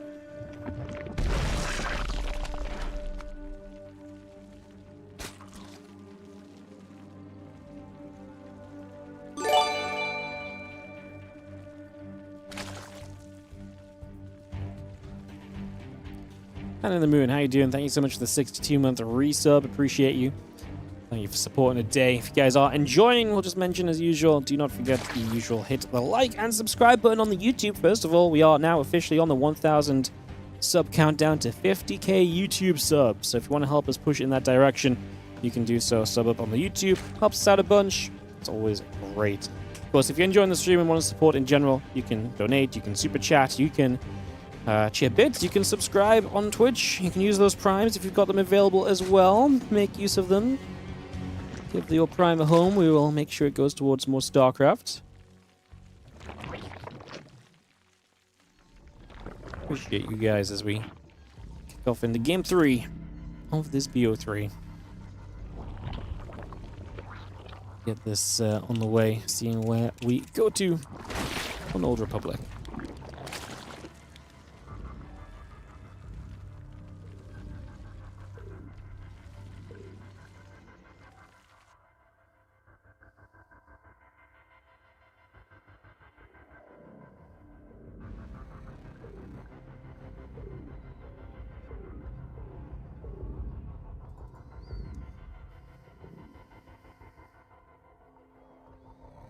Hatch pool coming about. Next on the cyber core coming around. Simulator coming into place. We got that all going.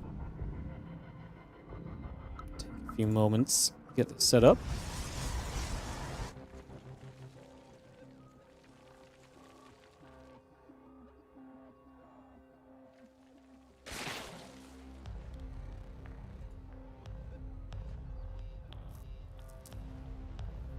Yeah, link speed coming through. A couple of queens are going to build. That overlord is coming through as well.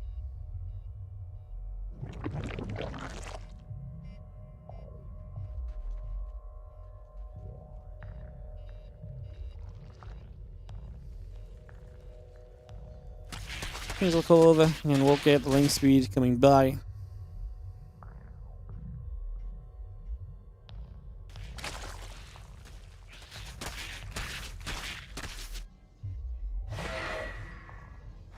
And the link is going to be there. The depth is going to try and fight for a little bit, push it around.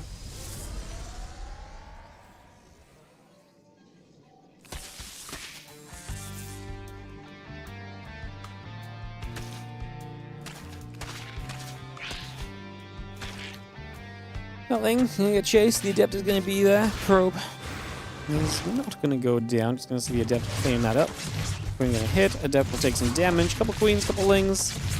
Again, Adept taking quite a few shots at the moment. Oracle is about to finish. The Warp Gate coming through. So early few moments, sees a couple lings go down, but that shall be all. Well, Republic's also a muter map for Shin sometimes, so maybe that kind of option. He actually plays a lot of different styles in this map. He plays muters, he plays Lingbane Hydra. Is usually kind of between those two. It's an interesting one because obviously the Protoss takes a fourth, you get pretty engageable position a lot of the time, which is pretty neat.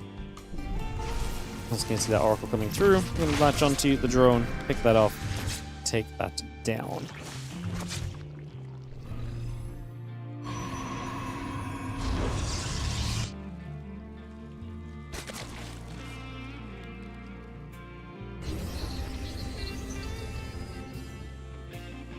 Oracle and the Adept still coming about. Twilight Council and Forge coming up as well.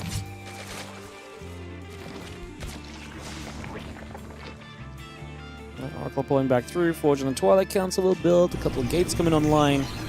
Just having ourselves the Roachron and a few more drones producing up for the moment.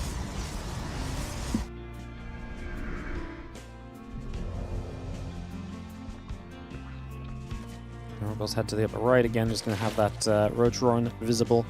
The Lair and the drones coming through too. +1 of the blink continue to come about here. It's going to see the Oracle trying to stasis ward, but it gets denied immediately. Queen there to help us push this away.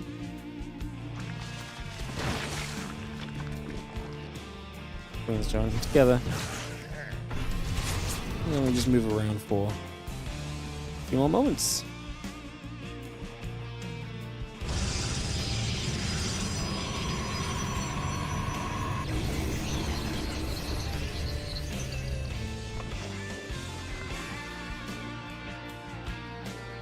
Again, there's the drones, the Overlord coming about, Blink and company coming around as well.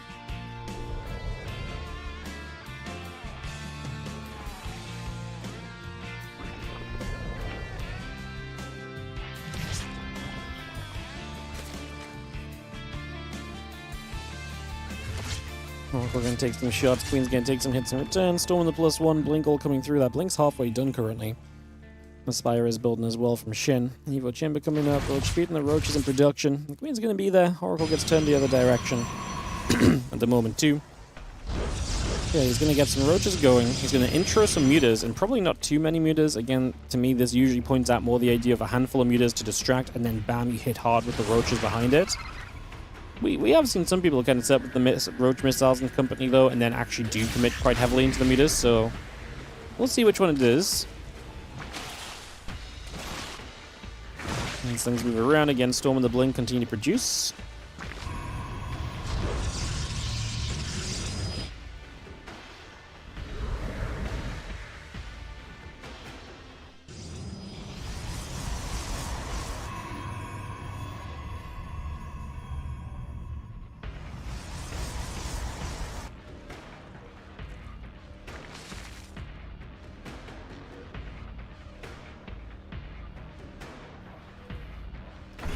Just coming over, like I said, a few meters behind it. Now going to get into the Hydra Den. So we are going to, like I said, just build a few of those mutas. It's not going to be the Roach follow-up, though, right? It's going to be just to the Hydras, the Infestation Pit too, so a few mutas into... I mean, hopefully the overcommitment from here, which is kind of happening. The second Stargate, the Phoenix coming up, and I presume more Phoenix as well. But yeah, into the Hydras, and I presume into toward Lurkers is going to be the long-term goal here.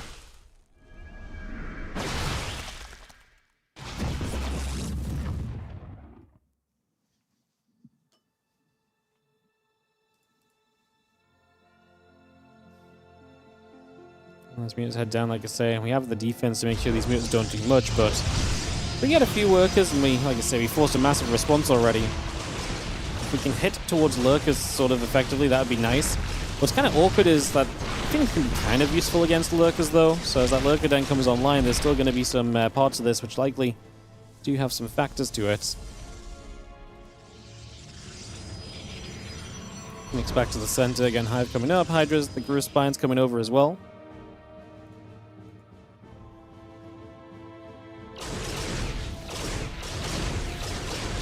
Get rid of the Overlord. The Hydras and the Roach are still nearby. The Ling's gathering up. And plus 2 missiles. Muscular augments all building through. Additional Lurkers in the Hive building as we go. The Phoenixes gather together.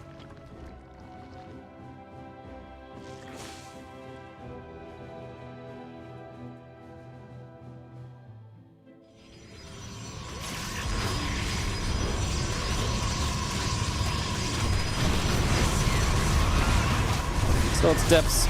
It's going to be there. The Ling's not going to do too much and push that away pretty easily for now.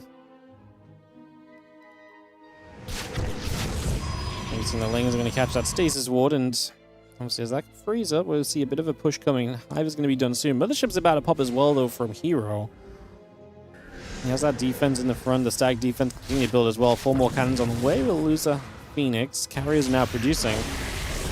Carriers are probably alright against this army at first, but typically... Oh, okay, hold a second, because these Hydras are going to catch a lot of the Storms from the right side. The High Templar were actually in some trouble. The Roaches were doing a good job of this. Most of the Storms already used. We do step into a couple Storms here, as I feel like Shin felt the urgency to keep going. Well, he took some damage in there. Now the Lurkers coming up. Like I say, the Carriers good against this army, but I actually don't know how much I love them against the Lurkers coming through compared to like just going Tempests. You actually have to cancel the Tempest here. How the hell do we have 5 High Templars with energy still? What the goodness is that? How many Templar did we lose? We lost 3. Wow, I thought he was going to be way less kind of storm ready.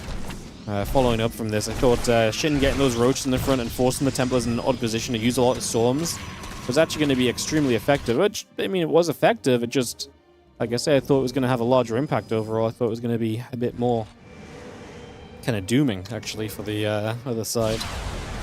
Mothership going to help. A few Zealots are going to be there, getting pushed back on the Lings. With these changelings getting picked up. Army back into the center of the map. Plus 2 missiles coming through. Plus 1 flyer attack on the way. Lurkers, Hydras continue to produce. Ling's going to run by. That was a wall a moment ago. Now it's not. I was going to say, part of the reason we didn't have Lurkers originally because the Hive wasn't ready, but now we are going to be seeing the Hive done. Lurkers are still actually not upgraded, though, so we got the lunge for the Hydras, but we could do with some Lurker range and some adaptive talons as well would be nice. Shin able to keep the pressure up. herO's supply block right now as the Lings in the main are finally going to be dealt with. But these Lurkers are putting a bigger and bigger siege onto this base. Again, Seismic Spines would be fantastic here. I think Shin thought he had it because he just started adaptive talons and he realizes, oh, I don't have range even, so now he's going to go into Seismic Spines. We counterattack as herO. He feels as though he can't break this siege on his 4th base, so would rather try and slow the Zerg down on the other side of the map instead. It's not a terrible idea, but the 4th base goes down, and at the very least here Shin goes base for base, which means 4 versus 3 coming out of this. Still kind of fine for him. As some of the Hydras show up, they'll get onto some interceptors. I don't know if we really want to jump onto this. We actually do see the Time Warp coming down. We should have a recall or something available to get herO out of this position. Most notably, though, Hatchery didn't die, and neither did a lot of workers, honestly. Nice Storm, going to split. Storm on both sides, even just for 2 Hydras on the bottom side of this. Does not feel great as herO getting chased. Another few High Templars showing up. Trying to Storm for days. The Lurkers will burrow. Here we go, popping the cloaking from the Mothership. We do have the Overseers here. Another Storm onto the Lings as they arrive. And for now, at least, Shin is going to just decide to pull away from this instead of continuing to chase it down. Seismic Spines is finally done. Here's a 3-base Protoss and your 5-base Zerg. Do not push the issue right now. Take a position and run with it a little bit. Corruptors on the way are only going to help as well. Is Shin finally about to break what has been a 10-series losing streak for himself against herO lately and push himself through to the finals today? It is looking good. I like where he's at. herO is not rich. I mean, Shin's not rich either. As the Corruptors come out and gets to be an answer to this kind of Air Force, I believe a little bit in what Shin has. The only thing I'm scared about is obviously if it is a good enough fight from herO. Shin has no rebuild ability just yet. herO's now going to try and establish a fourth on the left-hand side. We'll see if Shin can run by and hit that with some Lings before static defense is set up. Some Zealots on the right are going to get caught very quickly. They're not going to do much of anything. As you do see the main army pushing up in this direction. A few Lurkers there. Already playing the defense. General plans going through. The other Lings, they need to realize that the probes are mining the left-hand side, right? This position here is not the retake. It's going to be too late to get there with the Lings now. They're going to try and run up to the high ground, maybe pull out to the right side, or get into the natural and main base.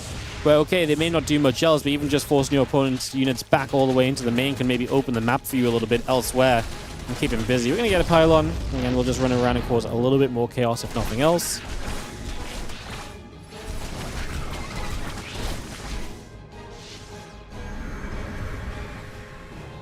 LA upgrades, adrenal glands, burrow. All coming through. We do see the Hydras and the Lurkers looking to get forward once again. Not going to be successful just yet. Again, that burrow still coming about. Tempest and a couple of Archons coming through. We add a few Zealots into the mix. Cannon production continues also.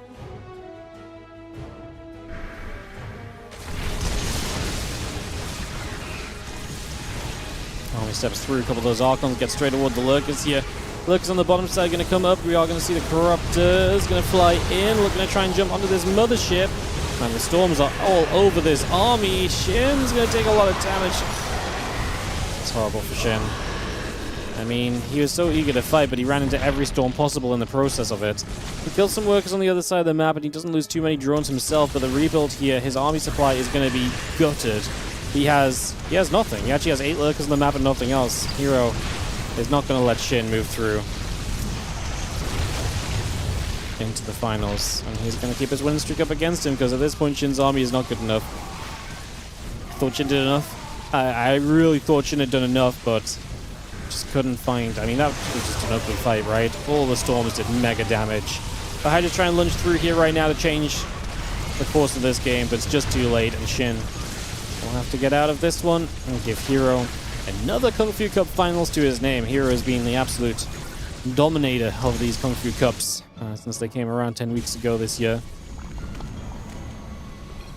GG, he says. herO to the finals to meet either ByuN or Classic, pending what happens in semifinal number 2, which is going to be coming up for us in just a few moments' time. So semifinal number 2 coming in. Shin, that fight was so bad.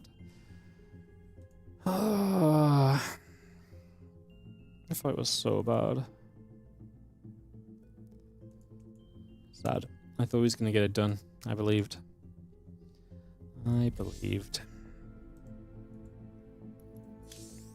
Alright, ByuN Classic is our second semi-final.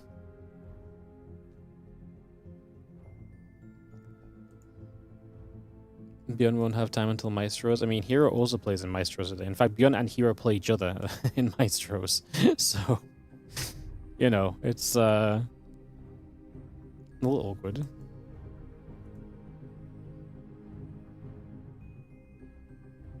Oh, apparently they already played the semi-final. Oh, sorry, guys. Oh, they already played semi-final too. Oh, I see. Sorry, so it's not ByuN vs Classic. It's just going to be herO Classic finals. Okay, so Classic 2-0'd ByuN. So it's just going to be herO vs Classic final, best of 5. Okay, there we go. Cool. I mean, sad we don't get to see Classic ByuN, but it will just be finals coming up instead. So PvP coming through.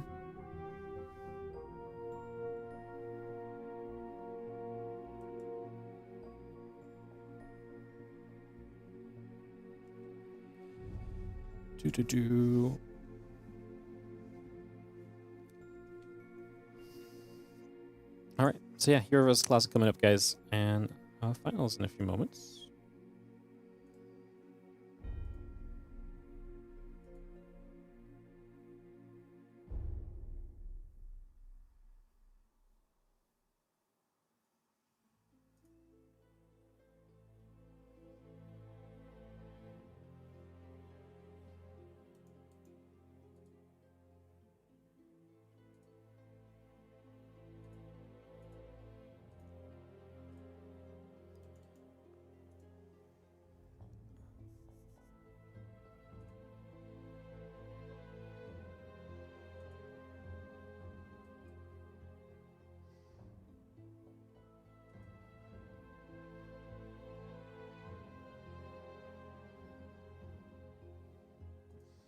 Alright guys, just like I say, waiting for some videos to come through.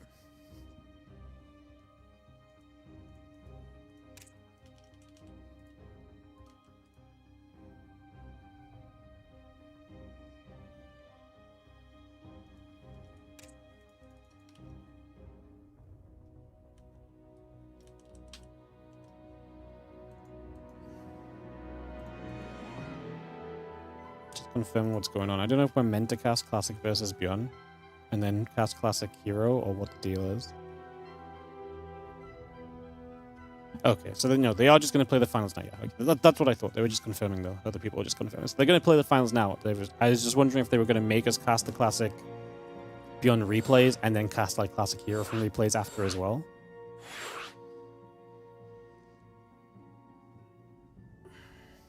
Yay.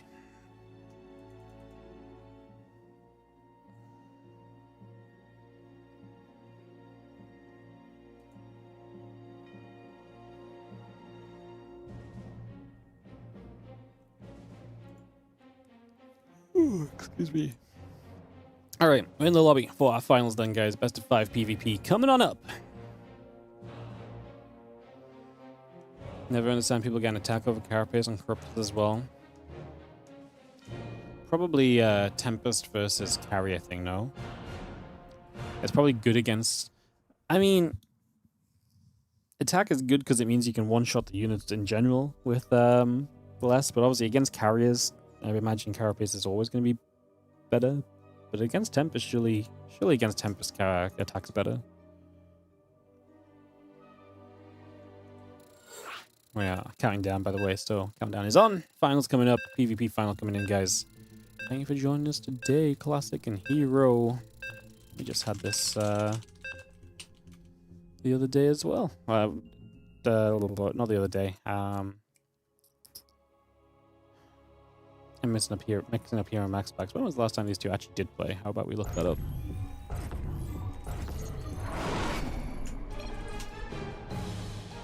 Results search. Okay, it's not going to be PvP, guys. As in the bottom right side, the blue Terran player is going to be herO.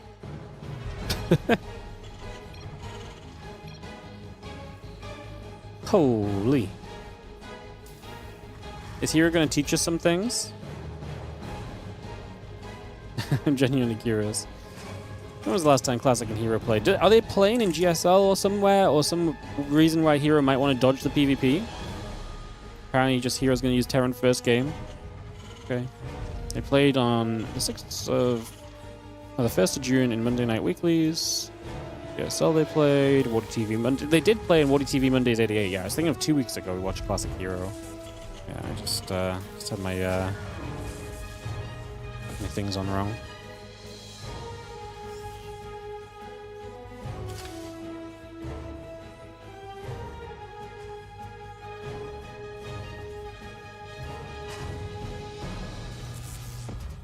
Alright, Proby. I'm going to nibble at that SCV. It's going to be seeing the back and forth coming through for a couple moments. Gateway, probe coming up. And the Rax is going to resume production here. That probe going to nibble at the SCV for a little bit. So SCV taking some damage.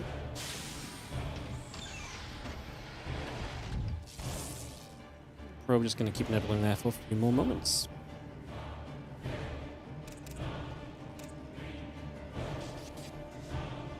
Alright, so yeah, Sim TVP was not quite expecting it. I'm genuinely curious. I mean, I know herO plays Terran sometimes, but I don't think he can challenge Classic in a TVP, honestly.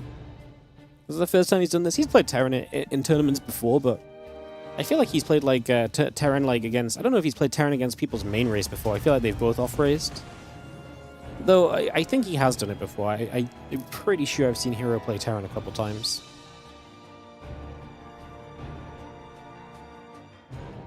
Played games as Miles tossed in the past. Yeah, that was a show match. I'm pretty sure he's played Terran here and there. Like, sporadically, he's thrown it in for a game. Not sure what's inspired him to do it here, though, as he's going to expand low ground. He's going to have the factory coming up, commence into building. Can you imagine if herO beats Classic in a game of TVP? That'd be so funny. Here's like, you look at, I'm sick of all of you guys complaining and whining Okay, like I'm sick of it. So quite frankly, we're gonna play TVP, and I'm gonna show you what's what, and you guys can shut up and get back to the practice rooms.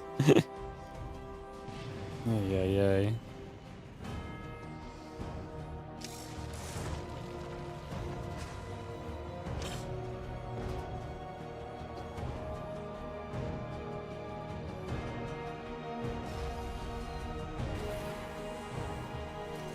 Reaper's coming about. You're going to see the blink starting from Classic here. Medevac and a few Marines will be coming through as well.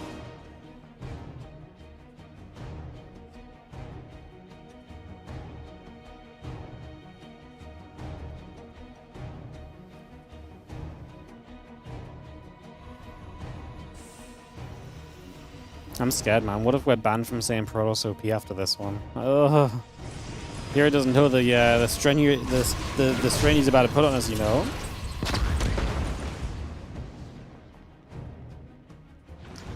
Just pull back again, blink coming through. A couple gates in the robo facility coming in as well. And again, the tank, a few Marines coming through, a couple Widow Mines and that Medevac coming around.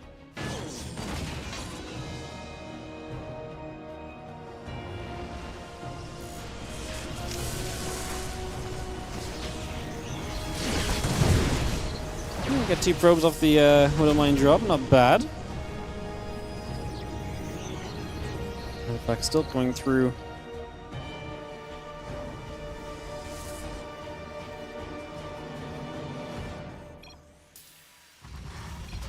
If anyone can translate, please do. I'd love to hear what they're saying, especially when herO's playing the the race.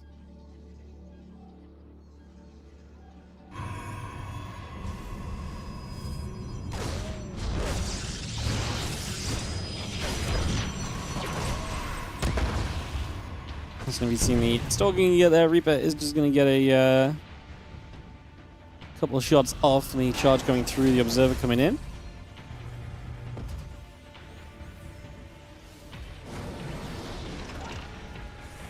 And just see again, a charge coming to Battle Ops coming over. Robo Bay and the Forge coming by. I'm going to see this tank going to get a shot off and a kill on the Stalker, so that's going to be a nice little grab for the moment.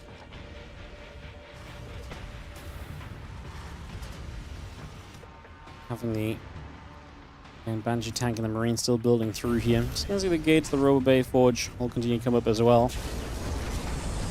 And the Observer comes back down into the natural. A couple tanks will siege themselves, and again, charging the +1, still coming through for a little bit at the moment.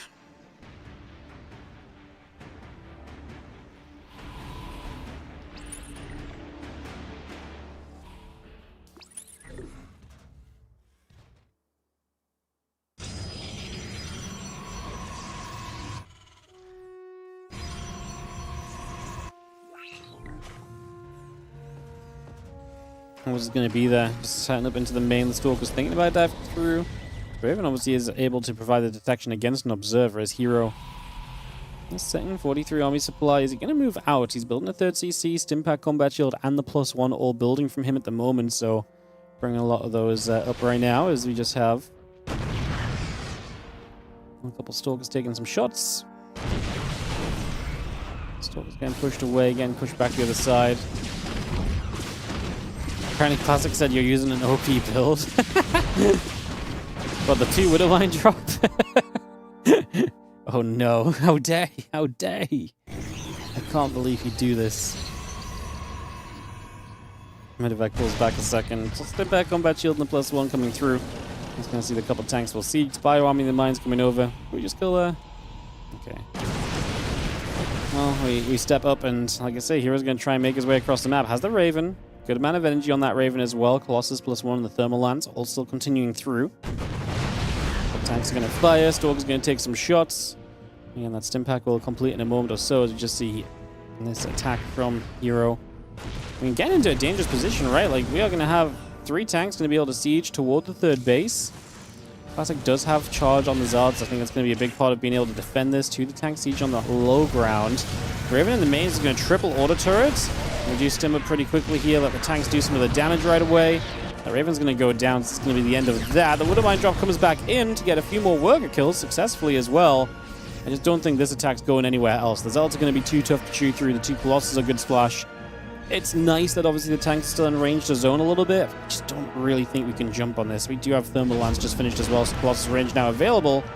We have a bunch of units from Classic actually went around the bottom of the map, so Zealot Stalker going to try and hit the counter to the bottom side.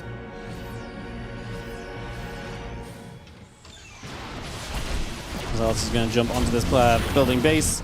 Now coming through. A couple of these SCVs already taking some trouble. We are going to see the Widowmines and burrowing. The Stalkers will jump onto our command center. And again, +2 attack. Prism on the way. Continue to bring this around for now as the bio shows up. These Zealots are going to recall. Just going to go back onto this Nexus. Just going to pull that back along a little bit. Zealots going to keep charging through. Tanks still firing. I mean, we killed a bunch of probes here. The Colossus are going to go down. herO's actually just going to smash Classic's army together. Oh my god, and he's going to be in the main with a drop as well.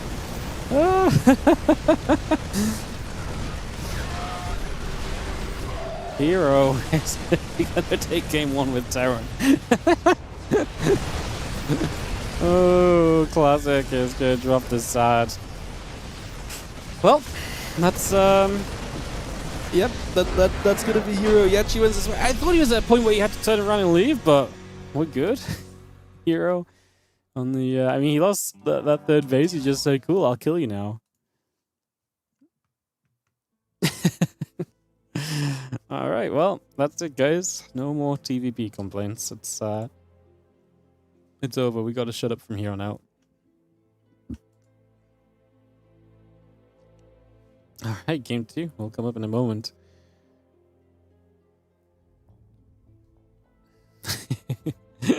hero's like that meme. He's just like, see? He's like, see? Why do you keep telling me you can't play the matchup?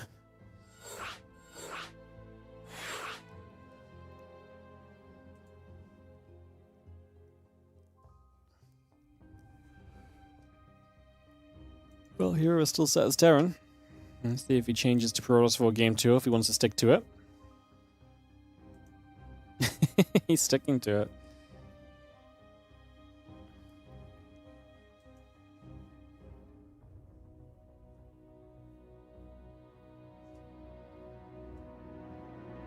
Is herO throwing shade at Clem? I don't think he's throwing shade. I mean, this is also herO winning in a completely different stage of the game as Clem. We also see Clem absolutely stomping herO and Classic a lot of the time with early pushes too, right? Like, you know? I think Clem being frustrated at later game PvT is not necessarily suddenly answered because herO can win a TVP with a solid timing window, you know? Yeah, like at the end of the day, it's just a game, right? But like, oh, it's just one game here, one game there, but I don't think anyone's throwing shade. I think hero's just having some fun.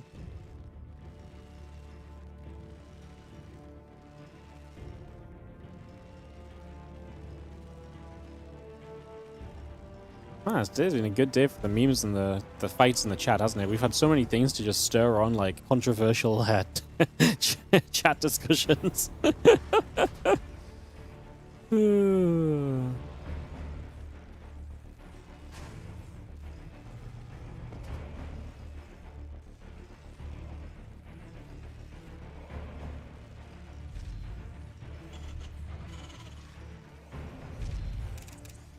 Into settling onto Winter Madness.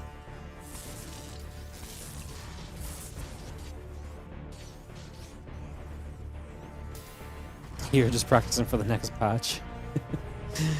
That's gonna be my joke.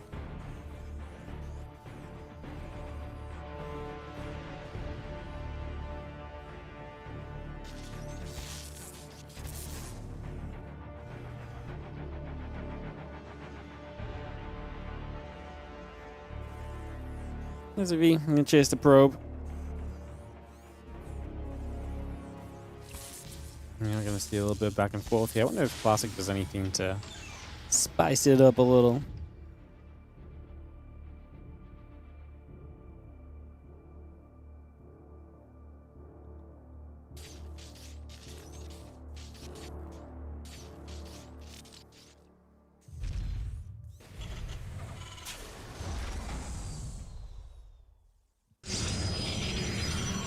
Nexus will build. Command Center will build. Both players will take their expansion early then, so nothing too crazy there.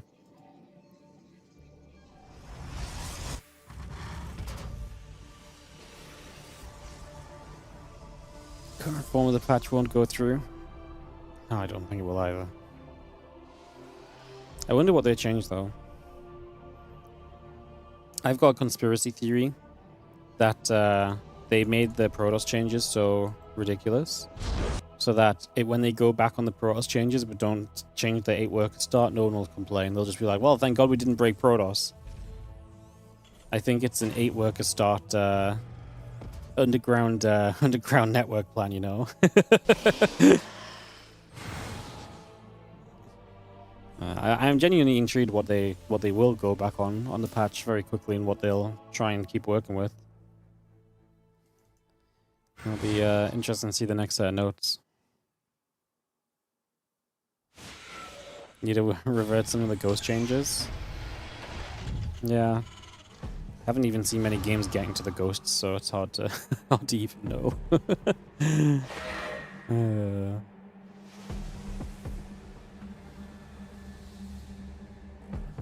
End up coming around. Blink, Stalker, Warpgate continue to come about. Why is herO Terran? He just wanted to play the finals as TVP, as this Adept is dead. Two Marauders with Concussor Shells going to be more than enough. The Adept cannot shade away. Classic gave up on it already.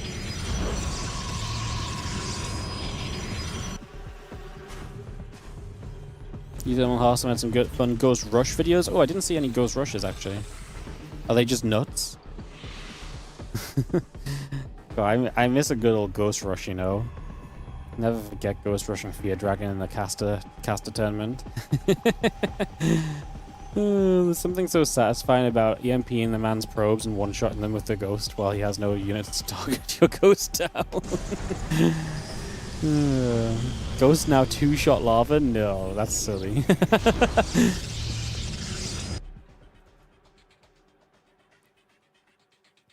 I haven't seen the ghosts change much in the games that I watched. Marine Marauder is coming across the map. We are going to shove this. Stim back about a finish, +1 and Combat Shield are both on the way. Did he play as Terran in the first game? Yep, he played as Terran in game 1. He won. As it shows up here. This is going to become easy, I think, for Classic in a moment, because he's about to have Blink. I was going to say, what does herO want to actually get out of this? He pulls back to a couple more units. You can't really blink after it, because the Marauders can turn on you quite aggressively. Extra Marauder shows up. I'm gonna drop another stim. We have blinked ways though, so I just don't think that's really gonna do too much. herO is still bringing his units across aggressively. Like, he keeps pushing them back in as though he wants to try and cause the fight. Well, Stalkers will catch in a moment. We'll drop one more stim. We could have done this exact same thing on kind of higher HP if we just not turned around to fight a couple times. Classic will chase. On the high ground, we're actually going to be able to turn and get ourselves a Stalker though. And now we will blink away and disengage from this overall.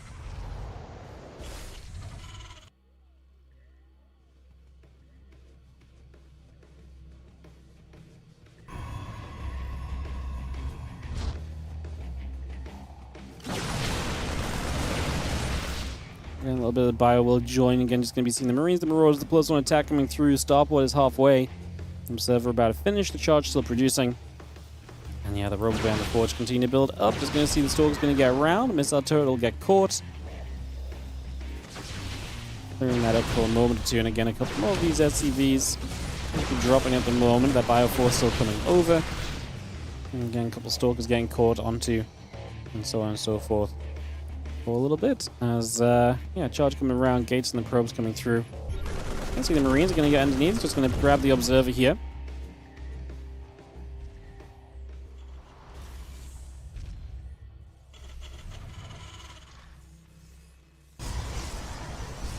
Just set up there is going to be the Robobay morphing in. Standard Thermal Lance, Marine Marauder Medivac all coming through, the Armor Upgrade coming about. Bio going to try and fight, a couple of those Stalkers get turned away.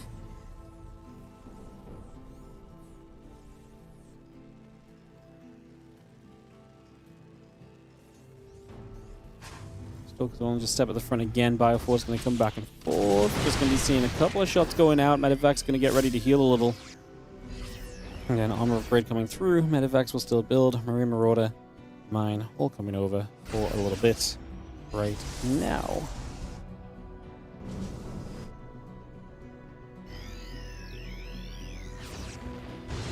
Fire Army steps away, another sentry coming through. Just going to be seeing the Colossus, the Zealots, the Stalkers and company all continue to come around just for a little while. It's going to be this medevac moving to the top side of the map.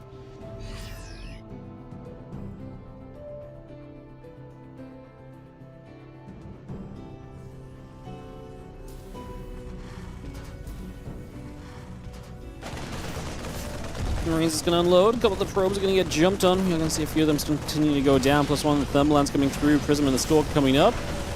You know, these Stalkers still going, getting picked away at here. We'll lose a medevac, actually. Now these Marines continuing through. We are going to see ByuN on the left side going to turn away. Zealot Stalker Colossus trying to chase. Spiral Force still pulling back. Going to get back to these Widow Mines. Classic is starting to just overwhelm supply-wise. So a good worker lead. 4th base coming up.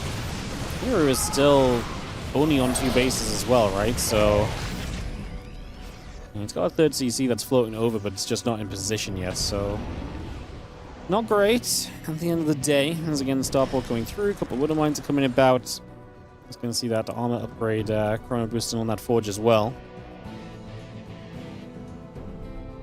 Next results in the Stalker show, and I think Classic's going to have enough to come over and probably push into a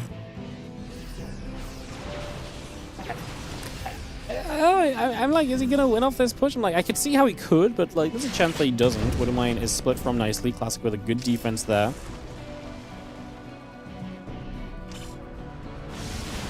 As the 2 Colossus, I just don't think there's enough Vikings for yet. Now we've got 4 Vikings building at a time. The main thing is the kind of the right now aspect of it, right? Where it's like this army is here now. These 4 Vikings coming up will be great, but they're not here immediately, so for now we actually lose position on the 3rd base. We get another warp in from Classic, and to me, I think we just have a bit too much to really stop this push from coming further through. Like I say, the extra Vikings maybe gives us a chance at the Colossus, but I don't even know if the Colossus are the be-all and end-all of this versus just the sheer supply of Protoss that's in this army. At the same time, Classic may not want to fight considering 3rd base is up in the skies. At the same time, he might just decide it's absolutely fine to, because I guess the 3rd's going to go over to the left. There are the Vikings making their plays. Prism Micro, good so far. Colossus were very well protected. Stalkers just keep on microing onto those Vikings, making sure they can't do much else here. More Zealots keep dropping, but yeah, this one does seem to be coming a little bit of a close. The Zealots keep charging forward. The Colossus is going to be there. The single Viking trying to get the Prism. It does not, so the warping continues. And herO is dead in game number 2. Classic will get revenge. GG's. 1-1. Tied up in this best of 5 final. Alright guys, I gotta run some ads, but then we'll get game 3 on the way for you all. Again, thanks for tuning in. We got so many viewers today on the last few days on YouTube. The viewership has just been up. Hello everyone. Good to see you all. If you do enjoy the YouTube again, please consider hitting the subscribe button on the YouTube. We are officially on our countdown to 50,000 YouTube subs. We are 996 away, so help us out with that. It's greatly appreciated. The final 1,000, and I'll never ask anyone to sub again. Well, not as aggressively, I guess. It's hard to have a goal after 50,000, isn't it? It's taken us so long to get to 50k. It's like, what do you even aim for after 50k? Like 60k, I guess? It's like, this is like literal years away. This might be the last ever milestone we ever hit on the YouTube. Crazy. herO is back to playing Protoss, it seems, guys. If I was herO right now, I'd be like, now your turn to play 2 Terran games, right? It's like, all right, that was my Terran games. Your turn to make it TVP. And Classic's like, no. Thank you for streaming on YouTube. No worries. Glad you guys enjoy it. I mean, the viewership's definitely there to justify it. It's really nice to see. Aim for 1 million. I think the real goal is 100k, but like I say, the days of actually growing the YouTube are very much so behind us, and doubling our current subscriber count seems pretty impossible, you know. You wanted to watch one more herO Terran game? Sorry guys, it's PvP time.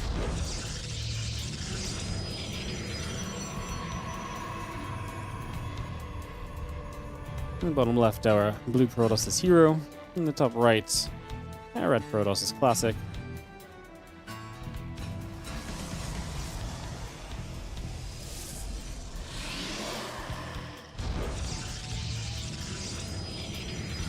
Game 3 of the PvP, and it is actually PvP now. So first game of actual PvP. We play in this finals.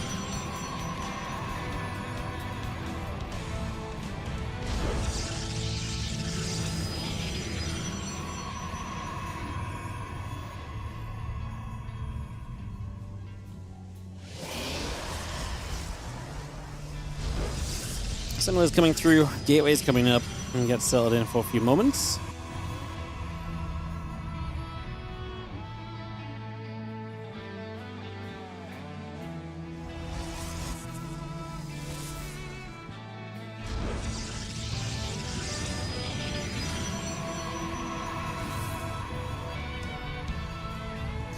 Tactical on both sides. Double Gateway going to be the choice from herO. Classic going to be the one to maybe try and bring some expansions into this game early.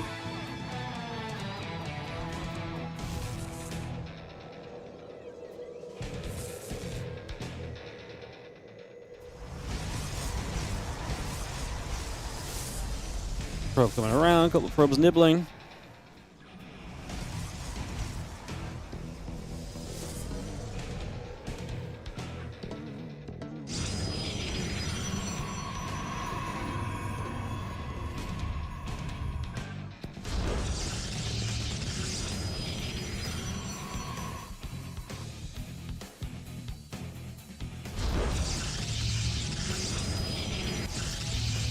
Well, that's the expansion from Classic here. Just going to Stargate himself, which probably isn't going to be able to do too much against his opponents. He probably has to expand too, in which case Classic just gets a nice little edge on the expansion time, which is obviously very powerful.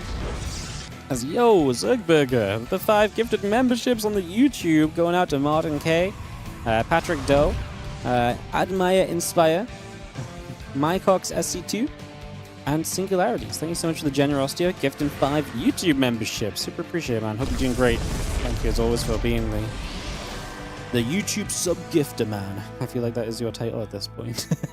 Thank you. Appreciate it.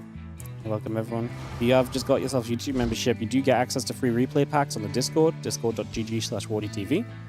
You can get access to the most recent replay pack. Just log in, sync your YouTube and your Discord together. And YouTube memberships get access to the sub-channel, which is what gives you the replay packs. So get yourself a whole lot of those.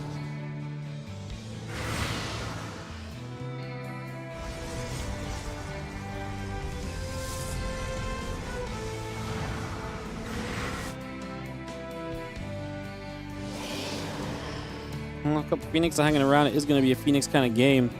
Hard to just not love this for Classic. Ahead in Workers, ahead by a Phoenix. His position is great right now. What does herO have in his favor, even? Adepts. And obviously Adepts can be nice if they find the right moment, but in theory, if the Phoenix are there, the Adepts will always get lifted up and picked away at, so...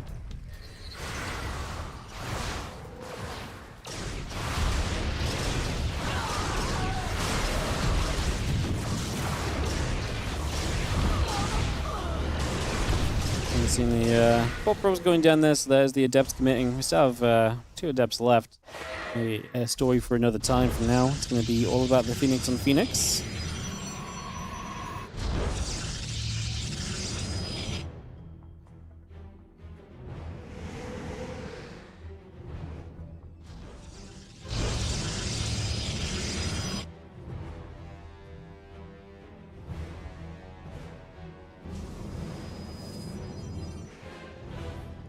And Twilight Count's coming through, got those gates building, probes building. So we're actually going to try and see both players transition away from this Stargate Phoenix stage of the game.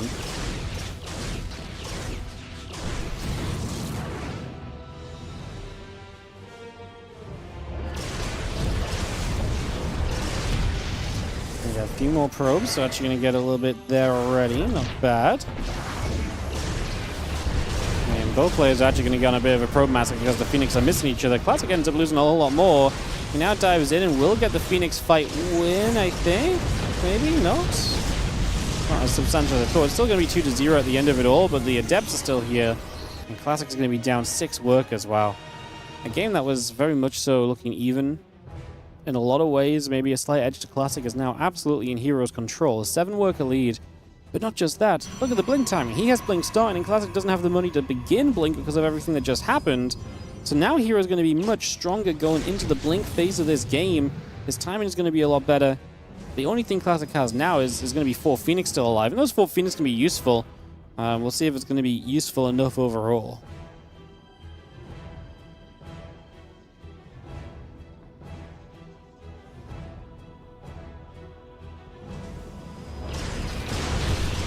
They can get some probes trying to bring this back a little bit. We'll lose 1 Phoenix.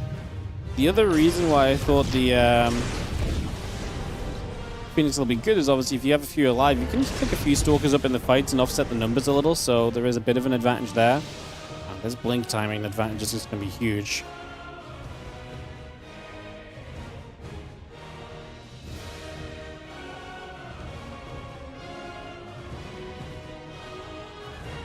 Stalkers coming up, +1. The blinks continue to come by. Just going to see the Stalkers get underneath. Phoenix going to get caught for the moment. Like I say, having blink versus no blink here is going to give you a lot of potential. Oh, we just blink in! It's crazy business. No, he had enough Stalkers to one-shot, so it's been kind of fine so far. We do pull the probes and we're still a one-shot. We're still a one-shot. Oh my goodness, finally the battery can do something. But we've just deleted every Stalker almost from Classic. He's going to have nothing left. The 2 Phoenix are useless in this scenario now. Wow. What a baller play from herO. He just says, blink, yes please. Wow. Genuinely a bit shocked by that. The Oracle on the other side of the map is actually going huge, but obviously that's just not going to matter compared to herO having Stalkers and Classic not. Here's a magical player to watch sometimes. He really is. What a ridiculous turnaround in this game. Like, all the little edges were there for Classic, and he finds the opening, finds the way, and then finds the timing to be so deadly as well. It's freaking crazy. Like, just watching him play is just fantastic sometimes. Fascinating. Just, what a treat. Actually crazy business.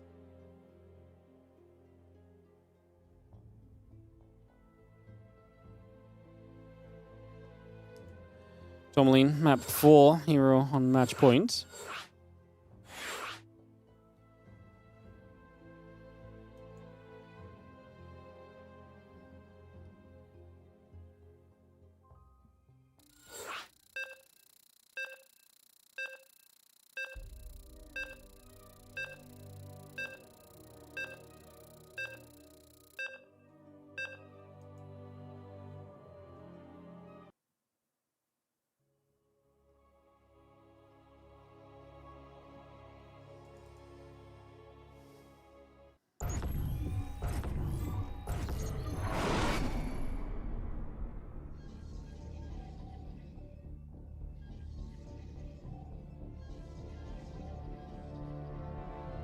Alright, let's extend it, guys. Let's see if herO wraps it up right here.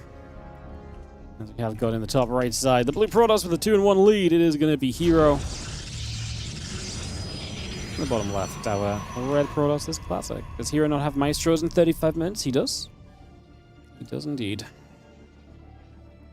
Damn, it's PvP. I think he's going to stick to PvP from here on out, guys. I think he was only meant to play 1 game, but when he won, he gave the second game a chance as well.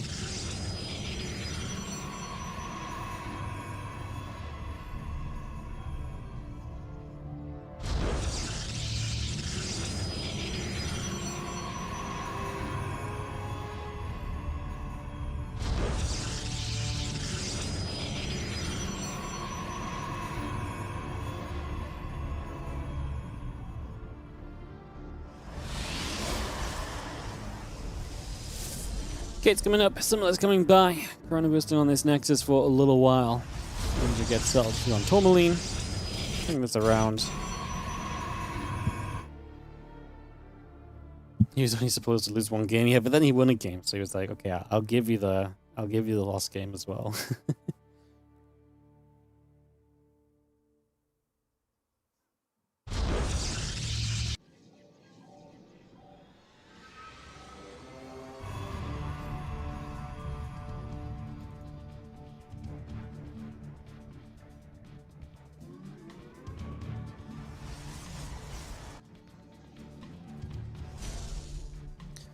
Proby's moving. And we do have ourselves the single gate from Classic again. He's been really kind of liking the single gate expanse. herO does it a lot as well, but not right now.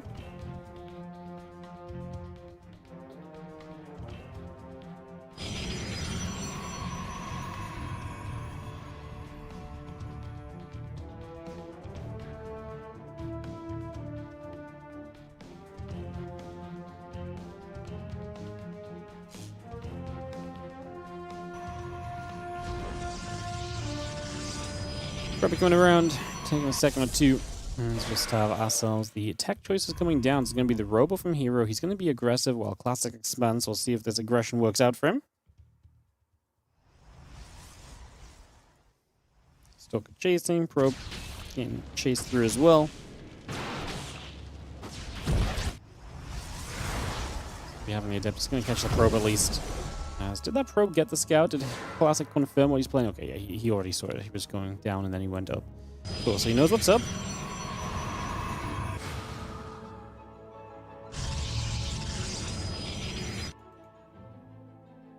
Prism Chrono boosting again. Oracle and the Wolf Gate coming around.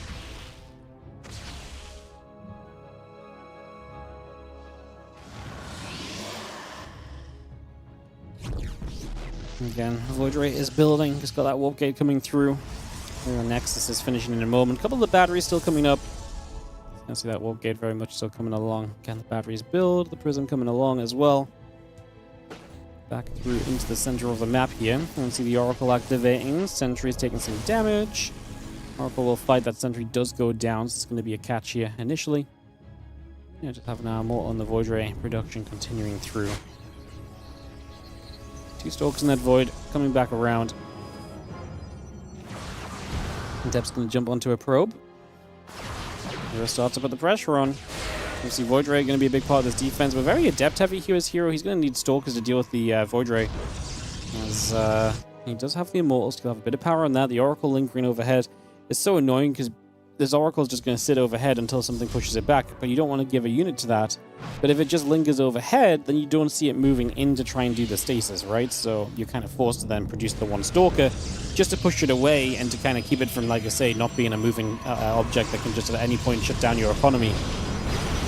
So Mortal has some work to do. We pop double Prismatic at the same time, which I don't love, because it means that these Void Rays are both on cooldown simultaneously. We do not know what we're trying to do with this Immortal there.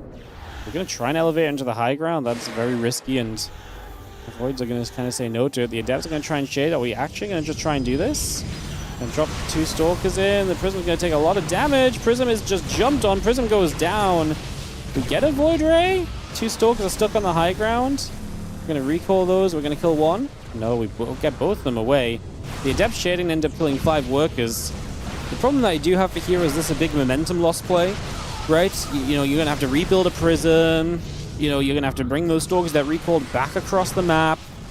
It loses you a lot of momentum. So what you do gain in some regard loses you in other positions. You actually just warped in 2 sentries at home as well.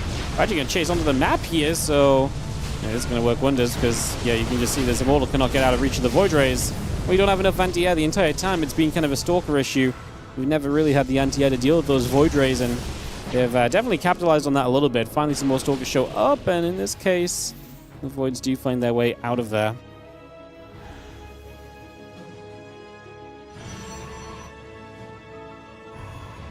Void Ray Classic still building through. Just going to be seeing herO. Going to go for the elevator into the main. That Prism's dead again. The only benefit of this is you're avoiding some of the positioning of the batteries and so, but you just lose so much. Like I say, if before was a momentum killer, this is going to be more than just a momentum killer. This is going to fall apart heavily.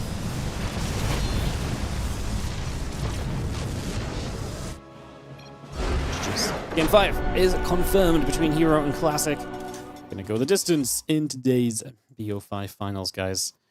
As it just did not quite work out for him, did it?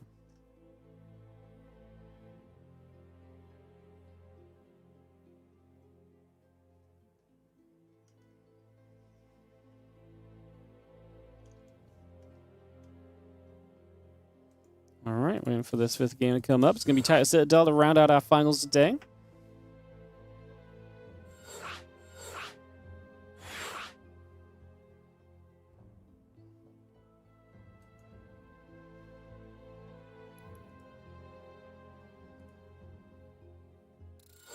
Just run a couple round of ads, guys. Help support the stream, of course. Appreciate you sitting through them if you do get hit by those.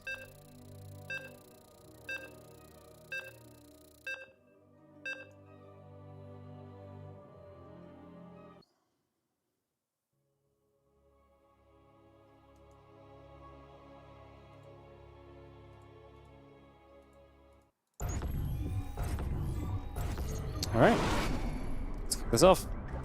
as we have in the top left-hand side, we are going to have ourselves the blue Protoss player. Started this series with Terran, went 1-1, switched to Protoss, went 1-1. Now still Protoss for Game 5. It is herO in the top left corner of the map. Your entire Citadel against Classic, the red Protoss in the bottom right side. We'll get this up and ready to go.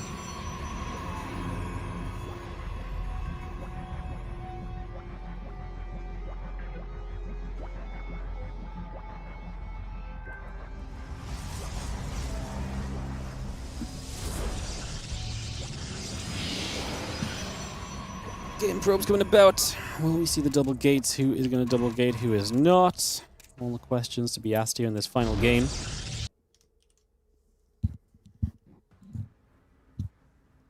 Taito Citadel PvP to round it all out. Very exciting. Yo, Stego Strategy. Thank you so much for the 10 gifted subs. Well, perfect time to do it in as well. Well, we can take a moment to shout them out. Good night to Porforian. 21. Thufia Hawat, 12. The Woogie Man, Dan Archon, Pudding Dog, No More Stress 84, Gungta, Ampharaw, Creepy Bearded Poodle, and Happy Alien. Thank you so much, Stego, for the 10 gifted subs. Appreciate the support, mate. Thank you very much. Thank you, thank you.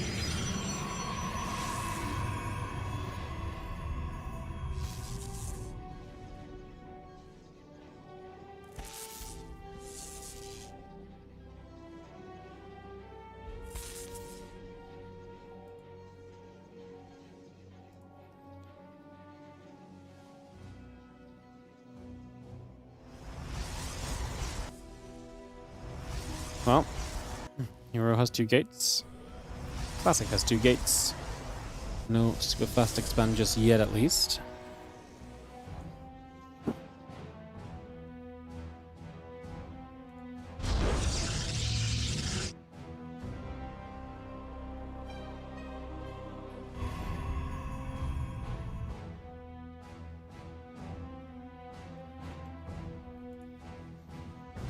We're coming about Robo Facility, Depths, and then we'll get coming up. So it's going to be Robo versus Stargate. Obviously, Classic is the one with the proxy, so he's going to be aggressive, but at least it's into... Even if herO wants to expand off of this, at least it's the Stargate before expand. It's the 2 gates, so he has a lot of potential to play the defense here realistically. Interesting to see how this pans out.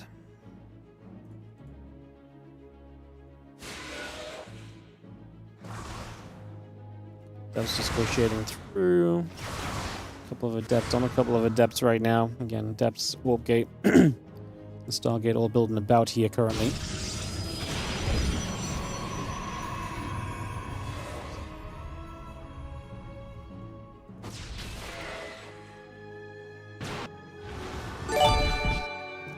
Yeah, what's up, Mid Omega? Thank you so much for the 2-month resub. Appreciate it.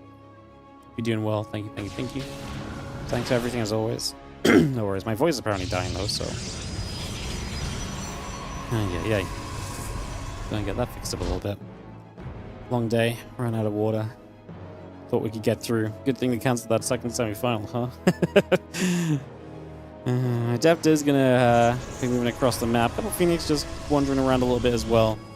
Seeing what else is happening.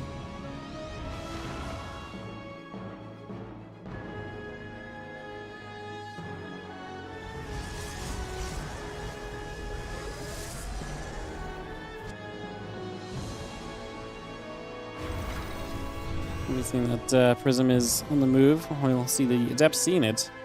Phoenix gonna build just to shut down the Prism, then I mean, we've already got the Phoenix here, so Etch is gonna dive the Prism, and that's just gonna be a kill. More Stalkers show up. I think we just dive for it, even if it's a bit more damage on the Phoenix, it's fine. The power of denying the Prism is huge. It slows you down so much, and now a lot of your advantage is gonna be disappearing already.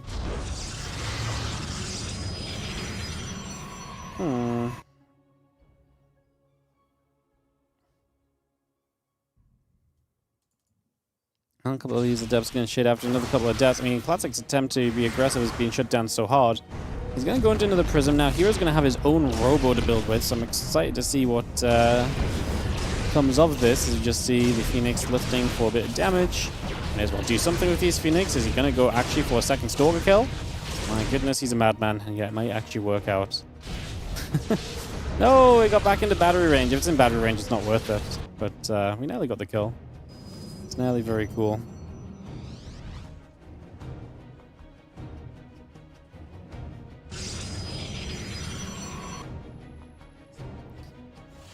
Instead of around Immortal, pylons all coming through then for a couple of seconds. We bring that around.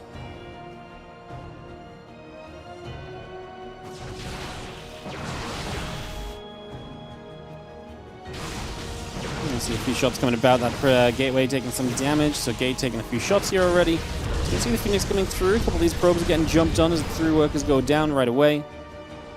Twilight Council building up. So you can see the pylon falls. It's going to be depowering the gateway and the battery here. And it's going to have our Twilight Council, the probe, and company coming up. Just going to see the units still coming back over to the sides.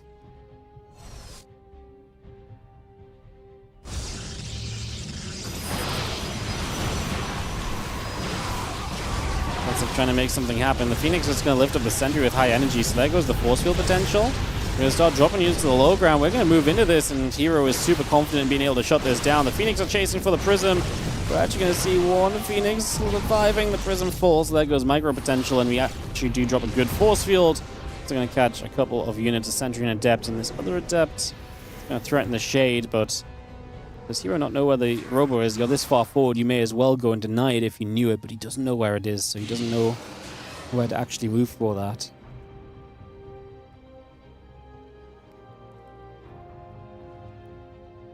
And Blink is about halfway done. Additional Stalkers producing through. The Immortal coming into place.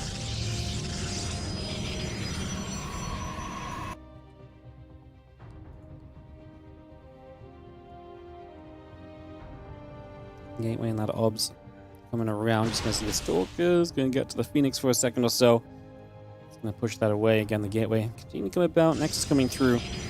Putting a lot of this around. That Nexus on the top right side. Settling into play as well.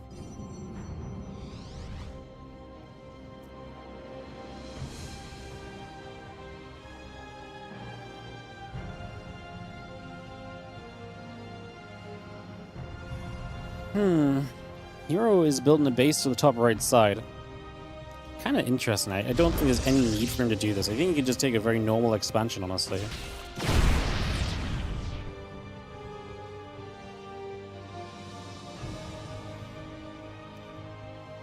Like, what's the benefit? I mean, apart from just having Classic scared that hero's still on one base, maybe? I think that's the only real benefit that you're kind of seeing come out of that. That's going to expand anyway now, though.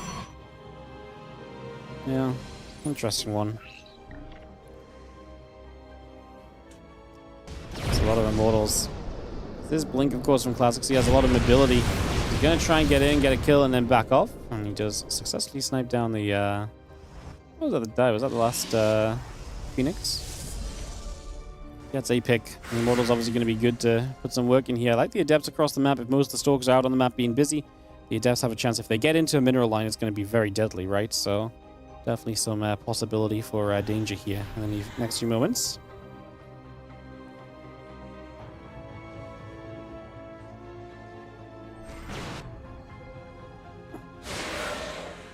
Depth's going to shade, making their way across, just getting up to that high ground already. Resonating Glaives and the Obs coming through.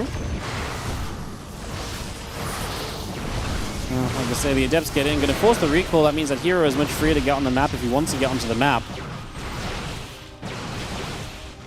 Steps, 3 of them get out alive. He killed 5 workers, going to keep us ahead by about 12 workers in total. Classic is not building probes right now. I think he's still afraid of the fact that hero's not expanded to his vision.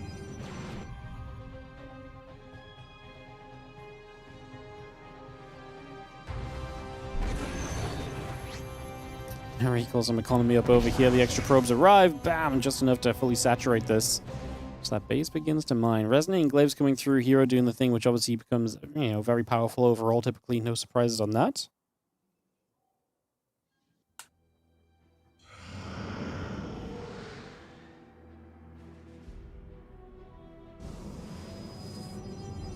Another Immortal pops from the robot facility.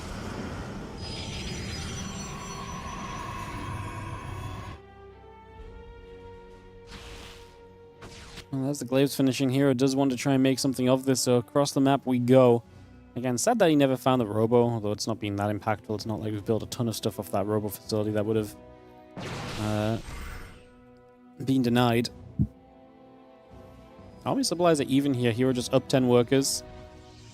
Obviously, if these immortals feel very tough to get through, though. Like, they feel very powerful. It's just there is still Blink. You're still attacking into the defensive position.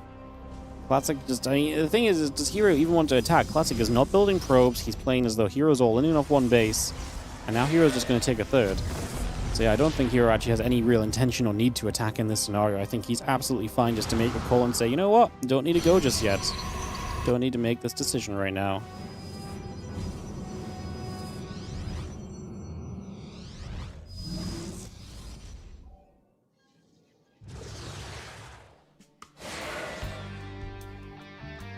Depths is going to shade by. Next is the Forge and the Blink still coming through. The extra couple of probes coming about. Force field coming down. Let's see the battery. Sorry, the Adept's going to go shading once again.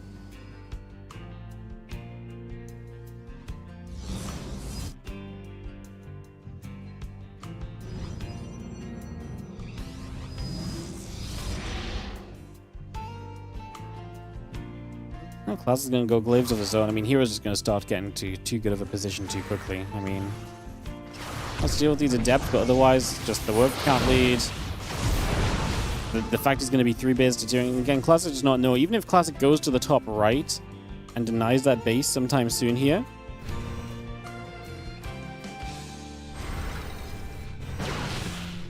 Yeah, even if he denies the base, like at this point, hero's had so much value off of it, I don't think it matters. I think he's already still going to be feeling pretty good about it.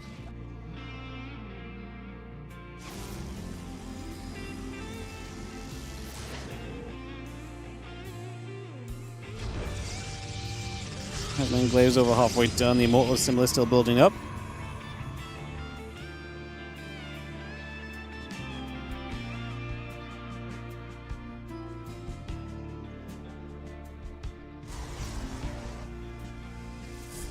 And +1 charge coming through. He's going to have our units on the bottom. Going to move around for a little bit as well.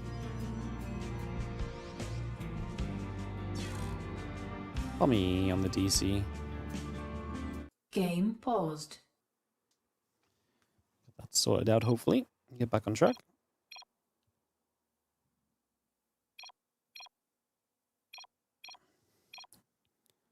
Let me get back to Game this. resumed.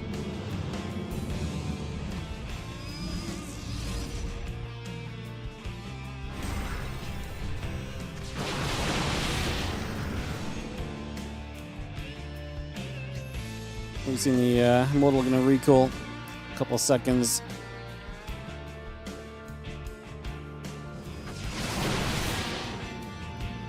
And Classic's army is still sizable, but hero's is sizable as well, and now he has Blink 2. Has +1 against no upgrades. Definitely looking better across the board.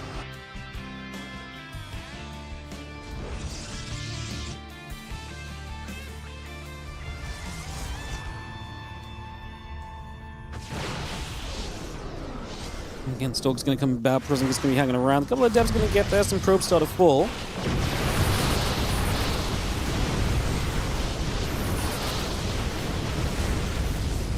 The force field's in position. A couple of these adepts going to get picked away at.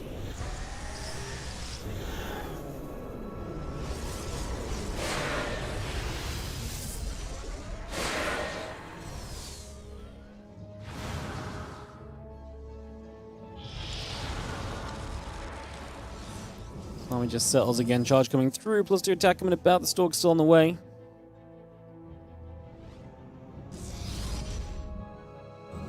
Army settles.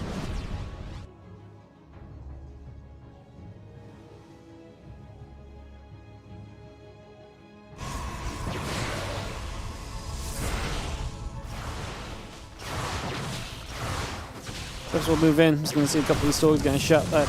And the Depths will continue to fight around. A +2 attack, and the next is still coming about. So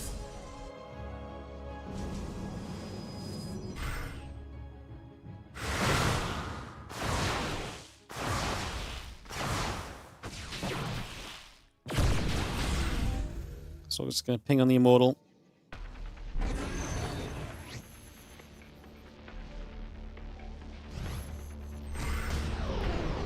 Tell ourselves this hero army is just growing and growing. They're fighting, they're fighting, they're fighting. Henry, what are you doing?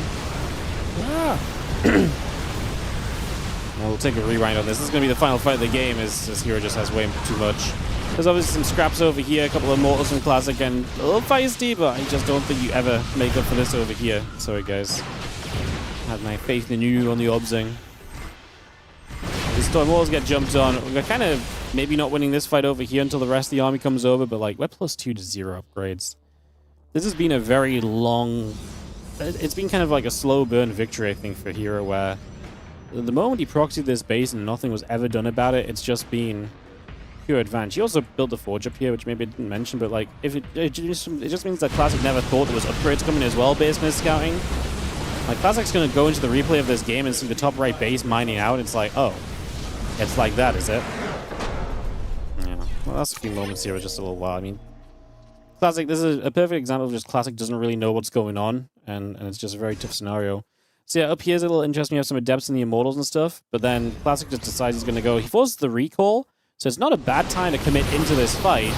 So we did join it pretty much as it started out, but he basically jumps in it because of the recall. But Hero's so far ahead and with an upgrade lead. It's not quite +2 yet, but still an upgrade lead. He's just able to win in multiple places. He was just so far ahead. This is the sort of move from Classic where that dive might have been amazing if the game was any closer. Alas, the game was no closer. GG's. Alright guys, that's going to wrap us up for the day. Appreciate you all. Thank you so much for watching some Kung Fu Cup with me. We're back tomorrow, WardiTV Spring Championship. Going to be Group B tomorrow, featuring players such as Skillers, Trigger, Geralt, ByuN, Solar, and Rogue. So that's going to be coming up tomorrow, guys. I'll see you guys for that. And, yeah, if you guys enjoyed the stream, obviously, like I say, like, subscribe, and follow. Thank you for the gifted subs and memberships and stuff today. Appreciate the support. I will run a set of ads on the outro to support the channel a bit further, and I presume I'm just going to host a Brody because he's going to be casting Maestros of the game, so I may as well give him a nice viewer boost as his game is start up. Awesome. Appreciate you guys. Hope you guys have a great rest of your day. I will see you guys tomorrow for more StarCrafts. Bye.